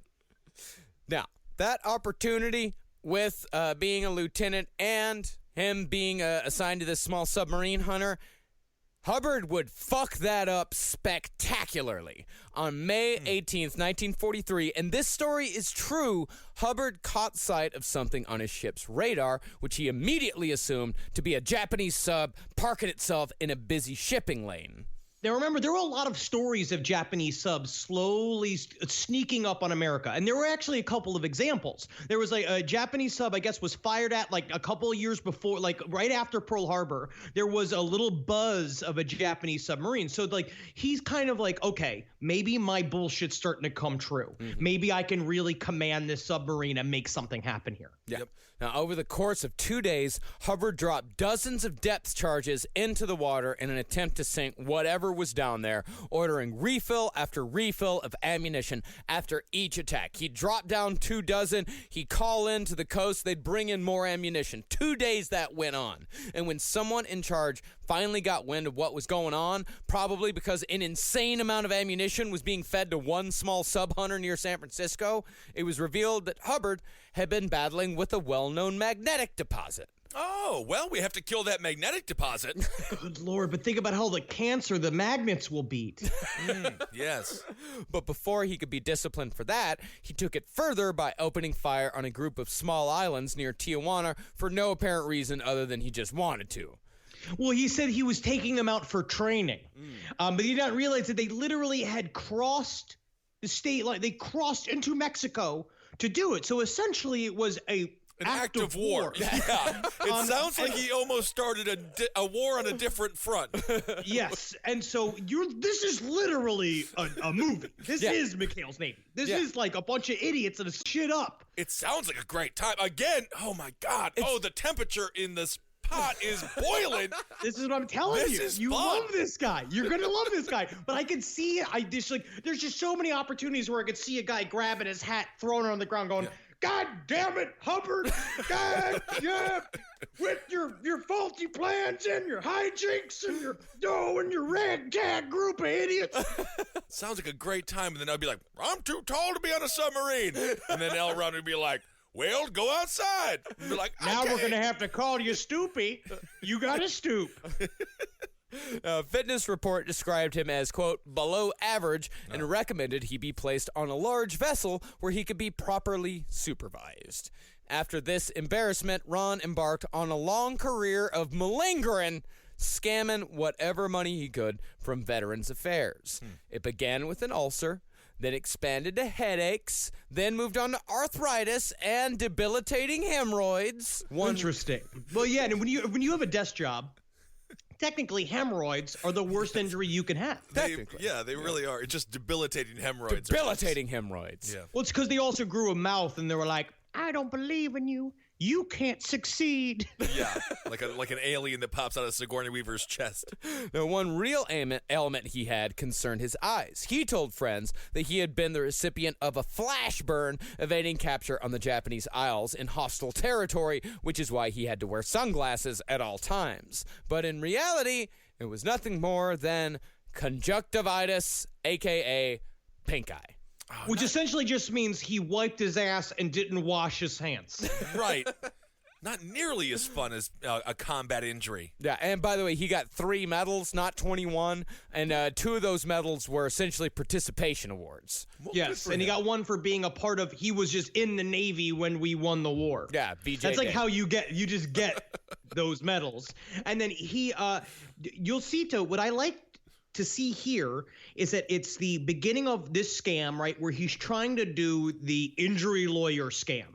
Right now in this beginning here, he's starting to learn, well, I can make money just by coming up with bullshit. I could not string together the miraculous, courageous military career that I wanted to. So now it's like, how do I get free money? And you just debase yourself.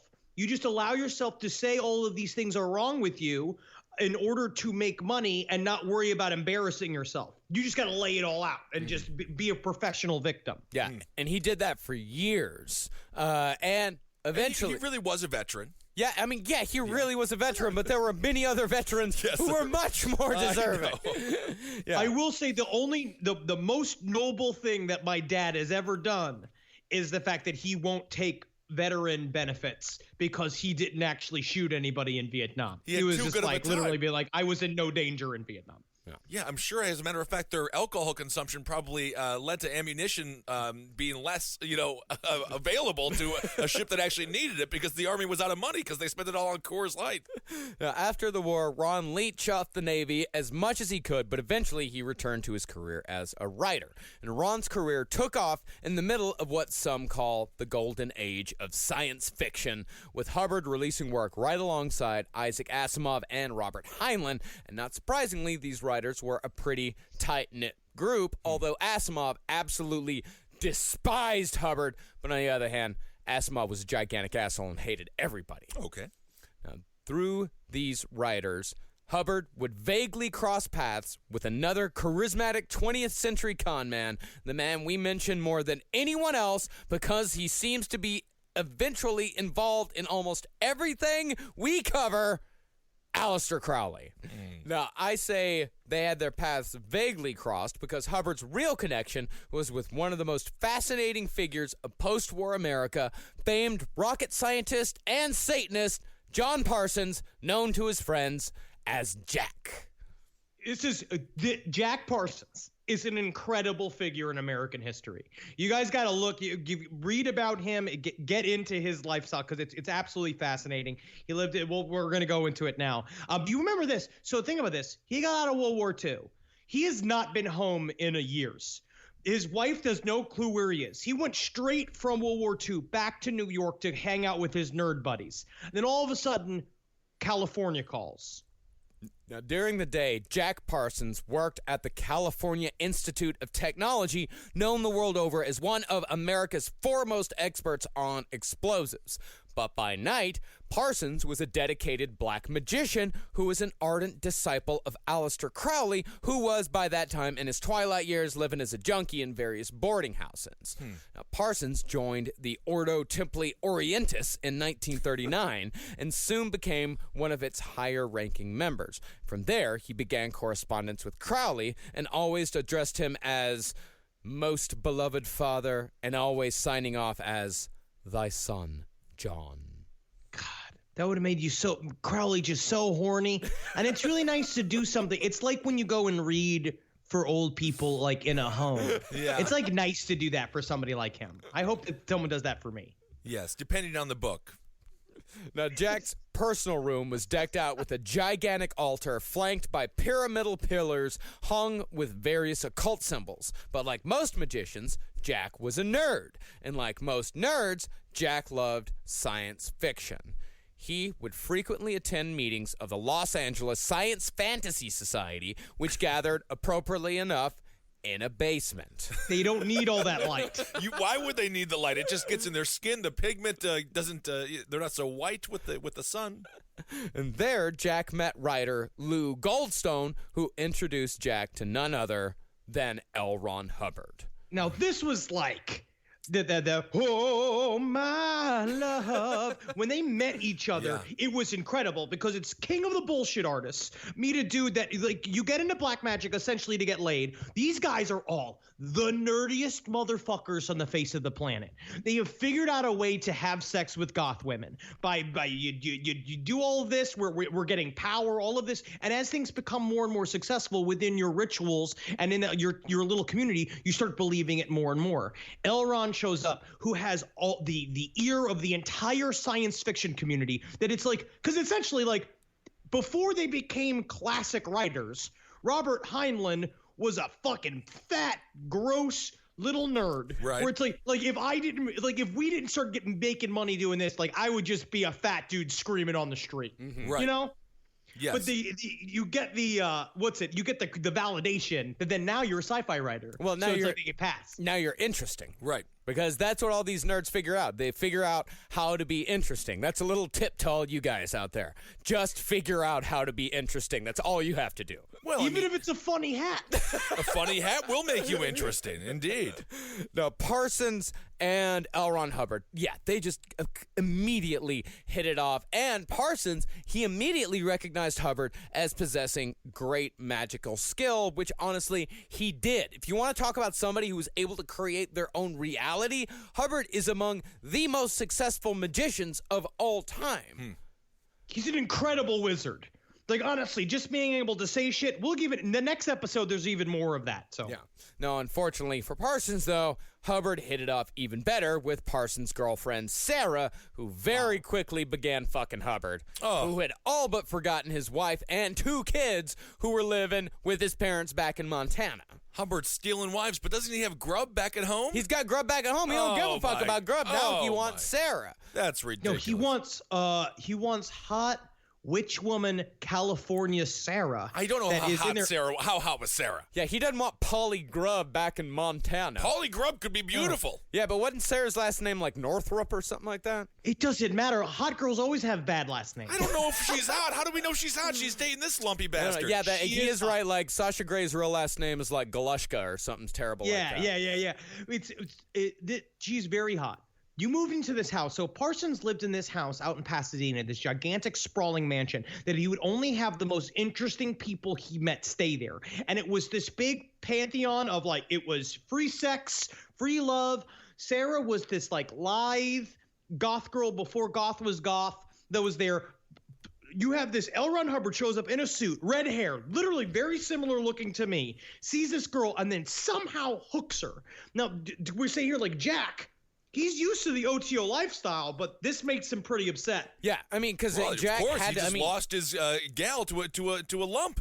I mean, it's he's a follower of Aleister Crowley, the Book of the Laws. Do as thou wilt is the whole of the laws. So if you are a follower, if you're a Thelemite or an OTO member, then you're not supposed to have these human emotions such as jealousy. Everybody is supposed to be allowed to do whatever they want, but Jack couldn't handle L. Ron Hubbard for some reason, because he's I bone think, zoning his gal. Well, I think no, but plenty of people have been bone zoning his gal. I mean, everybody was bone zoning everybody. Oh my goodness. Yeah, but L. Ron Hubbard, I think he was threatened by him because he was able to match Jack's charisma and, in his mind, his magical power. Right. Because Hubbard, he saw L. Ron Hubbard as an equal. Everyone else was beneath him. And so it's like he would let them fuck his girlfriend. Yeah, and be like, He'd be whatever, it's fine.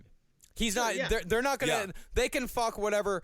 She's not gonna run off with them. But suddenly, L. Ron Hubbard's like, oh shit, she could run off with this guy. Yeah, and apparently, like Jack Parsons, in between being friends with L. Ron Hubbard, would do these late night rituals in his room to try to send magical spells after him. Oh, that'll work. He would scream. He would.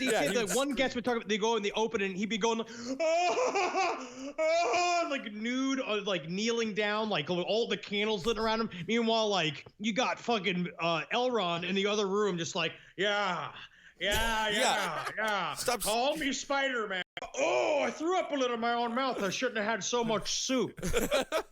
Is that ketchup soup? Do I smell that ketchup soup?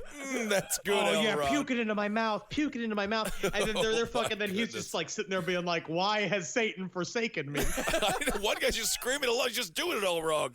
But anyway, if you listen to what Scientology says, though, Hubbard, quote, broke up black magic in America. They said Hubbard was sent by a group of physicists to, quote, handle the situation. Go fuck themselves. Because he showed up, because literally Jack Parsons was now writing letters to Aleister Crowley saying, this guy has shown up. I love him. He's the most powerful magician I've ever met. He's trying to take over my branch. Because Hubbard got right in there. Like he showed up. He realized what he could do, and he started swaying everyone around him, telling him stories of being a glider and being in the Explorers Club and all of his many victories in the Navy. It's really nuts. So it's like he always shows up and he's ready to be a leader. And this is, again, like you mentioned earlier, Marcus, before Google. Yeah. Before you could just be like, oh, this guy is completely full of shit.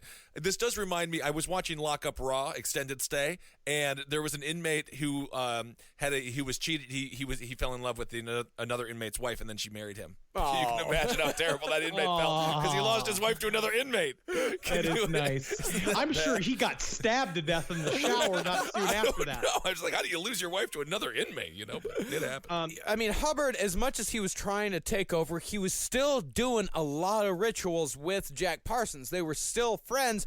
The most ambitious and undertaking was, without a doubt, the Moonchild ritual. These fuckers tried the Moonchild ritual.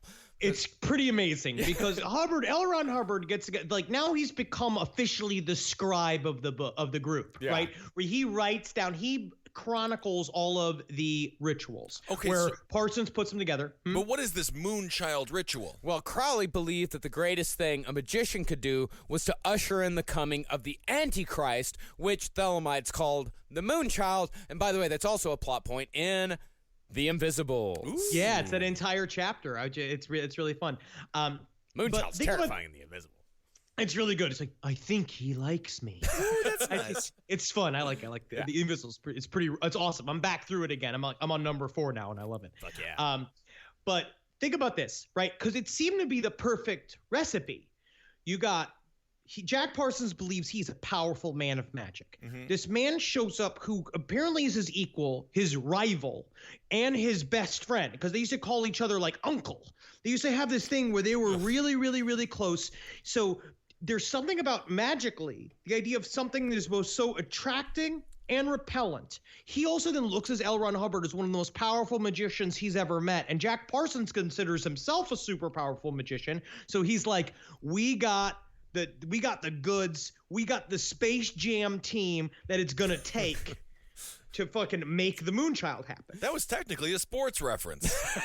Space Jam. The Moonchild was supposed to be born of the Scarlet Woman, the unholy harlot that Crowley searched for but never managed to find over the years. And the Scarlet Woman actually comes from the Book of Revelations, this passage in particular. I saw a woman sit upon a scarlet-colored beast, full of names of blasphemy, having 7 heads and 10 horns. And the woman was arrayed in purple and scarlet color, and decked with gold and precious stones and pearls, having a golden cup in her hand, full of abominations and filthiness of her fornication. And upon her forehead was a name written, Mystery, Babylon the Great, the mother of harlots. Ooh, it's like one Fuck yeah, dude. What is that, a And her favorite show was the Gilmore Girls. Oh, why wouldn't it be? But before the Moonchild could be summoned, Parsons and Hubbard had to find their Scarlet Woman. Luckily, there was a ritual for that. It began on January 4th, 1946.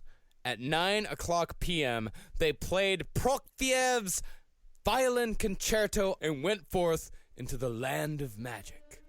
First, Parsons prepared and consecrated the appropriate magical weapons, tablets, and talismans. What kind of weapons we talking here? Swords. Get little knives. Yeah. Get knives and swords. If this was not about sex, this would be very lame. All right, just remember that. Then he performed 11 consecutive rituals throughout 11 days, starting with invoking pentagram of air and invocation of the bottomless one. Which is a lot of spinning, honestly. Yeah. Spinning and it's hand motions and you sit in a thing and it's hours and it's fasting and it's eating cum and stuff like that. Yeah. Yeah, and the whole thing was to end with license to depart, purification, and banishing. Now, the first indication that something was happening came on the second and third nights when windstorms began to whip at the windows of the mansion. Not quite what he was expecting. He was expecting a little bit more, but still an indication that they were on the right track. The seventh day brought poltergeist activity when Parsons was awoken at midnight by 7 knocks, followed by his table lamp being thrown across the room. And the 10th night brought an actual attack. Ronald, dressed in his magical magician robes, I'm just walking down to the kitchen, eating nothing but a nice pat of butter. People will tell me I'm disgusting, but eating white foods is how you keep your skin white. I've heard that. He was holding a candle when he was hit by a spirit in the right shoulder. He dropped the candle and called out to Parsons, and both men saw a brownish yellow light 7 feet tall in the kitchen. Sorry, I'm the farting ghost. That seems like a wild ghost. Parsons drew his magical sword and waved it at the apparition, which quickly disappeared. Bye-bye. Thank you for having me. Bye. These guys are such nerds. I can't even. They're doing this to get laid. They're all doing this to get laid. Go out the front door where Craig T. Nelson was knocking for the poltergeist activity. Well, they're not just doing it to get laid. They're also doing it because it's fun as shit. Okay. The guy. I know it's fun. The fucking dude next door is just sitting down watching I Love Lucy. These guys are waving magical swords at ghosts. It's the Chocolate Factory episode where she has to eat all the chocolate because the conveyor belt's moving so fast. Yes. It's funny. Yes, it is funny. Think about it, and it's also a whole house of rich, witchy people. Yeah, like everybody's buying in, and all the chicks are looking really good, and the guys are all super exciting. Like this is high drama. This is fun as shit. It's high drama. Like this is the type of stuff that super intelligent nerds get into. Because I mean, Jack Parsons was a fucking rocket scientist, right? And not just a rocket scientist, but one of the most brilliant rocket scientists in the entire world. So this and L. Ron Hubbard was a brilliant man in his own right. So this is how super nerdy, super smart people, this is just how they spend their time. This is one way they spend their time, yeah. It's how all of them spend their time. Every one of them. This is like Bill Gates and like Hawkins, Stephen Hawkins just get together, and I mean, someone has to wave it around for Stephen Hawkins, but that's what they do. His legs like he's Kermit when they put him on the bicycle and shit like that. Just really don't know if all super intelligent people do this, but I'd say I'd rather this than them forming a Nazi party, which is the last time a bunch of fucking nerds wanted to turn something serious. I suppose that's true. Yeah, you know, all these stories here that we're talking about, these don't come from L. Ron Hubbard. L. Ron Hubbard wanted all this stuff flushed away. All this comes from Jack Parsons' magical journals and his letters to Aleister Crowley, who was not the least bit impressed by Ron and Jack's antics. In a letter to another OTO member, Crowley wrote, Apparently Parsons or Hubbard or somebody is producing a moonchild. I get fairly frantic when I contemplate the idiocy of these louts. Wait, excuse me.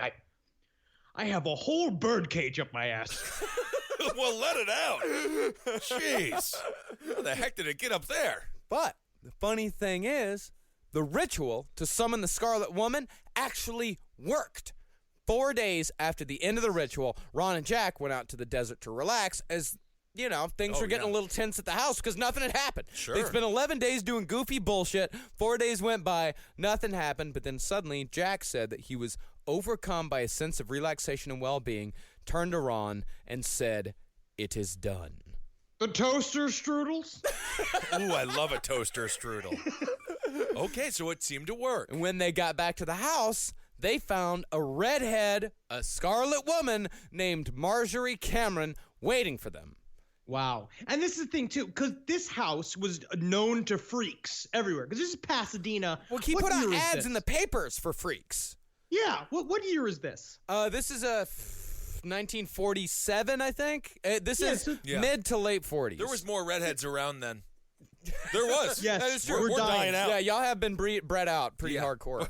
But so women were just kind of showing up all the time. But in magical teachings, these kind of coincidences are exactly what you're looking for. Yeah. So when she shows up, and not only, and we say right here, like she was not only willing but impatient to have the Antichrist. Yeah, she was. She wanted to participate in any and all magical and sexual escapades as soon as humanly possible. I think that if you do want to bump up activity on your Tinder profile, man or woman, you can just say anxious to be host to the Antichrist. Yeah, impatiently wanting to be the mother of the Antichrist. And Parsons, he was eager as well, possibly to mend his broken heart, as Sarah had pretty much chuffed him off for Ron by this point.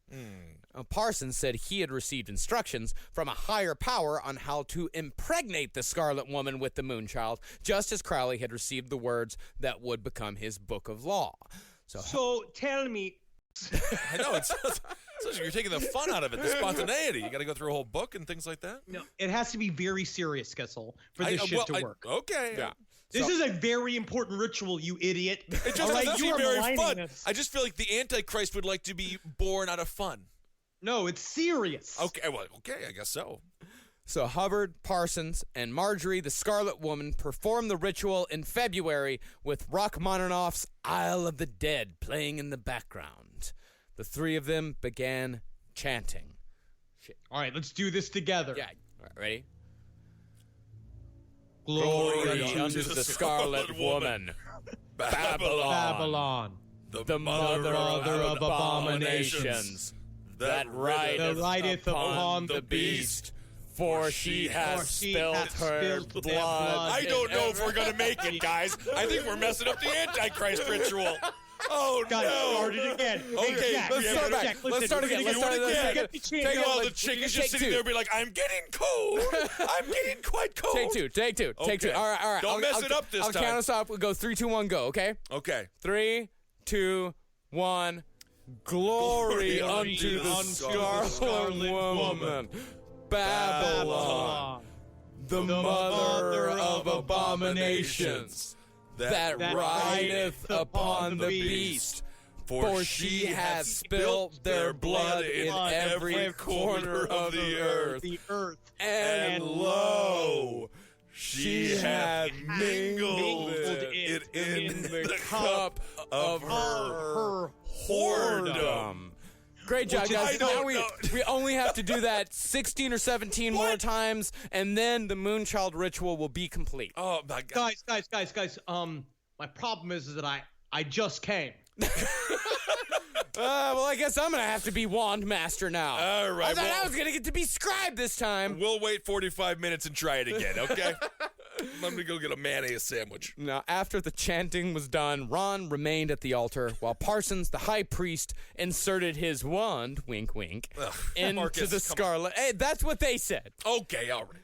Into the scarlet woman and gooshed her good with a little. Did they say that too? All right, I officially don't believe anything that you guys are telling me anymore. They gooshed in her too? He I'm gonna gooshed put her it this good. way. He gooshed her good. Okay, and L. Ron Hubbard wrote that along with Mr. Parsons. Jack put his little stick in there, right, and then immediately went like, and just shot ropes. Don't know if this is how you make the Antichrist. Now, Parsons was completely convinced that the ritual had worked and was expecting in 9 months' time to come face to face with the fabled Moonchild. Ron, on the other hand, was just along for the ride, playing a long con on poor old Jack Parsons. All Jack Parsons wanted to do was invoke the Antichrist and bring about the end of the world. Oh, that's all he wanted to do. That's all he wanted. That's it.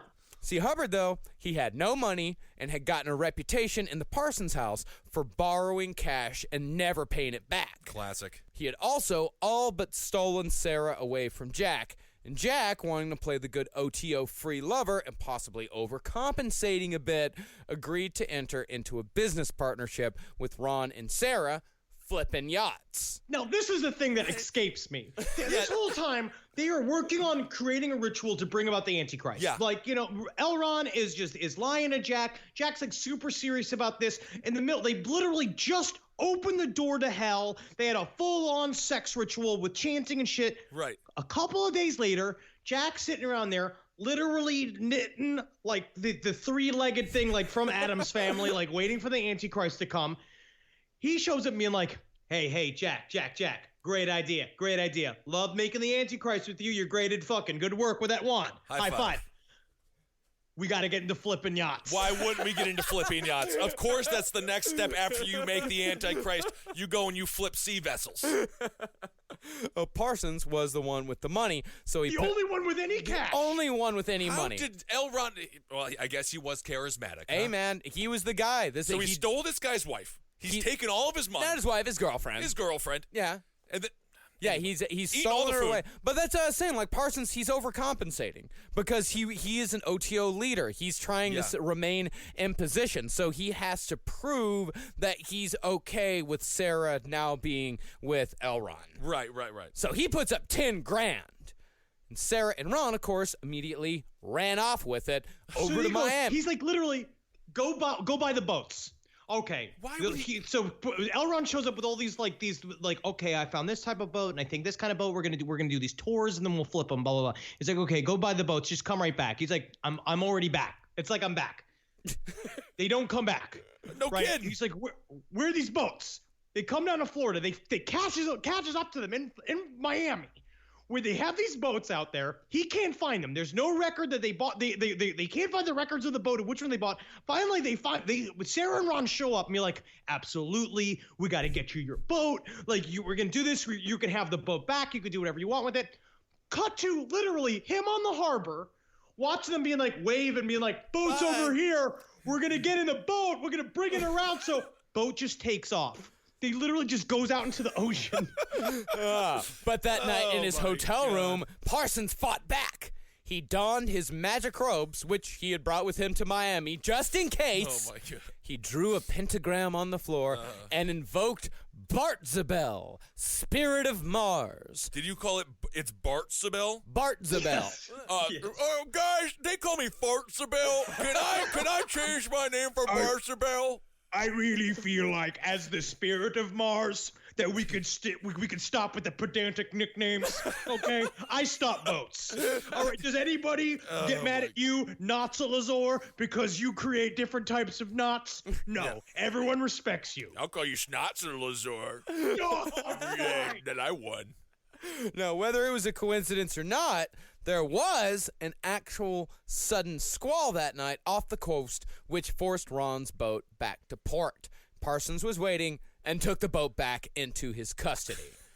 He decided after that to go a more worldly route from then on and filed a lawsuit against his former friends, which was settled out of court. Ultimate chaos magic. Ultimate Call chaos a lawyer magic. and then just have it just get it done for you, please. See, that's the thing is that changes your reality. It changes your reality from not having a boat to having a boat. Through a transaction, through a financial transaction with an intermediary. That's chaos magic. Yes. That's chaos magic. And now you have a boat in landlocked Pasadena. And who won it?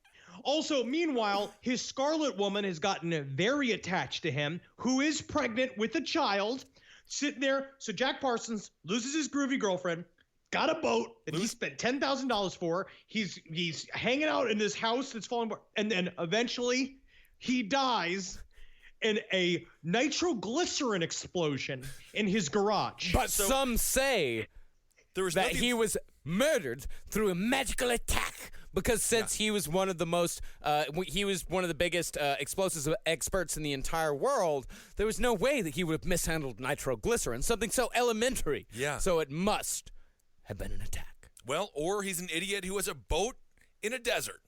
All I know is that I've cooked food hundreds of times, and I chop the whole top of my thumb off. I think that having nitroglycerin around all the time increases your odds that eventually you will be exploded by nitroglycerin. Absolutely. But after the lawsuit, Jack Parsons never saw Sarah or Ron ever again, and the two ended up marrying each other later that year. And Sarah that's sweet. had no idea that not only had her new husband been married before and had 2 kids, but was still married to Polly Grubb when their union took place. He's a bigamist. You can't even trust the guy you cheated on your boyfriend with, who then did a ceremony to create the Antichrist you stole a boat with. You can't trust anybody anymore. You can't trust anybody. That's the worst thing about love, isn't it? Yeah. Wow. And I'll tell you what, being married to more than one person, I mean, it takes a lot. And it's big of him, and it's big of me. Are you kidding me right now? Stu? Are you Stu from ABC's A to Z? What about Barb? What about Barb? What about Barb? Now, after the wedding, the pair moved back to California, where Ron would return to that most dangerous of all his books, Excalibur, and within 4 short years, Dianetics would be born, which is where we'll pick back up next time. Oh, my goodness. Well, what an insightful episode on the weird, nerdy life of L. Ron Hubbard. Yeah, it all starts with nerds, with all of them. And this Every is always cult that ends in death starts with nerds. You've got really Scientology, absurd. Shinrikyo, Heaven's Gate. It's all nerds. Yep. Well, we got to start... We're just... Think about nerds. Bullying right? nerds again. That's what I start saying. That's what I'm gonna start right now. We don't bully nerds because Don't bully nerds? This is what happened when they got bullied. Because these cult leaders say, like, we can make you powerful. Oh, I Remember about nerds. They're good with money, so they always have a lot of it. Sometimes. Right? They know how to save it. They get very obsessed with specific things. It is a great core group to get at if you want money and a lot of people doing work for free, because that's what nerds do. That's the idea. That's why you'd harness them to do the group work in school, because they do all the hard work, and then you be the Flash Man. That's what I do. I suppose so. All right. I mean, it is unbelievable that this man really shaped Hollywood and shaped entertainment in this nation for so long, and convinced some of our... not our brightest minds, but some of our more famous minds. Our more John Traw minds. Our more John Traw and Tom Cruise-esque minds. That he was an actual...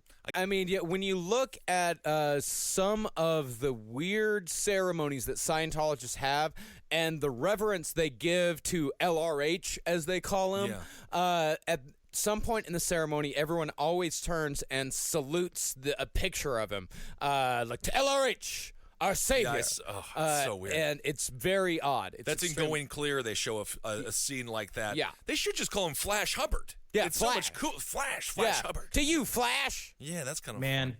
It's still going, and they have a lot of money, but I think they're hopefully dying. But we'll get into actually what Scientology is, which is very difficult to talk about. I walked into what it is. I walked into a Scientology office. There's one in Midtown, just lit off my ass, and I did scream a little bit. And then they did escort me out. Well, Scientology, their membership numbers are down, but their profits are way up. Right. Way up.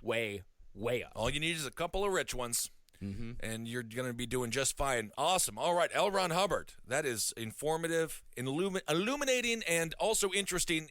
Don't fall into the trap of these cult-like personalities. Remember, if it's too good to be true, then it is. It always is. It literally always is. They cannot fix you. No, they cannot. You can only fix fix yourself. Boom, Marcus. That's we're married now. Oh, that's nice. Now fuck. What? No, I don't want. Oh, now fuck each other, Henry. Later. If you want to see us fuck, go to patreon.com/lastpodcast. No, that's not going to be okay. Well, I don't. If you honestly, if you donate $3 million, I said three. You said 2,000. $2,000. No, $3 million to have sex with each other. No, $3 million. No, but that's $2,000 every month. Yes. Yeah, but that's only 24. No, we only have to have sex once for $24,000. No, I mean, there might be like. What if like 40 people want to see us have sex? That's still not remotely close to enough. Not even. Think about this. You could fuck Marcus and imagine Marcus as a lady for a small period of time. I'm not Ross Parsons. I'm not one of you nerd types. I don't wear robes. I believe that semen is best not digested. Yeah, my butthole is pretty hairy. Oh my God! Now this is disturbing. Thank you so much for donating to the Patreon page. I'm trying to do a weekly creepypasta. And you're doing a great job with it. I'll get one out for you guys soon. So that's really been a life changer, and we really appreciate it. Yeah, thank you so much. Yeah. And speaking of Patreon, all of you who give to Patreon just $1 or more get access to pre-sale tickets the day before shows go on sale. And we just announced a gigantic block of shows: Colorado Springs, Denver. That's 419 and 420. Now what happens on 420? Bong noises, dude. Oh, that's good. All I thought about was ketchup soup when you did that. Yep, we're doing Denver on April 19th and Colorado Springs on 420 at the Black Sheep. Then we're doing 2 dates at Los Angeles, California at the Masonic Lodge at Hollywood Forever Cemetery. Well, you know, I feel actually really weird now that I read that ritual with you guys. You know, I'm converting to Christianity. I'm going back. I think that's very, yeah, we've very been talking brave. about it for my career. You know, I think that's better. And Jesus did have a lot of great points in a lot of ways. That he did. And he was so fun. And then May 11th to May 13th, we're doing a Texas tour. I'm coming home. Austin, Texas, Houston, Texas, and Dallas, Texas. A country boy made weird. Marcus Parks is coming back to Texas. Yeah. What I would like when I think Dallas is probably the one, right? If someone could point me towards, I want a full cowboy attire outfit. Dallas, I'll take you down to Fort Worth. I'll take you down to the stockyards, and we can fix you up good there. And then we'll go have barbecue at Billy Bob's right afterwards. You'll love it. You are going to end up turning on some random gay man in Dallas, and you're going to walk out of there like you were just riding a horse for 3 days straight. It's going to be too much for them to handle with your succulent, strange Polish butt, all dressed like a cowboy. I don't wish I could quit him. No, you'll do fine. There's nothing that Texans love more than some dumb shit tourist showing up and spending a whole bunch of money trying to look like them. That's what I want. I want a big hat. I want a big hat. I want an embroidered shirt. Like, I want snake boots. You're just Jeff Daniels from Dumb and Dumber. Exactly. Yeah, that's it. Then you'll get some of that good old-fashioned Texas thinly veiled contempt. Oh, my God. Howdy. So, it's dry. It's a dry heat, huh? Not from around here, huh? Oh, I'm from anywhere I want to be. Lovely belt buckle. Bust into show tunes. That's a good idea in Texas. I had a dream. Well, I mean, we take you to the stockyards if you're feeling frisky. If you're feeling thrifty, we'll take you to Lusky's. Oh, I'm feeling frisky. All right. I want to drop some coin. All right. I want some bones on my hat. All right, we can do that. You can easily spend $1,000 on a pair of boots. Let's do it. Then May 25th, we're coming to Canada. We're coming to Toronto. Can't wait. And then, Oh, yeah. And then June 3rd, we're going back to Atlanta, and specifically, we're going back to the Earl. Yes. Can't wait to do that. We fucking love the Earl. We're doing two shows there. And then on June 10th, we're going to Indianapolis, Indiana. Cannot wait. This is going to be so exciting.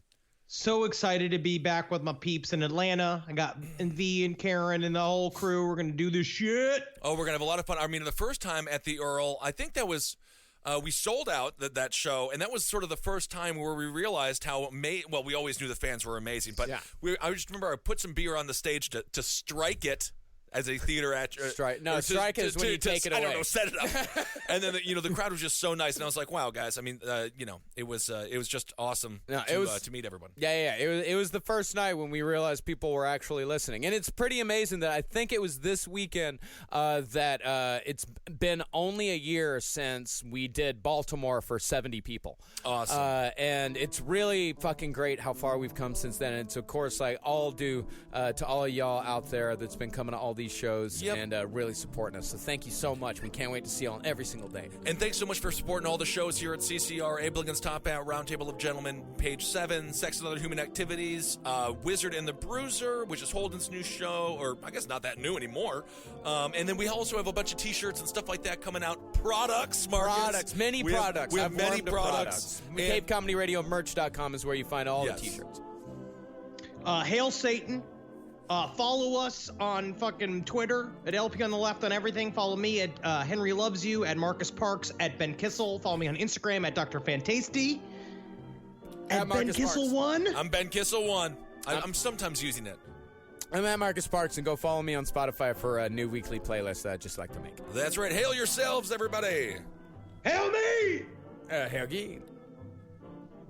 Congratulations. Congratulations. Congratulations. No, suck my dick. No. All right, it's time for the Patreon shout-outs, everybody. Thank you guys so much for donating. You guys are lifesavers and wonderful human beings. Marcus, what do we want to do? Should I start this one off? Sure. All right. Patreon shout-outs. This, I want to thank Lindsay DeVries. Thank you very much. Talof Valden. That sounds like a magical man, doesn't he? Talof Valden. Mr. Valden, hello. Yes, indeed. Matthew Erickson, thank you very much. Dan Howe, Rohan Gray, Aaron Garcia, thank you so much. Taylor Gibson, Leanna Kay, Andrew Frankus, Jeffrey Young, Chad Missenheimer. Ooh, that's fun. That's like out of Naked Gun. Isn't there a Missenheimer? No, it's Dr. Meinheimer. Dr. Meinheimer. Well, maybe they're related. Chad Missenheimer, thank you. Lami Khan, Jesse Jones. How do I mess up Jones? Jesse Jones. How do you pronounce this one?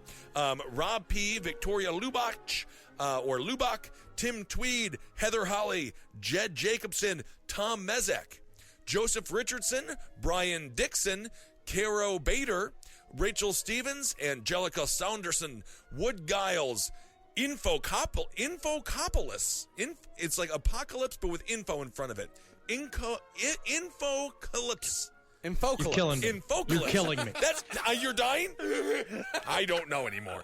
Katie Simon, Lakin Urton, Martin O'Neill, Luke Breen, Russell Badgett, Taylor Brennan, Susan Gartell, Aubrey Bolin. That's a fun activity, too. Lucas Nord, Stacy... That is fun. Lucas Nord, Stacy Daggle, Kay Tor, Russell Holly. This is Spanish for Ant, Tia Baker, Ashley Livermont, Sarah Rummel. Hi, girl. Hey. Matt Coughlin. Yeah, she's around. She's around. Catherine Suter, Anthony Capuano, Chris Bell, Matthew K. Behrens, Kalina Bowman, Christiana Cushing, Tia Wilson, John Michael Perkins, Lindsay. Sounds like a slow jazz singer or a soft rock singer. John Michael Perkins. Yeah, why not? Hey, the Rivers of Lions. Bradley Gilbert, Kyra Davis, Jeff Wolf, Joshua Young, Katie Hopper, Lindsay Forbes, Soulcrates. Oh, that's interesting.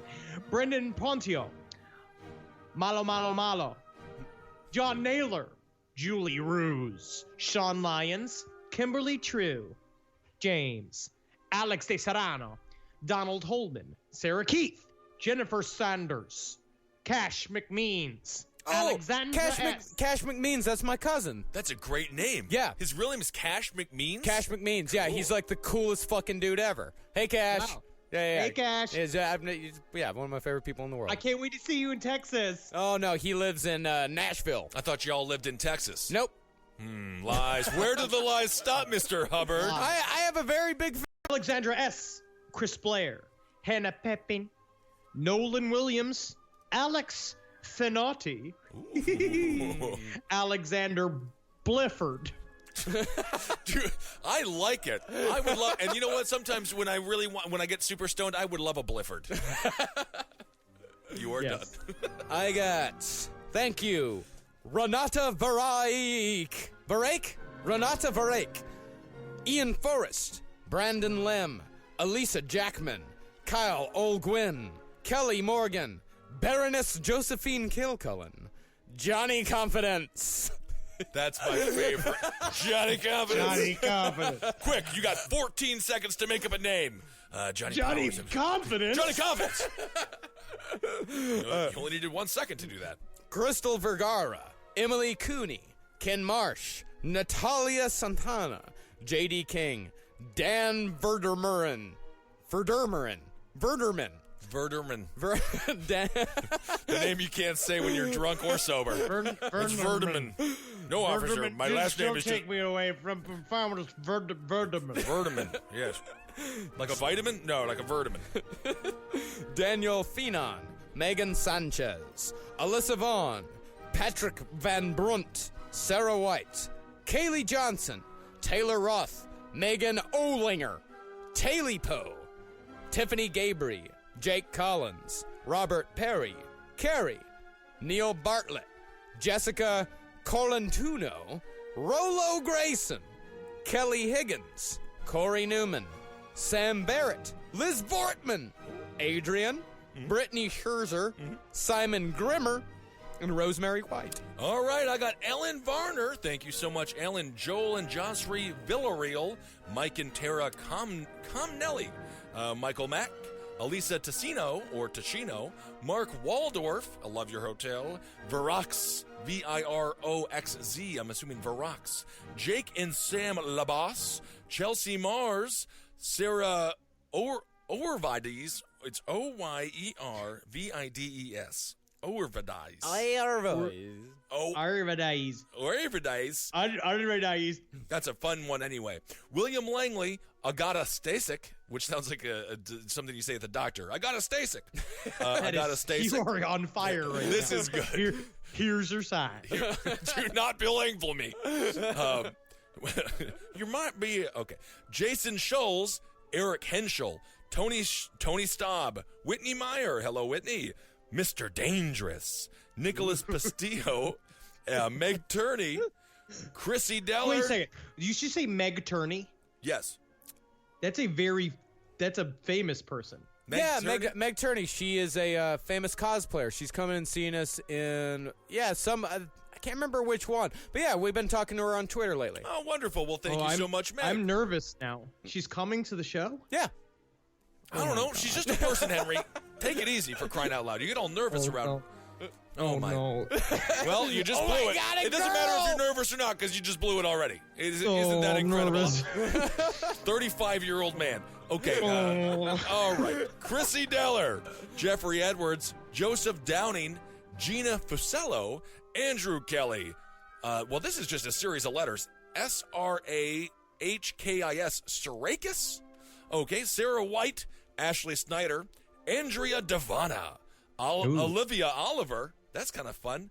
Tim Thorpe, maybe related to Jim Thorpe, a great football player and Native American. Ravenil Singh, thank you so much. Taylor Neese, Leela Sheikh, Christian Penner, Sierra O'Flanagan, Travis Steenstra, Nicole Gaskin, Carrie, Ashley Smodick, and Catherine E. Kovac. Thank you all so much. Hey, Catherine Kovac. I believe I know you as well. Yeah, I know a couple Yvonne Holden, as in holding the joint. Pass it. You got to pass it, girl. Jason Hill. Nick Dudukovic. I know it's Dudok. It's like Dudokovic. Dudokovic? Dudokovic. Dudukovic. Bonnie Guillotine. Christopher Bishop. Natalie Moros. Kevin J. Hogan. Casey Schubert. Jane Baston. D. Pibb, Seattle McMattenberry, Lindsay Withers, Matthew Scrum, Grady Horn, Elise Deloy, Aaron Corcoran, Aaron Robb, Tamsin Hunter, who we've known for a long time. She's in Australia. Hello. Maddie Gallagher, Kylie Hankey, Nathaniel Bona, Candace Juniper, Nathan West, Justin Brobe, Josh Harden, Marius Zoll Johnson, Christina Smith, Wellington Hotzlar, Leisha Sincox, Summer N. Adamowitz, Madeline S., Amy Romero, Matt Cabral, Sarah Samael, Bill Cassidy, Aaron Garcia, Jesse Smith, and Kelly Kierst.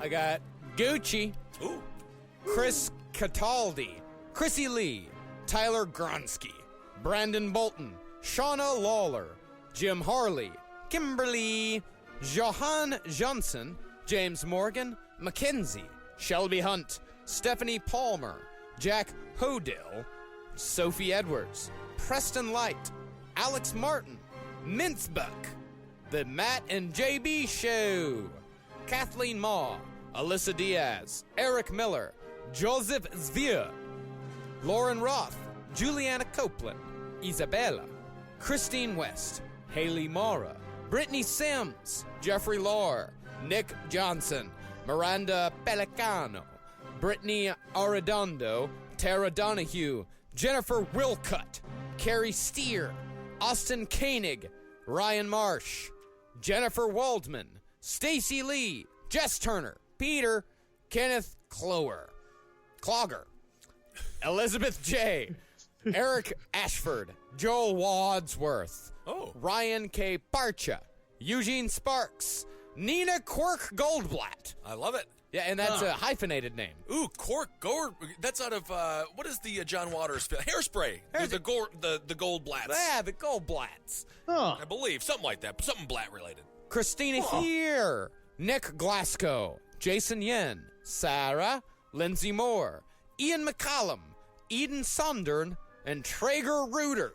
Traeger Reuter. Traeger Reuter. Traeger. That's a good, scary name. I hope he's mentally stable, because that could go. He could either like solve all the crimes or like create all of them. Oh, it could go either way. Either way.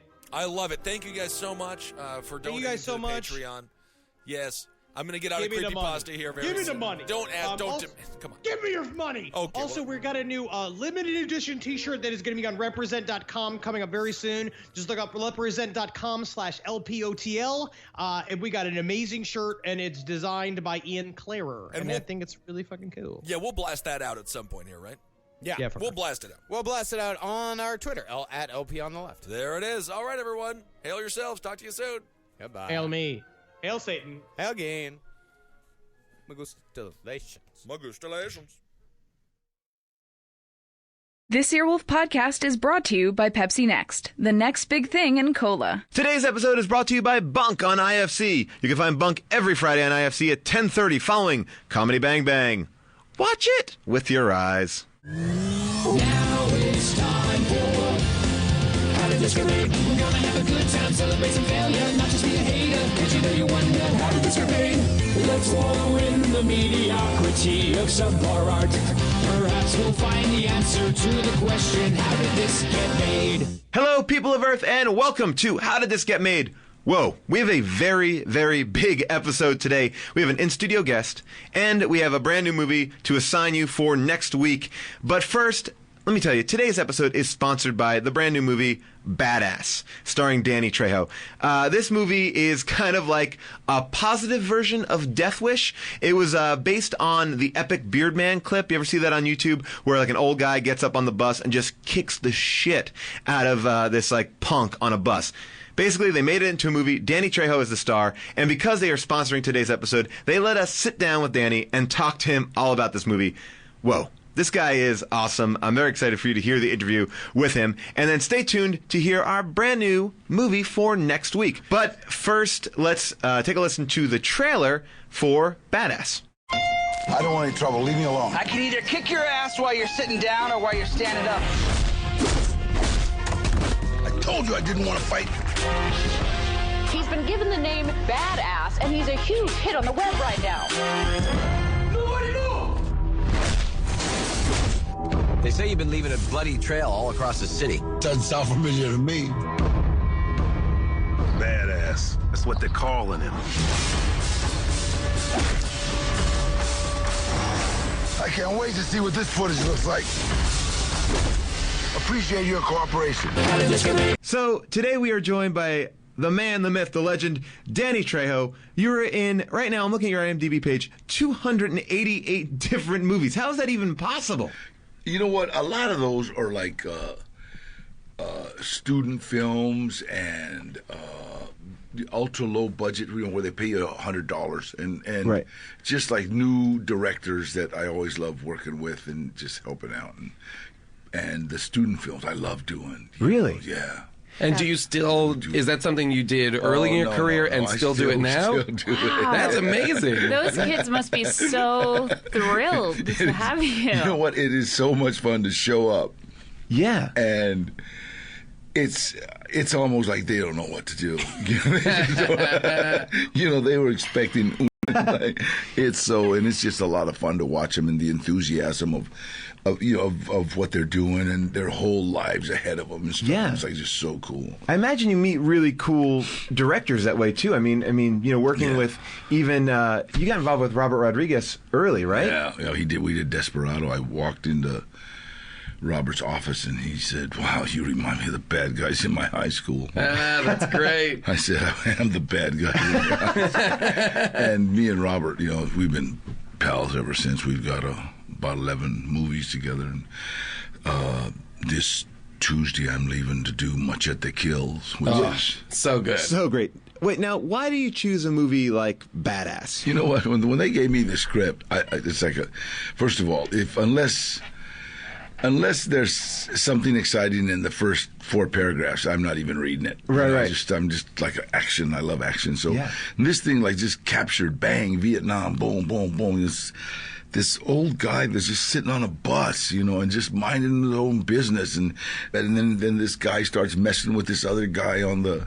Yeah, well, it's based on that YouTube video, right? This epic beard man. If you haven't seen it, it's an amazing video. Yeah. Basically, this guy, older guy, just gets up and kicks the crap out of this other guy on the bus, and so that's the jumping off point for this movie for you. When I read it, I told my mom, "Mom, look at this old man kicks his knee." Yeah, do that one. And so it's about this old guy just butting in and kicking this young guy's ass, and just don't leave, kind of like being somewhat of a hero or. Well, you become like a community hero. I feel like it's like watching the movie. It was like the movie Death Wish, but a positive version of Death Wish. Exactly. You're going around, you're helping the community, you're helping all these people out there. Yeah. But at the same time, you're just beating down like abusive boyfriends, fighting skinheads, getting into a car chase with city buses. Yeah, I don't want to give anything away, but there's buses. Buses are used. I've never seen a cooler action scene than 2 buses chasing each other. It's great. How long did this take to shoot? With this, I feel like it You know what? It's really hard for me to remember because I did about 4 things while I was doing that. I'd show up a day and split. So you and come go to in and another go day, out. Craig Moss was real patient with me. He'd say, "No, that's not the character. That's another movie." Oh, okay. It's hard to switch gears. So because you're just filing through your mental file of badasses. And I gotta say, I think you're the only person to ever kick ass while wearing a fanny pack. I've never seen anyone be able to. Feat. Everybody kept saying, "Hey, you're bringing fanny packs back." Yeah. And it was funny because when Craig says, "Well, you're going to wear a fanny pack," I says, "Okay, look, first of all, you lost me a fanny, okay? We'll stop with right that." Yeah. And then I remembered what it was. It was those little things that were actually, and I hate to say it, and screw you guys who don't like it, but they were really convenient. Sure. You know what I mean? And then you didn't have your pockets all bulging with stuff. Yeah, a fanny pack works. It's, That's going to be your claim to fame. You're bringing back fanny packs. You should make a line of fanny packs. Danny Trejo. I would buy one with for the logo on it. Fanny packs. Well, so this movie actually, it comes out on DVD and Blu-ray on June 5th. It's a lot of fun. It's a really good action movie. Yeah. It's like, I like the pace, the beat, the boom, boom, boom. You don't get bored too often. No, I mean, and you will also, I don't want to spoil anything, but you will never look at a garbage disposal the same way. I'm now nervous around my garbage disposal out there. That was great. You know what's so funny? Craig was a genius. One of our biggest fears Is sticking is getting your hand. It's like really. So when it was amazing. Man. I said, whoa. It's That's so a very frightening. primal It's the unknown. You do not know what's going on down there. Do you actually do your own stunts at all?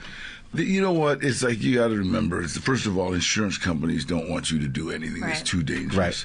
Right. I have a stunt guy. This guy must make a ton of money because I don't imagine there's many people who look like you who can pull off being a stunt double of you. And who work as prolific as you. Norm Moore, right? This guy's calling you being like, Danny, please, take fewer movies this year. Just take a week off. I need to see my family. I've got 3 cracked ribs. I need you to relax. Well, let me ask you a question because I heard a story about you. June and I actually were donating blood at this hospital right over here, and the doctor's like, come in here. And he brought us into his office, and there's a big picture of you. He goes, this guy is the best.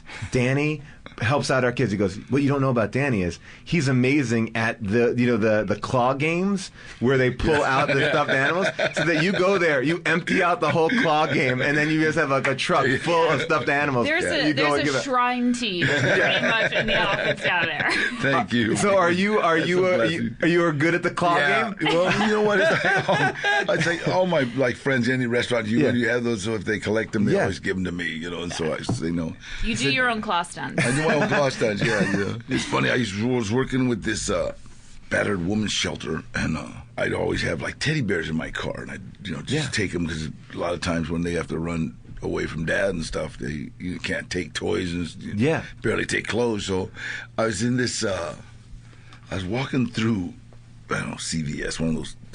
And this little girl started yelling, Mama, look, the teddy bear man, the teddy bear man. Oh, wow. And it's like, what are you doing? I'm like raising my, what are you doing? And I had given, I'd given them teddy bears so she remember. Yeah. Well, now, I mean, that's a very sweet story that could have gone very badly for you. What do you, up against what? Yeah. You there, back away from the child. Excuse me, teddy bear man. On the floor, teddy bear man. So how did you actually get started doing movies? I got out of the penitentiary August 23rd, 1969. Having been in there for how long? 5 years that time. Okay. I dedicated my life to helping other people, and that's what I did. I don't care if you needed to be moved. If you were a dope fiend alcoholic, we'd help move you. And so I'm out of the pen, and I was working for a place called Western Pacific MedCorp Rehab, which is still right here. I still work for them. It's on. Oh, really? Yeah, it's on San Fernando Road.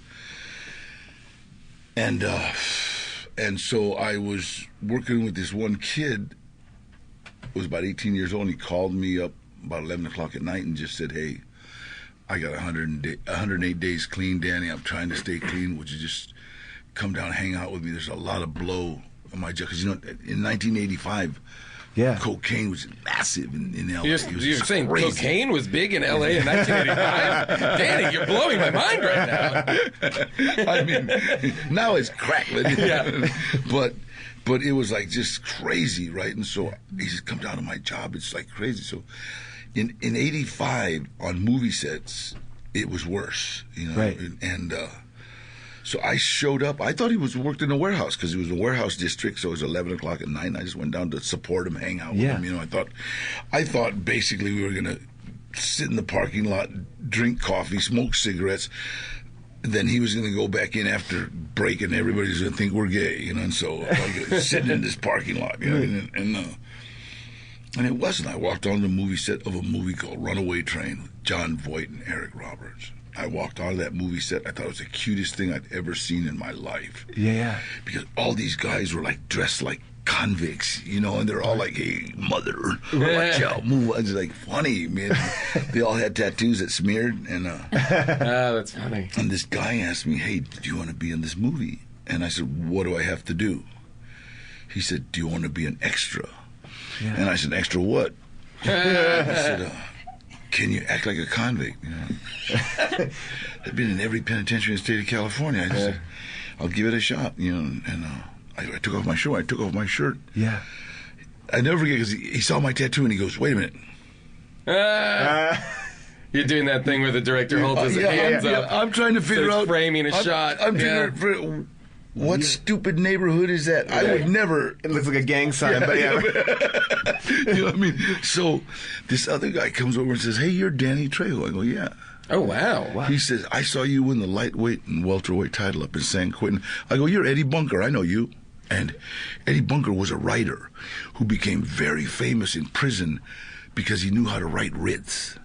And in order to write a writ, like I can get anybody out of prison if I know how to write a writ. And you write a writ, and it has to be written correctly. It has to be court jargon. It has to be spelled right. Yeah. You know, because any misspelled, boop, they can kick it out.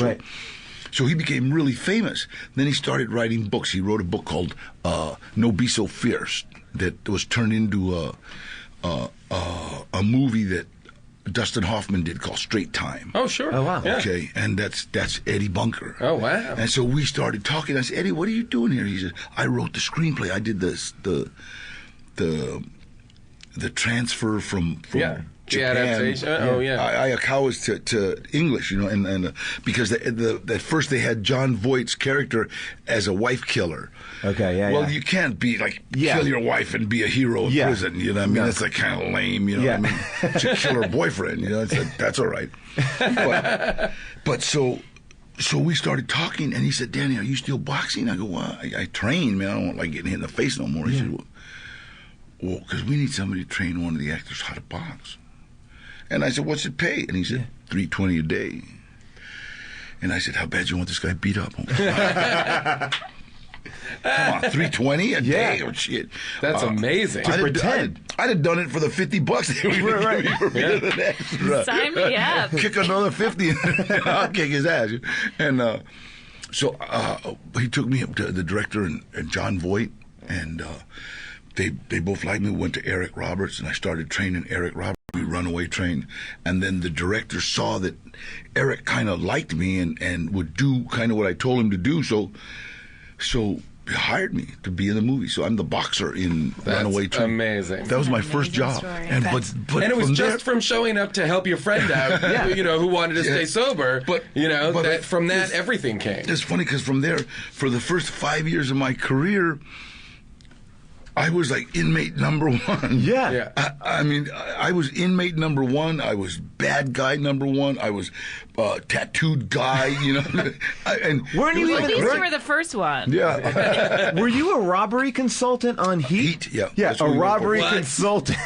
And you're in it too. Eddie Bunker, yeah. Eddie Bunker. Well, I ran into Michael Mann, and Michael Mann's brilliant. God, he's just too many takes. But he's just brilliant, right? Well, that robbery sequence alone is unfathomable. It's amazing. But then after that, I got cast. He cast me in the film. And then you're working with like big. I mean, those guys. You got like De Niro. When I walked in, he said, "Let's go have lunch. We're gonna have dinner with these guys." I'm thinking it's like the mid-range. We walk in, there's De Niro and Val Kilmer. Val, I know, you know, but I just couldn't believe it. That's amazing. Yeah. I was like, so was that transition from just not acting to acting in movies easy for you, or did it? You know what? I think basically we're all actors. Some a little more than others. It's like if you're standing on a prison yard in San Quentin, and you know shit's coming down and people are going to get killed, and you've got a knife, and you've got to not act scared. You know, you have to act like anybody gets close to me, I'm gonna kill, and then I'm gonna go kill the people that dry clean your clothes, and you have to have that. So I think basically you learn how to do that in life, and then if you can channel that in front of a camera, the biggest problem is people just can't channel that in front of a camera. Right. You know, it's like we all know how to act. We all know how to communicate. But then when they say, okay, action, then it's like a different story. Because all of a sudden it's like doing a robbery and everything starts moving in slow motion. And bang, it's like right there. You know, people that I went to junior high school with are going to see me. Yeah. Guys that didn't like me. Yeah. Guys that liked me. That girl that got away, all of them are going to, and it's like, so that's, if you can do it then you're all right. And did you feel like, because you've done now, like I feel like since you started, and Paul's saying like over 200 things, but like 5-6 movies a year, and that is your... I've done 10, 11. Yeah. That's but unbelievable. I know, but you got to remember again, see, a lot of guys don't do it. It's like, if I do a big movie, well, I got 3 or 4 student films going, while I love, that's just giving back, that's all. And it's like, it's really hard to get actors to do student films unless they're involved in them. Okay, I'm doing a student film, but I'm producing. And it's like I just love showing up, man. I just love watching the look in them kids' face, and just like and then I don't mean egotistically. I just mean I get to help you in your. I get to make a difference in your life. Yeah, absolutely. And those kids, like, you must be such an asset for those kids to have, because you've been on so many sets, you've done so many. You're like, you are film school for these kids, I'm sure. You know what I mean? Like, working with you is like working with somebody who is has a PhD in this. And speaking of which, you have been in so many things. I'm gonna just pick some of your more interesting credits, and you tell me just what pops into your head. Baywatch. Loved it. That's amazing. You were.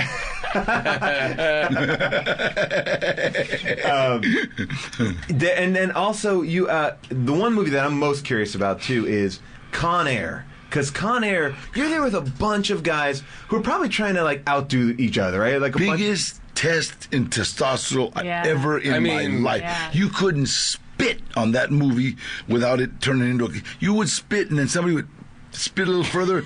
Pretty 40 guys are spitting. I love that movie, and that movie that just seems so like funny. Go ahead. Wait, Benny Urquidez, who is 5 times world champ kickboxer, right? Benny the Jet, they used to call him. Benny Urquidez was John Sensei, who people don't know this, because there's people in Hollywood, but everybody always asks me, who would be the toughest guy? You don't know some of the tough guys in Hollywood. It's like you got to look at people's. There's people that think they're tough, but they just don't have that little thing in their eye. That little thing in their eye. John Cusack has it. Okay, I'm gonna tell you something. People don't realize this. You just look at him and you're just not sure. You just think, this guy would go kill the guy that dry cleans my clothes. It has a little something. John Cusack. Honest to God, and he's bad. He fight. He can. If you ever watch him, if you ever watch Benny Urquidez trained him. I mean, I've watched him kick a bag, and you just hear ribs breaking. Wow. And then George Clooney, same thing. George Clooney's got the little. He's got that little. Things are crazy. That little laugh, but it's like just a little off center, right? And then the other guy I always forget his name. He's kind of a Texas guy. Billy Bob? No. Yeah, Billy Bob's just crazy. What about, does Nick Cage fall into? We talk about Nick Cage a lot on there. Nick Cage is a good dude. But he's just. It was kind of like he can go crazy, but it's more manufactured. Yeah, it's more.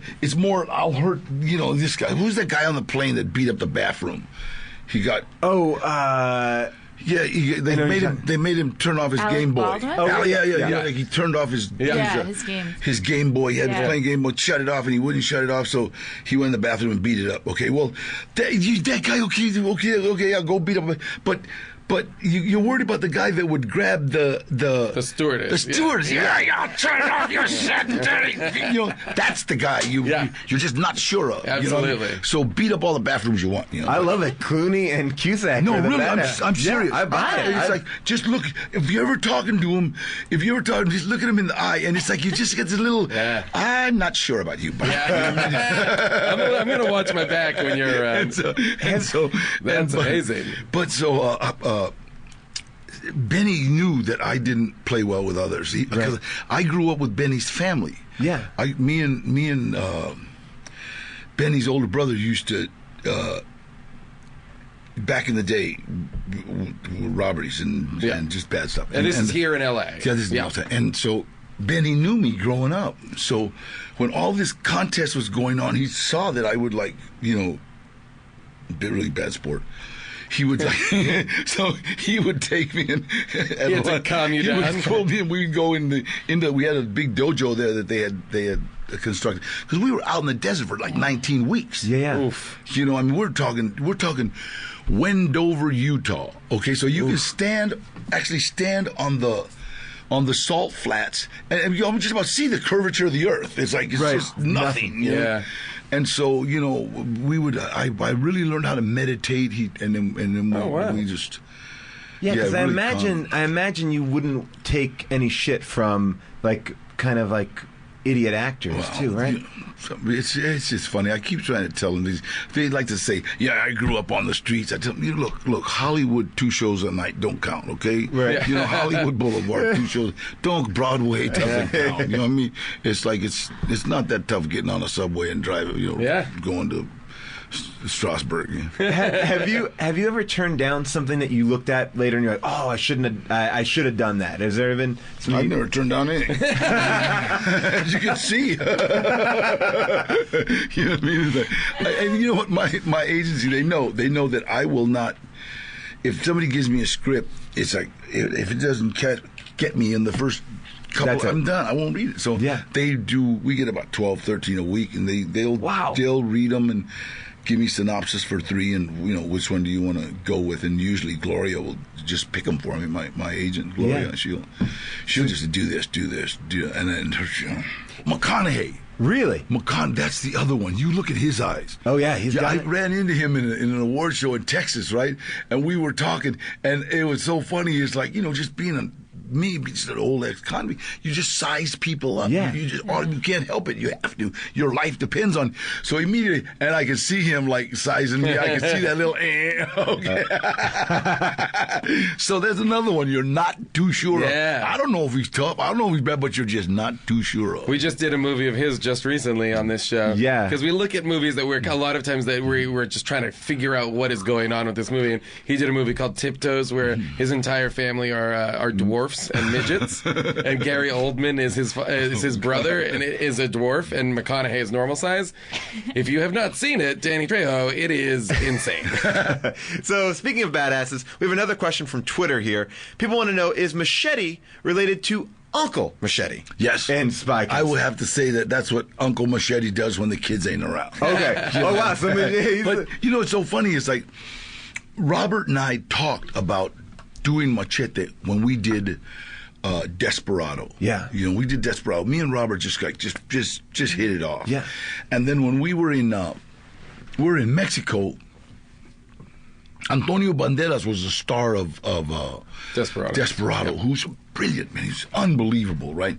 But he's Spanish. Not love Spaniards, love them, love Spain. But Mexico and Spain, different cultures. Sure. Same language, different cultures. Right. So everybody loved him, but they're a little standoffish. Didn't rush. You didn't rush to him. And me, I'm standing there with no shirt, tattoos all over me. All the Mexicans, they knew I'm Mexican. And so, you know what I mean? And so Robert, it's funny. Robert's watching me sign autographs and take pictures and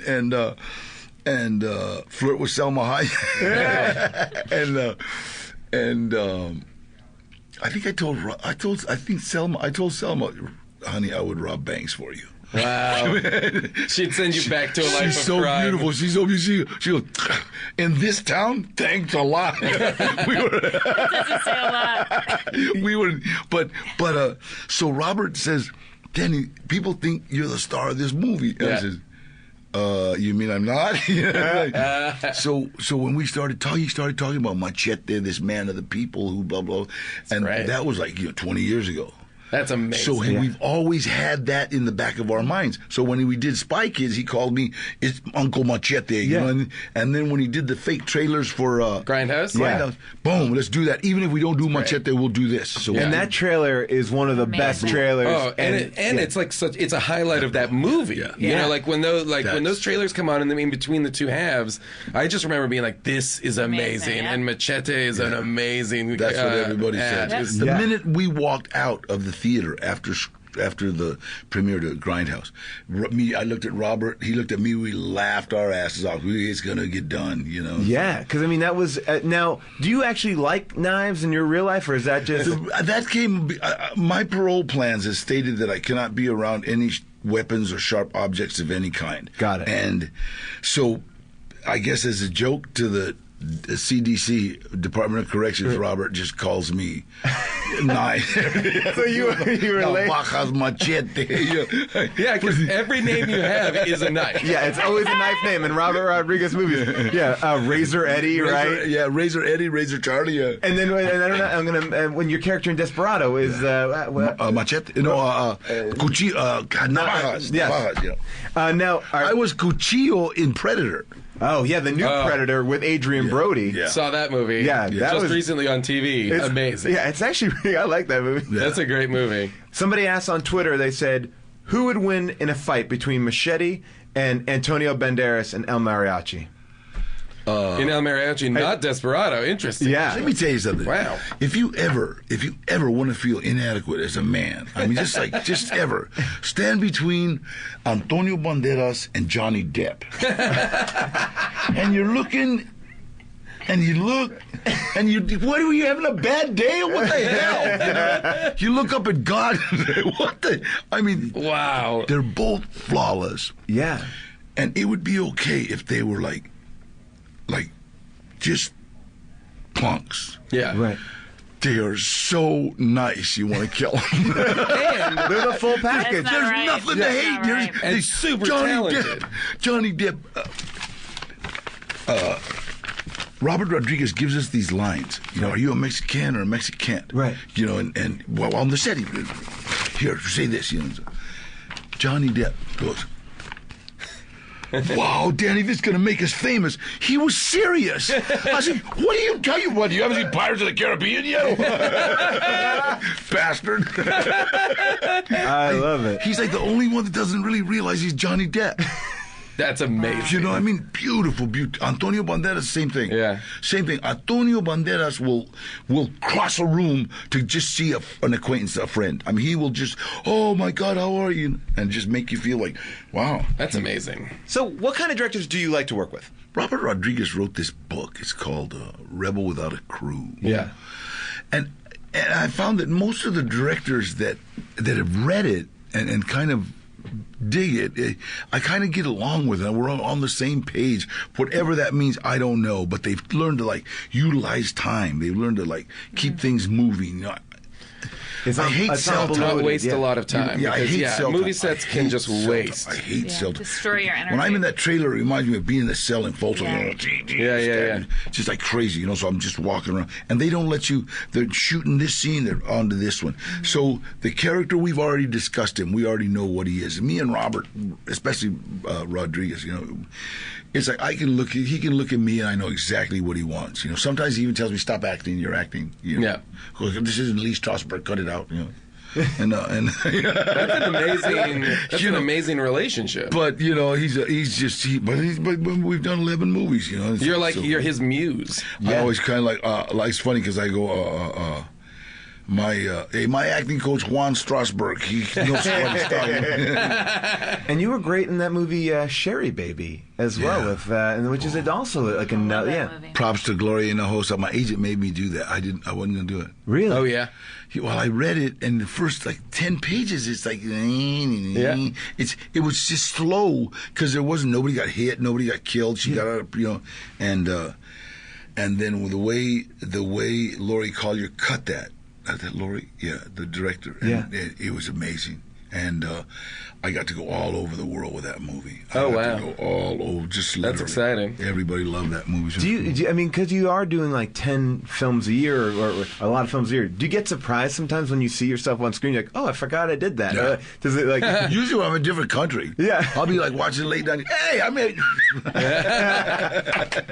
You're going to have your own channel. Actually, wait a minute. Robert is working on kind of a third generation Latino channel. It's called El Rey.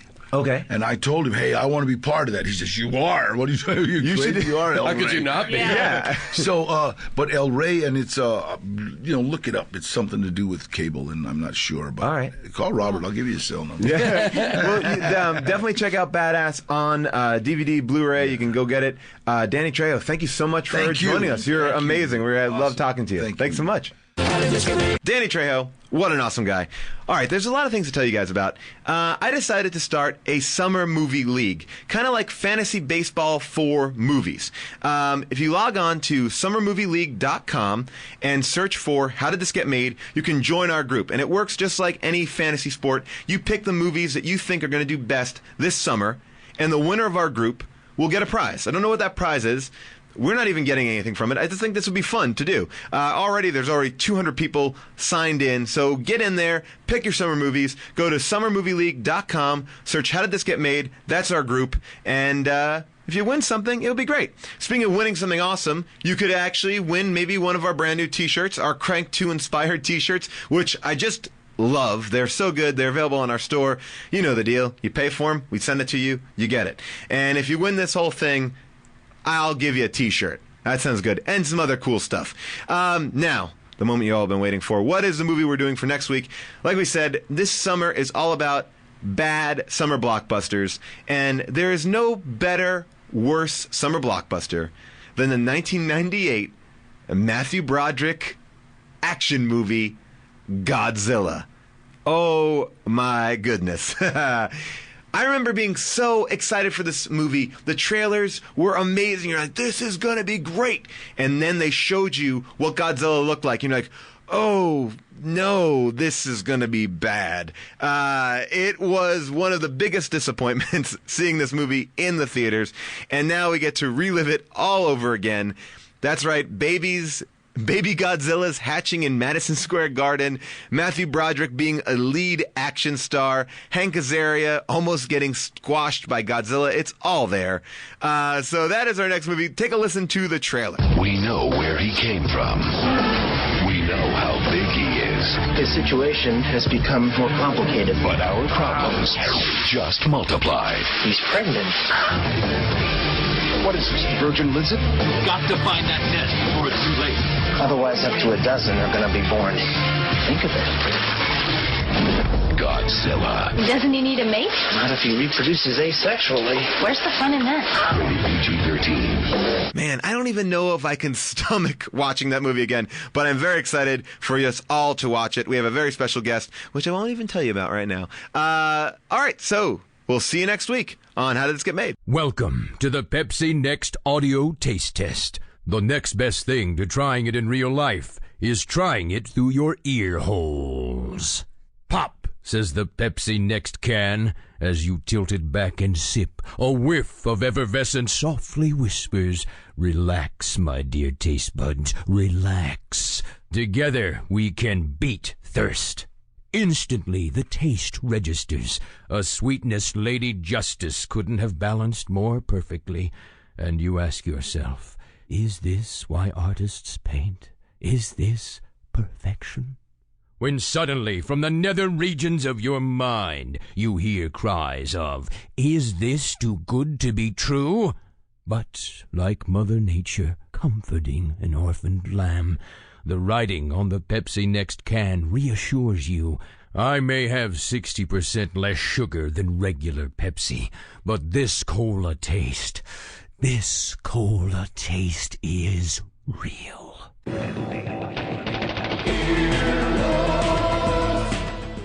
This has been an Earwolf Media production. Executive producers Jeff Ulrich and Scott Ackerman. For more information, visit earwolf.com.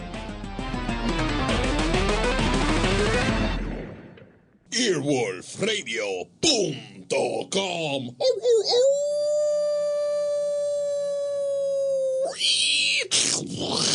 The wolf's dead. What's up? Today's episode is brought to you by a good movie. No. Actually, a great movie. I'm talking about a movie that got 99% on Rotten Tomatoes. 99%!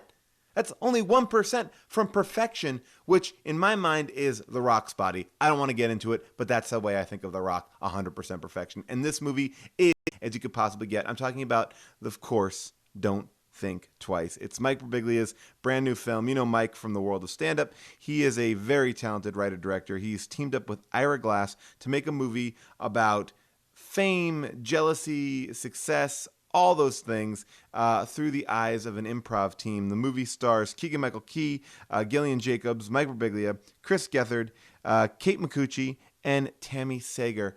It is really, really good. New York Times even said it was great, and Chicago Tribune calls it one of the best movies of the year. The Village Voice says it's the funniest comedy of the summer. So wash the bad taste of any of those movies that you've seen this year that you've been bummed out by with this. This is the antidote to every other shitty summer movie. I'm talking about Don't Think Twice. You'll laugh, you'll cry, you'll feel like they've talked to you personally. That's right. Don't think twice. Also, a quick plug. Jason, June, and I all did an animated pilot that I created with my friend Nick Giovanetti. It is called Bad Guys. You can watch it right now on the Adult Swim website just for fun. You don't have to do anything else. It's free. It's fun. You can check out where to find it on our Twitter page or also on our Facebook page. But check it out. It's called Bad Guys, and Jason and June are really good in it. I'm in it too. All right, let's get on with the show. I am rich, but never seen. I am primarily white, yet full of green screen. Who am I? If you guessed the gods of Egypt, you're right. We saw it, and you know what that means. Now it's time for How Did This Get Made? We're gonna have a good time, celebrate some failure, not just being a hater, because we really wonder how did this get made? Let's wallow in the mediocrity of subpar art. Perhaps we'll find the answer to the question, how did this get made? Hello, people of Earth, and welcome to How Did This Get Made? That is Vander Talens with his real band recording our theme song. Give it up for Vander Talens. That's his real band? Not his fake band? Well, you know, look, Vander travels with a bunch of different people. It's like, kind of like the E Street Band. It kind of comes and goes. I'm joined, as always, by Jason Mantzoukas. How are you, Jason? I'm good, Paul. How are you? I am very good. I am days away from having a child, which explains why... You look great. Thank you. You look Thank great. you. I feel good. You're carrying it beautifully. Been drinking, smoking. It's fine. Get it doesn't affect anything. Nope. Yep. But it does explain why our second co-host is not here. June Diane Rayfield. She is on maternity leave. Yep. And so that's that. And after this episode, we're going to go on a brief 2 to 3 week maternity leave. So Jason, you can just stay here childless. I'll be here, no kids, alone, crying in the studio, talking to whoever wants to talk to me about whatever bad movies they've seen. But we have a very special show today. Not one guest, but 2 guests from one of my favorite podcasts. If you've not listened to it, you got to check it out. It's called Throwing Shade. Please welcome Brian Saffey and Aaron Gibson. Yay! Thanks. What an intro. Yeah, I'm very Jason, excited to have you guys. What's up? Do you have anything to say about our podcast? I love your podcast. Well, if you love their podcast, you can go see them live. They're touring right now. Yes. Touring the country? That's right. Yeah. Go to throwingshade.com. Sleeping in different beds around the United States. Just slutting up the country. Slutting it up. We will talk more about their tour in a little bit, but let's get into Gods of Egypt. Ooh, I need to apologize. This was a Jason Mantzoukas recommendation. This was a Jason Mantzoukas recommendation because I caught part of it on HBO recently and was like, oh, we should do this. And then when I went to watch it, I realized I had watched part of Exodus, Gods and Kings, the Ridley Scott movie that is also a nonsensical all white people in an environment in which everybody would not be white. Well, this is an interesting point. Well, I think we stumbled upon something beautiful here. Oh, yes. This was, when I started watching this, I was like, wait a minute, I thought Christian Bale was, and then I was like, oh no, this is terrible. Well, in case you haven't seen the movie, take everything you know about Egyptian mythology and forget it completely. Because I think the only thing that you need to know is that maybe Egypt exists. So they don't even really get the pyramids. There's really very little. There's a sphinx. Yeah, there's a sphinx. Oh, yeah, that's good. And anyway, it's about 2 brothers, one good, one bad. The bad one, Set, that's right, Set, tries to take over the world. And the good one with one eye, Horus, tries to stop it with his nephew. I'm already going to correct you. Okay, sorry, his nephew. Boy. Tries to stop it with a mortal who is waiting to bring, who's just wanting to bring back his dead girlfriend. That's basically, I mean. Sort of. Sort of. there are so many subplots, boring subplots. Yeah, very that boring. Have no like it was literally like first draft on mescaline. It was also so many meet cutes. Yeah. Like I feel like there were so many times where everyone was flirting, even when the dialogue, even when no one else was around. It was like a flirty. And everybody's constantly running into each other. Like we're talking like an expanse of land that is enormous with millions of people plus the underworld. Yes. Like, and everybody's constantly like, oh, you're here too. Oh, look at this. Isn't this wild? We're running into each other here. 50% of this movie is people walking into things and seeing people, and then other 50% is things that they've walked into falling down. Yes, all of which is green screen. Oh. Like, this is a movie that, like, must have been just shot in a green screen prison for these people. I called this movie, like, a platform movie because it's like, all they had was a platform. It's like, all right, you're all on this. Yeah. Don't worry. And then there's the skies exploding. And it was all just, like, so smooth and shiny. It just felt like Scottsdale. Like, just, like, really, like, upper class, shishi, like, desert. It was I would love to set this entire movie in Scottsdale. Gods of Scottsdale. Everything's the same. We haven't yet talked about the fact that the gods are 25 feet tall and the mortals are not. And that's is a real thing that happens through the whole movie. Yeah. Jamie Lannister is 25 feet tall, and the human guy he's running around with the whole time is a normal dude. Or a normal Hollywood actor, so probably 5'1". Yeah, it's opposite Lord of the Rings. Yes. Yeah. And that was jarring. And it also never works. Never like looked the good. giant person with this. It never has looked good in any movie. I wanted some I don't more like POV shots of just like how, like looking down on the, like It must have made shooting it very difficult. Yeah. I feel like, I mean... No, remember, you got to look down when you talk to him. You down further. Your eye line is way down here. And this guy only had one eye, so it's even harder. All right, so I want to just ask a general question, because this is when I started watching this, is like, are you ever excited to see a movie like this, like an Egyptian? Always. Really? And I have to be honest with you, always. Yes. I think I saw Exodus Gods. I love biblical epics. Okay. I'm not a religious person at all, but I love the Ten Commandments. I love Ben-Hur. I saw Exodus. What it was do you terrible. like about them? I think just the scale, just the absurd, the dialogue never matches the scale of what they're doing. It's always so pedestrian and or like modern, like. There was one moment where the tiny man was like, whoa, calm down, everybody. I was like, no one's ever said that in Egypt. Ancient Egypt. Ancient Egypt. Well, the first scene where our mortal, meets up with his girlfriend, I'm like, wait, what? It took me by surprise because it was so jarring how casual they were. Very it was casual. You could have just replaced the scenery and put this in like a regular like rom-com and about completely fine. The first 10 minutes of this movie is shocking. Like I mean, because it really. I stopped it like 3 times. Wait, I gotta rewind it. Did I miss it? I don't. Because the dialogue's so cute and Gerard, but no one's accents match at all. No, not at all. Can we just? I want to play Gerard Butler's accent because Gerard Butler is like. I'm not changing the fact that I'm Scottish. By the way, I won't do that. But even his own accent is inconsistent throughout the movie. His real voice is inconsistent. It doesn't match anything. Check out, this is Gerard Butler's accent. Wait. Sorry I'm late. 3 days to cross the desert, and nearly one more to pass through all your admirers. Set. Brother, good to see you. And you, brother. There's always a place for you here. Such a big day for the family. This is in front of this is in front of millions of people. They're on a stage in front of millions of people at a king's coronation ceremony. And this opening line. Wait, sorry I'm late. Sorry I'm late. It was like that show, Thank God You're Here. You remember that horrible improv? It was like felt like that. He's like, hey guys, my bad. But also they're speaking in a voice even lighter than what we're speaking in. Casual. And the audience all heard that joke. Died laughing. Yeah, they're like, killed it. So are gods just naturally amplified because they're presenting, but they're just like, all right, so we're gonna coronate the king today. And they're like, there's no yelling, there's no pomp and circumstance. And they're in a field bigger than like Wembley Stadium.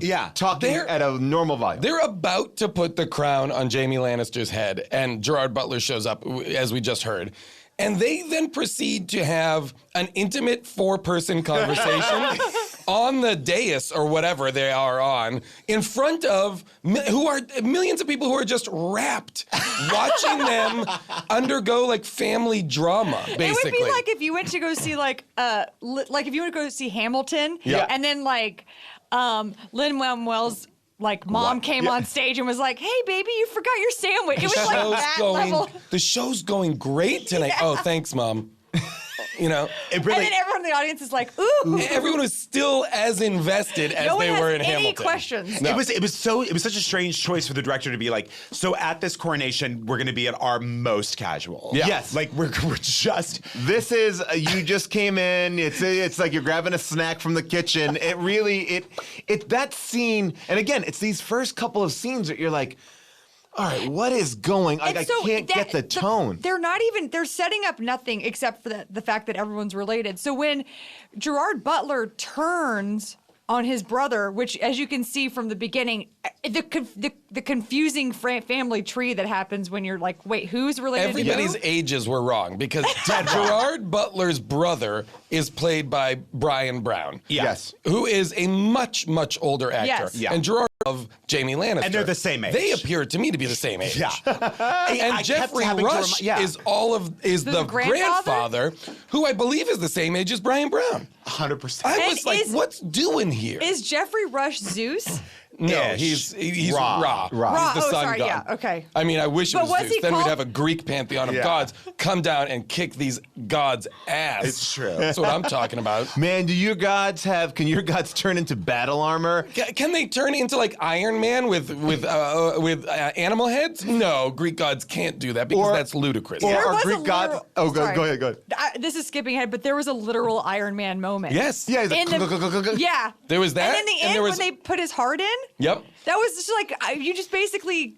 Iron Manned it. I would have rather watched them stop the film, put in that scene from Iron Man, then start the film again. Yep. Because when he does do that thing, he's like dipped into boiling hot lava. Yep. And they're putting in pieces. But this is the thing I was so confused by, and this will kind of run throughout the whole movie. Are these Egyptian gods? Pieces can be taken out like Legos. Well, that's a like big, no big deal. Yeah. So rip 'em at out. the end of the coronation, Gerard Butler pulls Jamie Lannister's eyes out, and the eyes come out like they're from a car, spark plugs. They come out like they're blue glowing spark plugs, like they unscrew. And meanwhile, his eyes. Because later he gets them and just pops them back in like screw. Uh-oh, my eyes work again. And also, you would think that maybe it would do something to his eyes when they were in, because there are these blue glowing orbs. But no, just totally normal eyes. There's nothing even special about anything. Well, no, he has special eyes because he can see. You remember when you see his point of view, he can like zoom in on things. He's got eagle eyes. Which didn't happen. And it happened like twice. I know. And we were supposed to get And that's far enough away where you forgot that was a thing he could do. Correct. Yes. Also, this is skipping before, but I think the opening line of the movie is something like. Get in that ready, video this is gonna suck. Is like, yeah. It was like, let me see how much of this I can recall. Literally. And it was like, what? Wait, because the narrator is the mortal as an old man, Yes. right? Was it Jeremy Totally different Irons? It accent. sounded like Jeremy Irons. Yes. Oh, I hope it And was. the mortal did not. No. We can play a little bit of that opening just to hear the opening video, because it is pretty great to be like, If you know the whole story, from what I recall, it goes something like this. You don't know. Before history began, Egypt was there. the birthplace of all life. That's not a paradise worthy of the gods who created it. So the gods decided and to then it live just there goes alongside their lesser creation. So not only are they doing this, what they're doing here is saying, again, everything you know about like mythology in Egypt, you got to forget that, because we're going to do something different. And also, I don't even know if I know exactly what happened. Yeah. Like, so it's two frames of being confused. It's like so confusing. You have no frame of reference for it, and I'm not a reliable narrator. And then the mortal guy really, I mean, it really just was like it was like watching a real life version of Aladdin. Like, it was that annoying and just like stealing, robbing, asides. He drove me a little crazy. Watch me do a cartwheel. Yeah, it was just, I don't know. His hair really bothered me. I didn't like his hair at all. I didn't like his hair. I felt like, and I didn't. It looked like a pre-Revolutionary War like judge's wig. It was sort of like in the Patriot. But like yeah. not, like I kept wanting to see a small ponytail nape of his neck, but it never showed up. You know what's interesting? The guy that does the voice of older Beck. Also, the main mortal's name is like the least Egyptian. His name is Beck, and he looks just like a white, handsome guy. He couldn't. It's basically like we want to do a movie that's set in ancient Egypt, starring like a waspy British guy whose name is Beck. Like, this is nonsense. Anyway, the guy, Beck is 26, and the guy that does that ancient voice is 30. What? That's amazing. It is amazing. I had to look up because the whole movie I didn't really understand anyone's names, and so for the entire movie I thought that Gerard Butler's name was Seth. Oh yeah. Well, what is it? Seth. It's Seth. But, so it's. I mean, I get that. But when I was like, but it's much funnier. Funnier His to be name Seth. is Seth. Yeah. Do you know what drove me crazy? That's like Kevin Lannister on Game of Thrones. The Tywin Lannister's brother is named Kevin. Oh, and here's Kevin Wait, what? What? We've got Tywin, Tyrion, all these great names, and then Kev, get over here, Kev. Sorry, Brian. Go ahead. I interrupted you. No, what drove me, one moment that really got under my skin because I was just like, what a great opportunity, missed opportunity. Did anyone understand what the Sphinx was saying? Oh, no. I had to rewind. I pulled this clip, too. I was so excited for that riddle, and it was unintelligible. It was the only part of the movie that I really agree. I was like, oh, okay, this is cool. Like, I understand that this is a thing, and they got to get the smart guy. Problem solving. I can get on. I understand plot-wise why this can happen. Yeah. Great. This is the Sphinx, and you can hear it, and I wrote down what it was, because I did Google it. Here we go. This is the Sphinx in the movie. Okay, just stop right there. Stop right there for a second. Lotion in the basket. What? Basically. Like from the get-go, nothing makes sense. It's so much reverb. It's worse than Bane. Yes. It's like, I'm like, well, this is arguably the only part of the movie that you would want to hear. And it's the riddle of the Sphinx. This is like, okay. Sorry, go ahead. Trespass announced the king. Also my riddle, or cease to be. Go on. I'm waiting. I never was. Am always to be. No one ever saw me, nor ever will. And yet I am the confidence of all who live and breathe. What? Order. Order. And by the way, this is where this movie kind of sucks ass too, because he asked that question, and you can actually hear it a little bit better when you've isolated all the images, because the majority of this movie also is just snake-like creatures. Yes. Like, someone was like, hey, can you design some creatures? Yeah, they can all be snake-like. As long as they can all slither. Yeah. Everything, the Sphinx was slithery, they had like guys riding on giant dune snakes. They had those. Oh, those are pretty cool. I like that sequence. Was that lady from Diane Ward? Oh my gosh, I don't think so. I don't think it is, but It's not. No. Okay. They were in Chappie, though. The Diane Ward people. Oh, okay. They were in Chappie. Good. That's what I needed. I needed to know they were in something. They're. Don't you worry. They're out there. Are you talking about Ninja and Ninja? They had and, names? Oh yeah, the Diane Ward people. Of course. No. I'm sorry. In this movie, the snake ladies. I believe it was Yaya Ding as Annette and Abby Lee as Annette. Annette. Oh, Annette. Annette. Oh, and then Estart. I loved that scene. I loved the snakes. I thought that was great. That was my favorite sequence of the movie, and I think I was just always confused about where we were at. Like, I was even confused, like, when I was like, are we in the underworld? Are we not in the underworld? It's a movie in which people are constantly going from place to place. I don't have any understanding of where and why. No. Oftentimes they don't know. Yeah. A lot of times characters are saying, why are we here? Yeah. Why are we here? Oh, we got to talk to Ra. Okay. How are we doing that?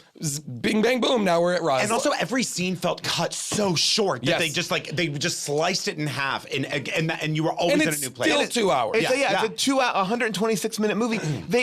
And that's the other thing too. Like, at the end, they're like, well, let's go back to the Capitol. Oh, you had that ability to like just traverse from the underworld to back to the real world. Like, and when the girlfriend just leaves the location when she's about to be killed, and I'm like, you could have done this the entire time. It's so stupid. Yeah. By the way, I wrote two lines down that I think illustrate similar points of like, there was what you were saying earlier about the voiceover where you're like, why are... They're like, we don't give a shit, why should you? There was one where Jamie Lannister said to John Bon Jovi, which is what I'm calling that mortal, because there was like weird oh, this is going to be a funny scene, orchestral music. Like, oh, we're about to say something funny, so we're going to show you with this Looney Tunes thing. There was a moment where Jamie Lannister said, "Do you think I'd put any effort in trying to amuse you?" Which I was like, well, this whole film doesn't understand the irony in that. And then there's another one where it was like they were trying to figure out, but they didn't know where they were. And then, it was one of those things of like, sorry, I'm figuring this out while I'm saying it, but where they were like, why are we here? Why haven't you figured this out? It was next time run towards their weak spot. This is about the snakes. And then Bon Jovi says, how do you know they have a weak spot? And then Jamie Lannister says, I don't know, but they must, right? Yeah. I'm like, this is not happening in real time. Yeah. This is a script. You can figure this out. Why can't he know? Yeah. Why can't he know that they have a weak spot in order to defeat them? And why didn't you know what running was? Time. Yeah. By the way, this is also my irritation with this whole movie is like you set up these things that should be like they get the philosopher, right? That guy Toth, who I liked, Chadwick Boseman. Yeah, no, wait, great. Chadwick Lettuce Man? Boseman. Yeah, I can't. That's Black Panther. It was shocking. Yeah, and he comes in and they set him up. He's contemplating a head of lettuce, and then they bring him there. And he doesn't figure out the fucking clue. The mortal does. And I felt like that was like a weird undercutting. Like, we got to get this character. This character's so important. We got to get him. Also, do you get 3 guesses? Yeah, that was the another. Are you allowed 3 guesses? That also drove me crazy. I was like, I don't know that maybe that is part of the rule of the riddle of the Sphinx that I'm just not knowing. But like, he immediately is like, he gives his answer and he's like, wrong. He smacks Jamie Lannister once, and then they're like, "Oh, wait a minute. Well, let me try again." Wait, what? You could just stay there forever. Yeah, that drove me crazy. If you think about what happened in the first 30 minutes, first hour, it's so hard to even. Oh yeah. Like he loses his girlfriend. We still haven't even talked about the architect. Oh, who was the architect! Fantastic. I love that guy. Me too. Didn't you? Is this unfair to say? As shitty as this movie was, I respected every single person in there because they all did. I thought they did a great job for the bullshit that they had to do. Everyone was in. Like everyone was like, I am here. I am committing. Like Gerard Butler. Sometimes it didn't match, but I was like, fuck, man. He's like ready. He's like, I'm gonna do bad guy. Yeah. This is where I will say, like, I believe this to be true. A cast of Americans could not make this movie. Oh, I'm sure, yes. No. There's simply something about, these are like, this is controversial, I know. People are going to write in and be like, no, that's not true. Here's this person and that person. But this is a movie in which everybody in it is like men. Right.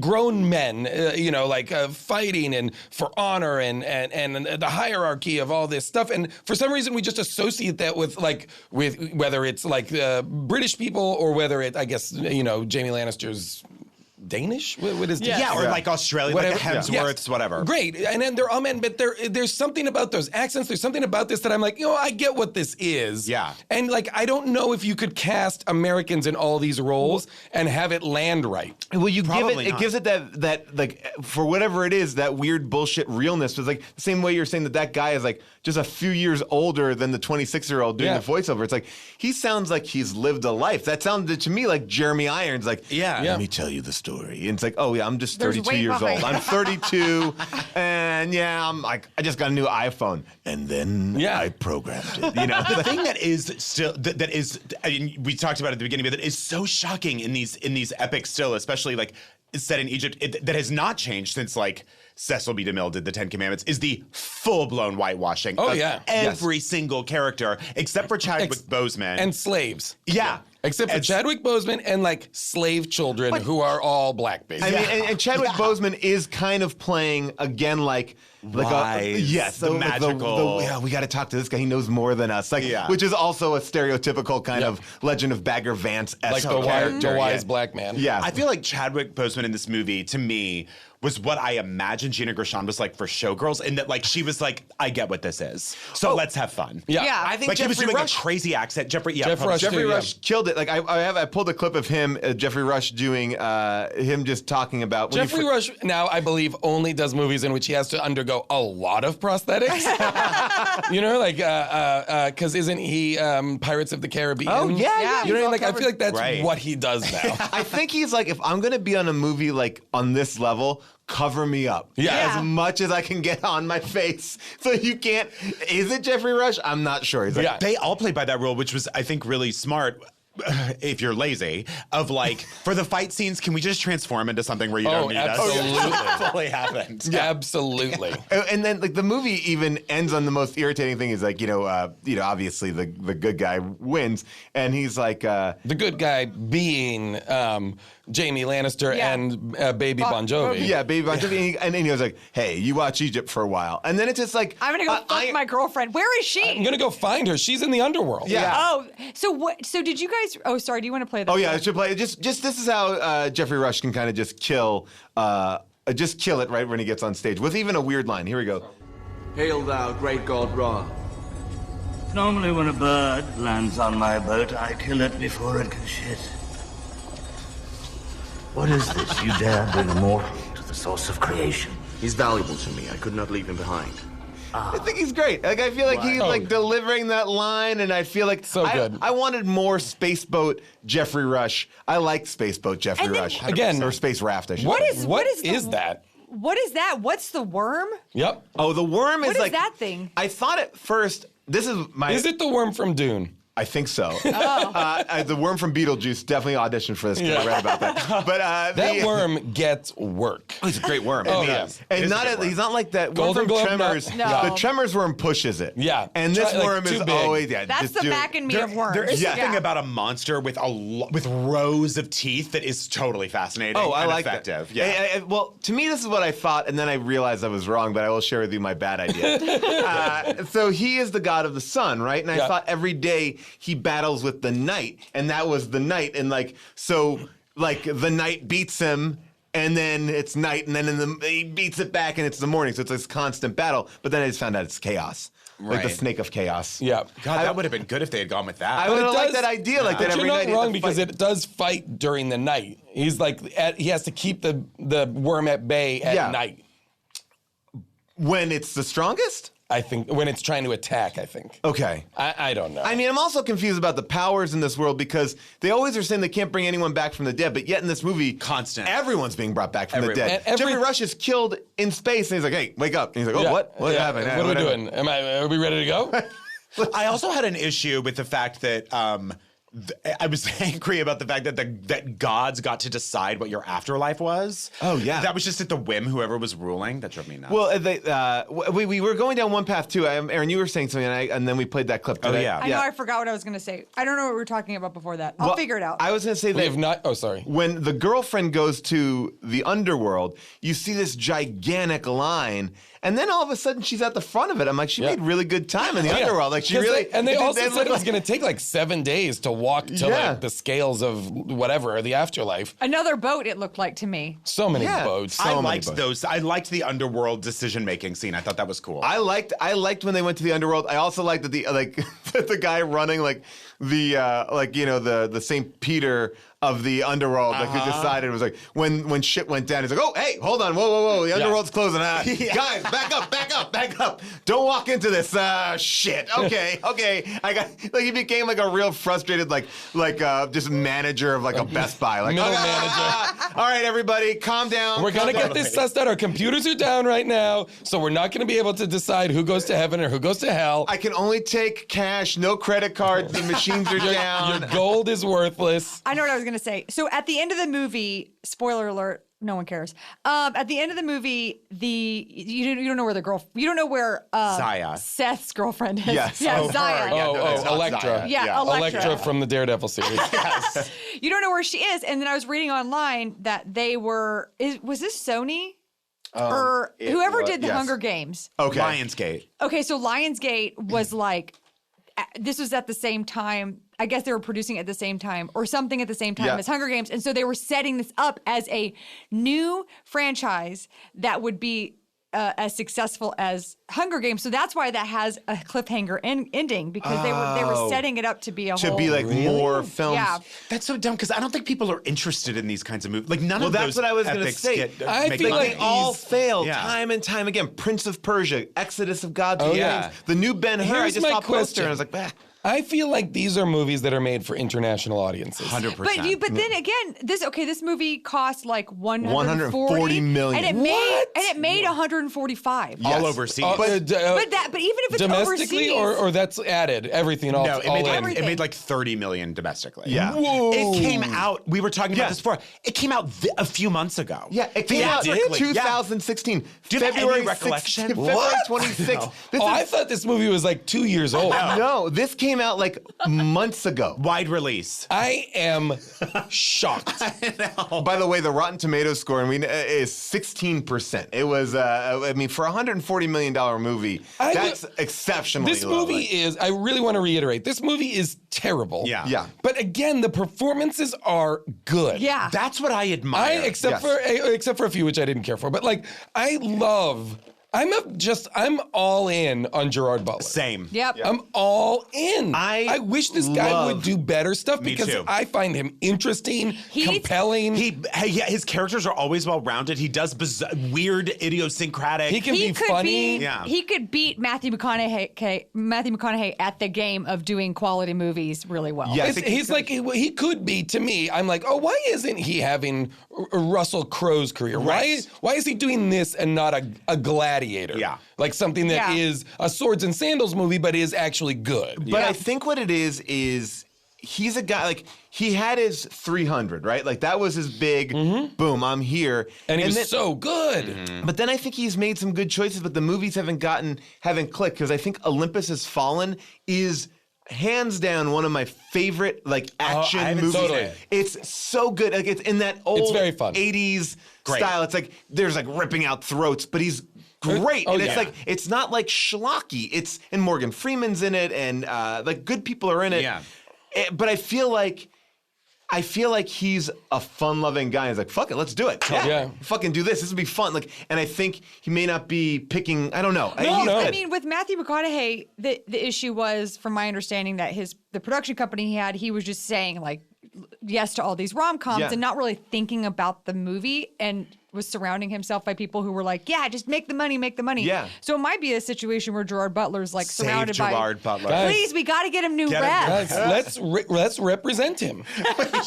We will get him some solid work. Let's start a management company. We need it's all called do a movie with Allison Janney. It'll fix everything. Yeah. Well, look, I'm looking at it. Is that it? That's the. I just feel like if you that's go the project. Once the road to recovery begins with Allison Janney. Yeah. 100%. I do feel like this is an interesting thing too, and I feel like Sam Jackson falls into the same category, where they asked him one time, why do you do all these movies? And because Sam Jackson's quality of work is it's like Michael Caine. Yes, right. Yeah. But Sam Jackson said something that I feel like may be similar to him, which is he's like, oh, I want to be in the movies that I liked as a kid. So he's just like, oh, giant shark movie, I'm in. Yeah. King Kong movie, you get it. And I think he's just sort of I'm in on the simple premise of, fuck, cool, we're gonna blow up this city. And I feel like when you look at a lot of his stuff, he's working with cool people. It's like the guy who wrote Seven. All right, I'll be in the next movie that he does. Yeah. The guys who did Crank, I'll be in their movie. I'll make a romantic comedy with Katherine Heigl at the height of Katherine Heigl being in romantic comedies. Right. He's making all the right. Again, it's he's not devaluing it. It's sort of either gets there a day late or no one cares. He does get there a day late. Yeah, just if you had as much money as I assume Gerard Butler has, wouldn't there be a point where you're like, I want to start doing stuff that is actually. Unless you're just having a blast. He may just not realize it yet. You don't think so? I will say sometimes you're making something and you're like, this may be bad or it may be great. I don't know. Right. I think it must be hard to know that when you're making this. He Sure, could have no thought one- this was going to be good. I don't And think he's got, anyone works Jamie on a movie they Lannister. think is going to be bad. I think everyone's like, oh, it'll all come together, and it's we don't even, especially in a movie like this, because you're like, we don't even know what is going to be here. Visually it's going to be amazing, and we've got Jamie Lannister, and we've got Jeffrey Rush, and we've got all these great actors. One of the most surprising things about it is with that budget, and I honestly was like, well, this just must have been released overseas, not here, but that it was, and that they thought it would be a franchise operation, that the special effects were so terrible. Oh, they were bad. shitty. They were awful. Some of the worst I've seen. And the sound design was like, oh, these two robot birds are fighting. Let's get two pots and pans. Ching, ching, ching, ching, ching, ching, ching, ching. It was like someone was going through grandma's like. But it takes brass place in stuff. ancient Egypt, and it's as if every single thing is made of metal. You know what I mean? Like it might as well take place in a future society where everything is metal. No offense, but total offense to Zack Snyder because I think he set up this style of filmmaking. Completely. Like 300 was cool and different, and I've not seen anything using that style that has achieved anything as interesting as that. Down to the Old Man VO. That was such a 300. Yeah, like down to all those elements. This was exactly this, and it just like that looked cool because it was sort of like you could tell like they didn't have enough money to do it, and they did something cool and made it stylish. But when you have $140 million.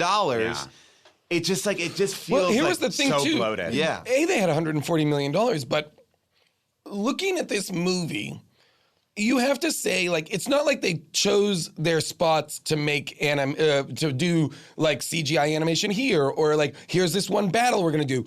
All of the movie is always computer generated. So when you get something like the snakes, you're like, well, I've already seen 17 of these things by the time you get to the snakes. So and the even snakes as have no weight in the world. Yeah. You know what I mean? Like everything, even though the snakes look cool, like when you put snakes in a world in which the ground is CGI, the snakes are CGI, the background is CGI, everything is green screen. And no one then you're like, I don't know what I'm looking at. I don't know what's going on. And no one and you're right, and no one seems to care about like nothing seems like just like because when literally anything can happen, like nothing is surprising or carries any weight. Hey everybody, sorry to take a quick break here, but we have to thank our sponsors. Our sponsors are fucking awesome. I can't tell you how excited I am to talk about our next sponsor because it is a life-changing product. Now, I know a lot of people may think they have a life-changing product, but this one actually changes lives. I'm talking about Sonos. Do you guys know what Sonos is? All right, Sonos basically is a speaker system that you can put in your house. You have an app on your phone. It hooks up to all of your music, and then you can play it wherever you are in the house at any given point. I put speakers all over my house. I'm just pop out my iPhone, and I'm throwing it on. It has revolutionized everything. No plugging cords into things or anything like that. It's all done via Bluetooth, internet, whatever. I don't know how the technology is done. All I know is my music comes out of a speaker. I put the speaker wherever I want. I put them in walls. I have little things that I bring out. You can bring it out. You can portable. Some of them are portable. So basically, here's the deal. Sonos speakers are the shit. The app is the best.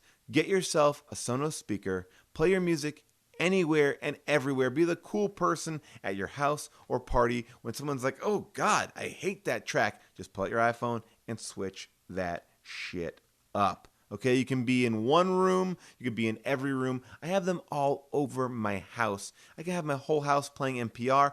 I could then just switch it and have it all play the Raiders of the Lost Ark theme. I could do whatever I want with Sonos. It's fucking cool. Cool as shit. Sonos, check it out. I don't even think I have to tell you to go do anything more than that. Just check out Sonos. I think you'll dig it or like it. Either way, I think you'll be into it. Oh yeah, I'm talking about Avión tequila. Let me tell you a little bit about Avión. I just drank Avión. That's right.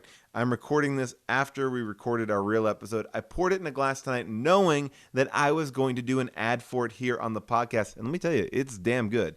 Avión tequila, you probably heard about it on Entourage. Turtle, right? I think he invented it. He didn't. Turtle's a fictional character. This is actually a tequila made from people who give a shit about tequila. I mean, they are from a small little place in Mexico that is delicious, okay? It is so good.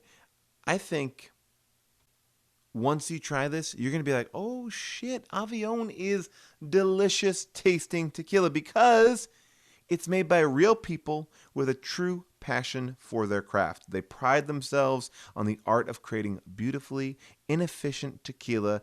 You can sip on it. You can put it on the rocks. You can put it in a margarita, whatever you like. Tonight, what did I do? Pour it in a glass with some ice, a little bit of tonic water, went to sleep. Later, woke up the next day, don't have a hangover because it's smooth, it's inefficient. They actually don't take the easy way out. They make it hard, so their alcohol is actually fully fully realized. I don't know if that's a term that you can use for tequila, but I think it's fully realized. Anyway, here's what I'm going to say. Try Avión. I think you'll really like it. It's an ultra premium tequila.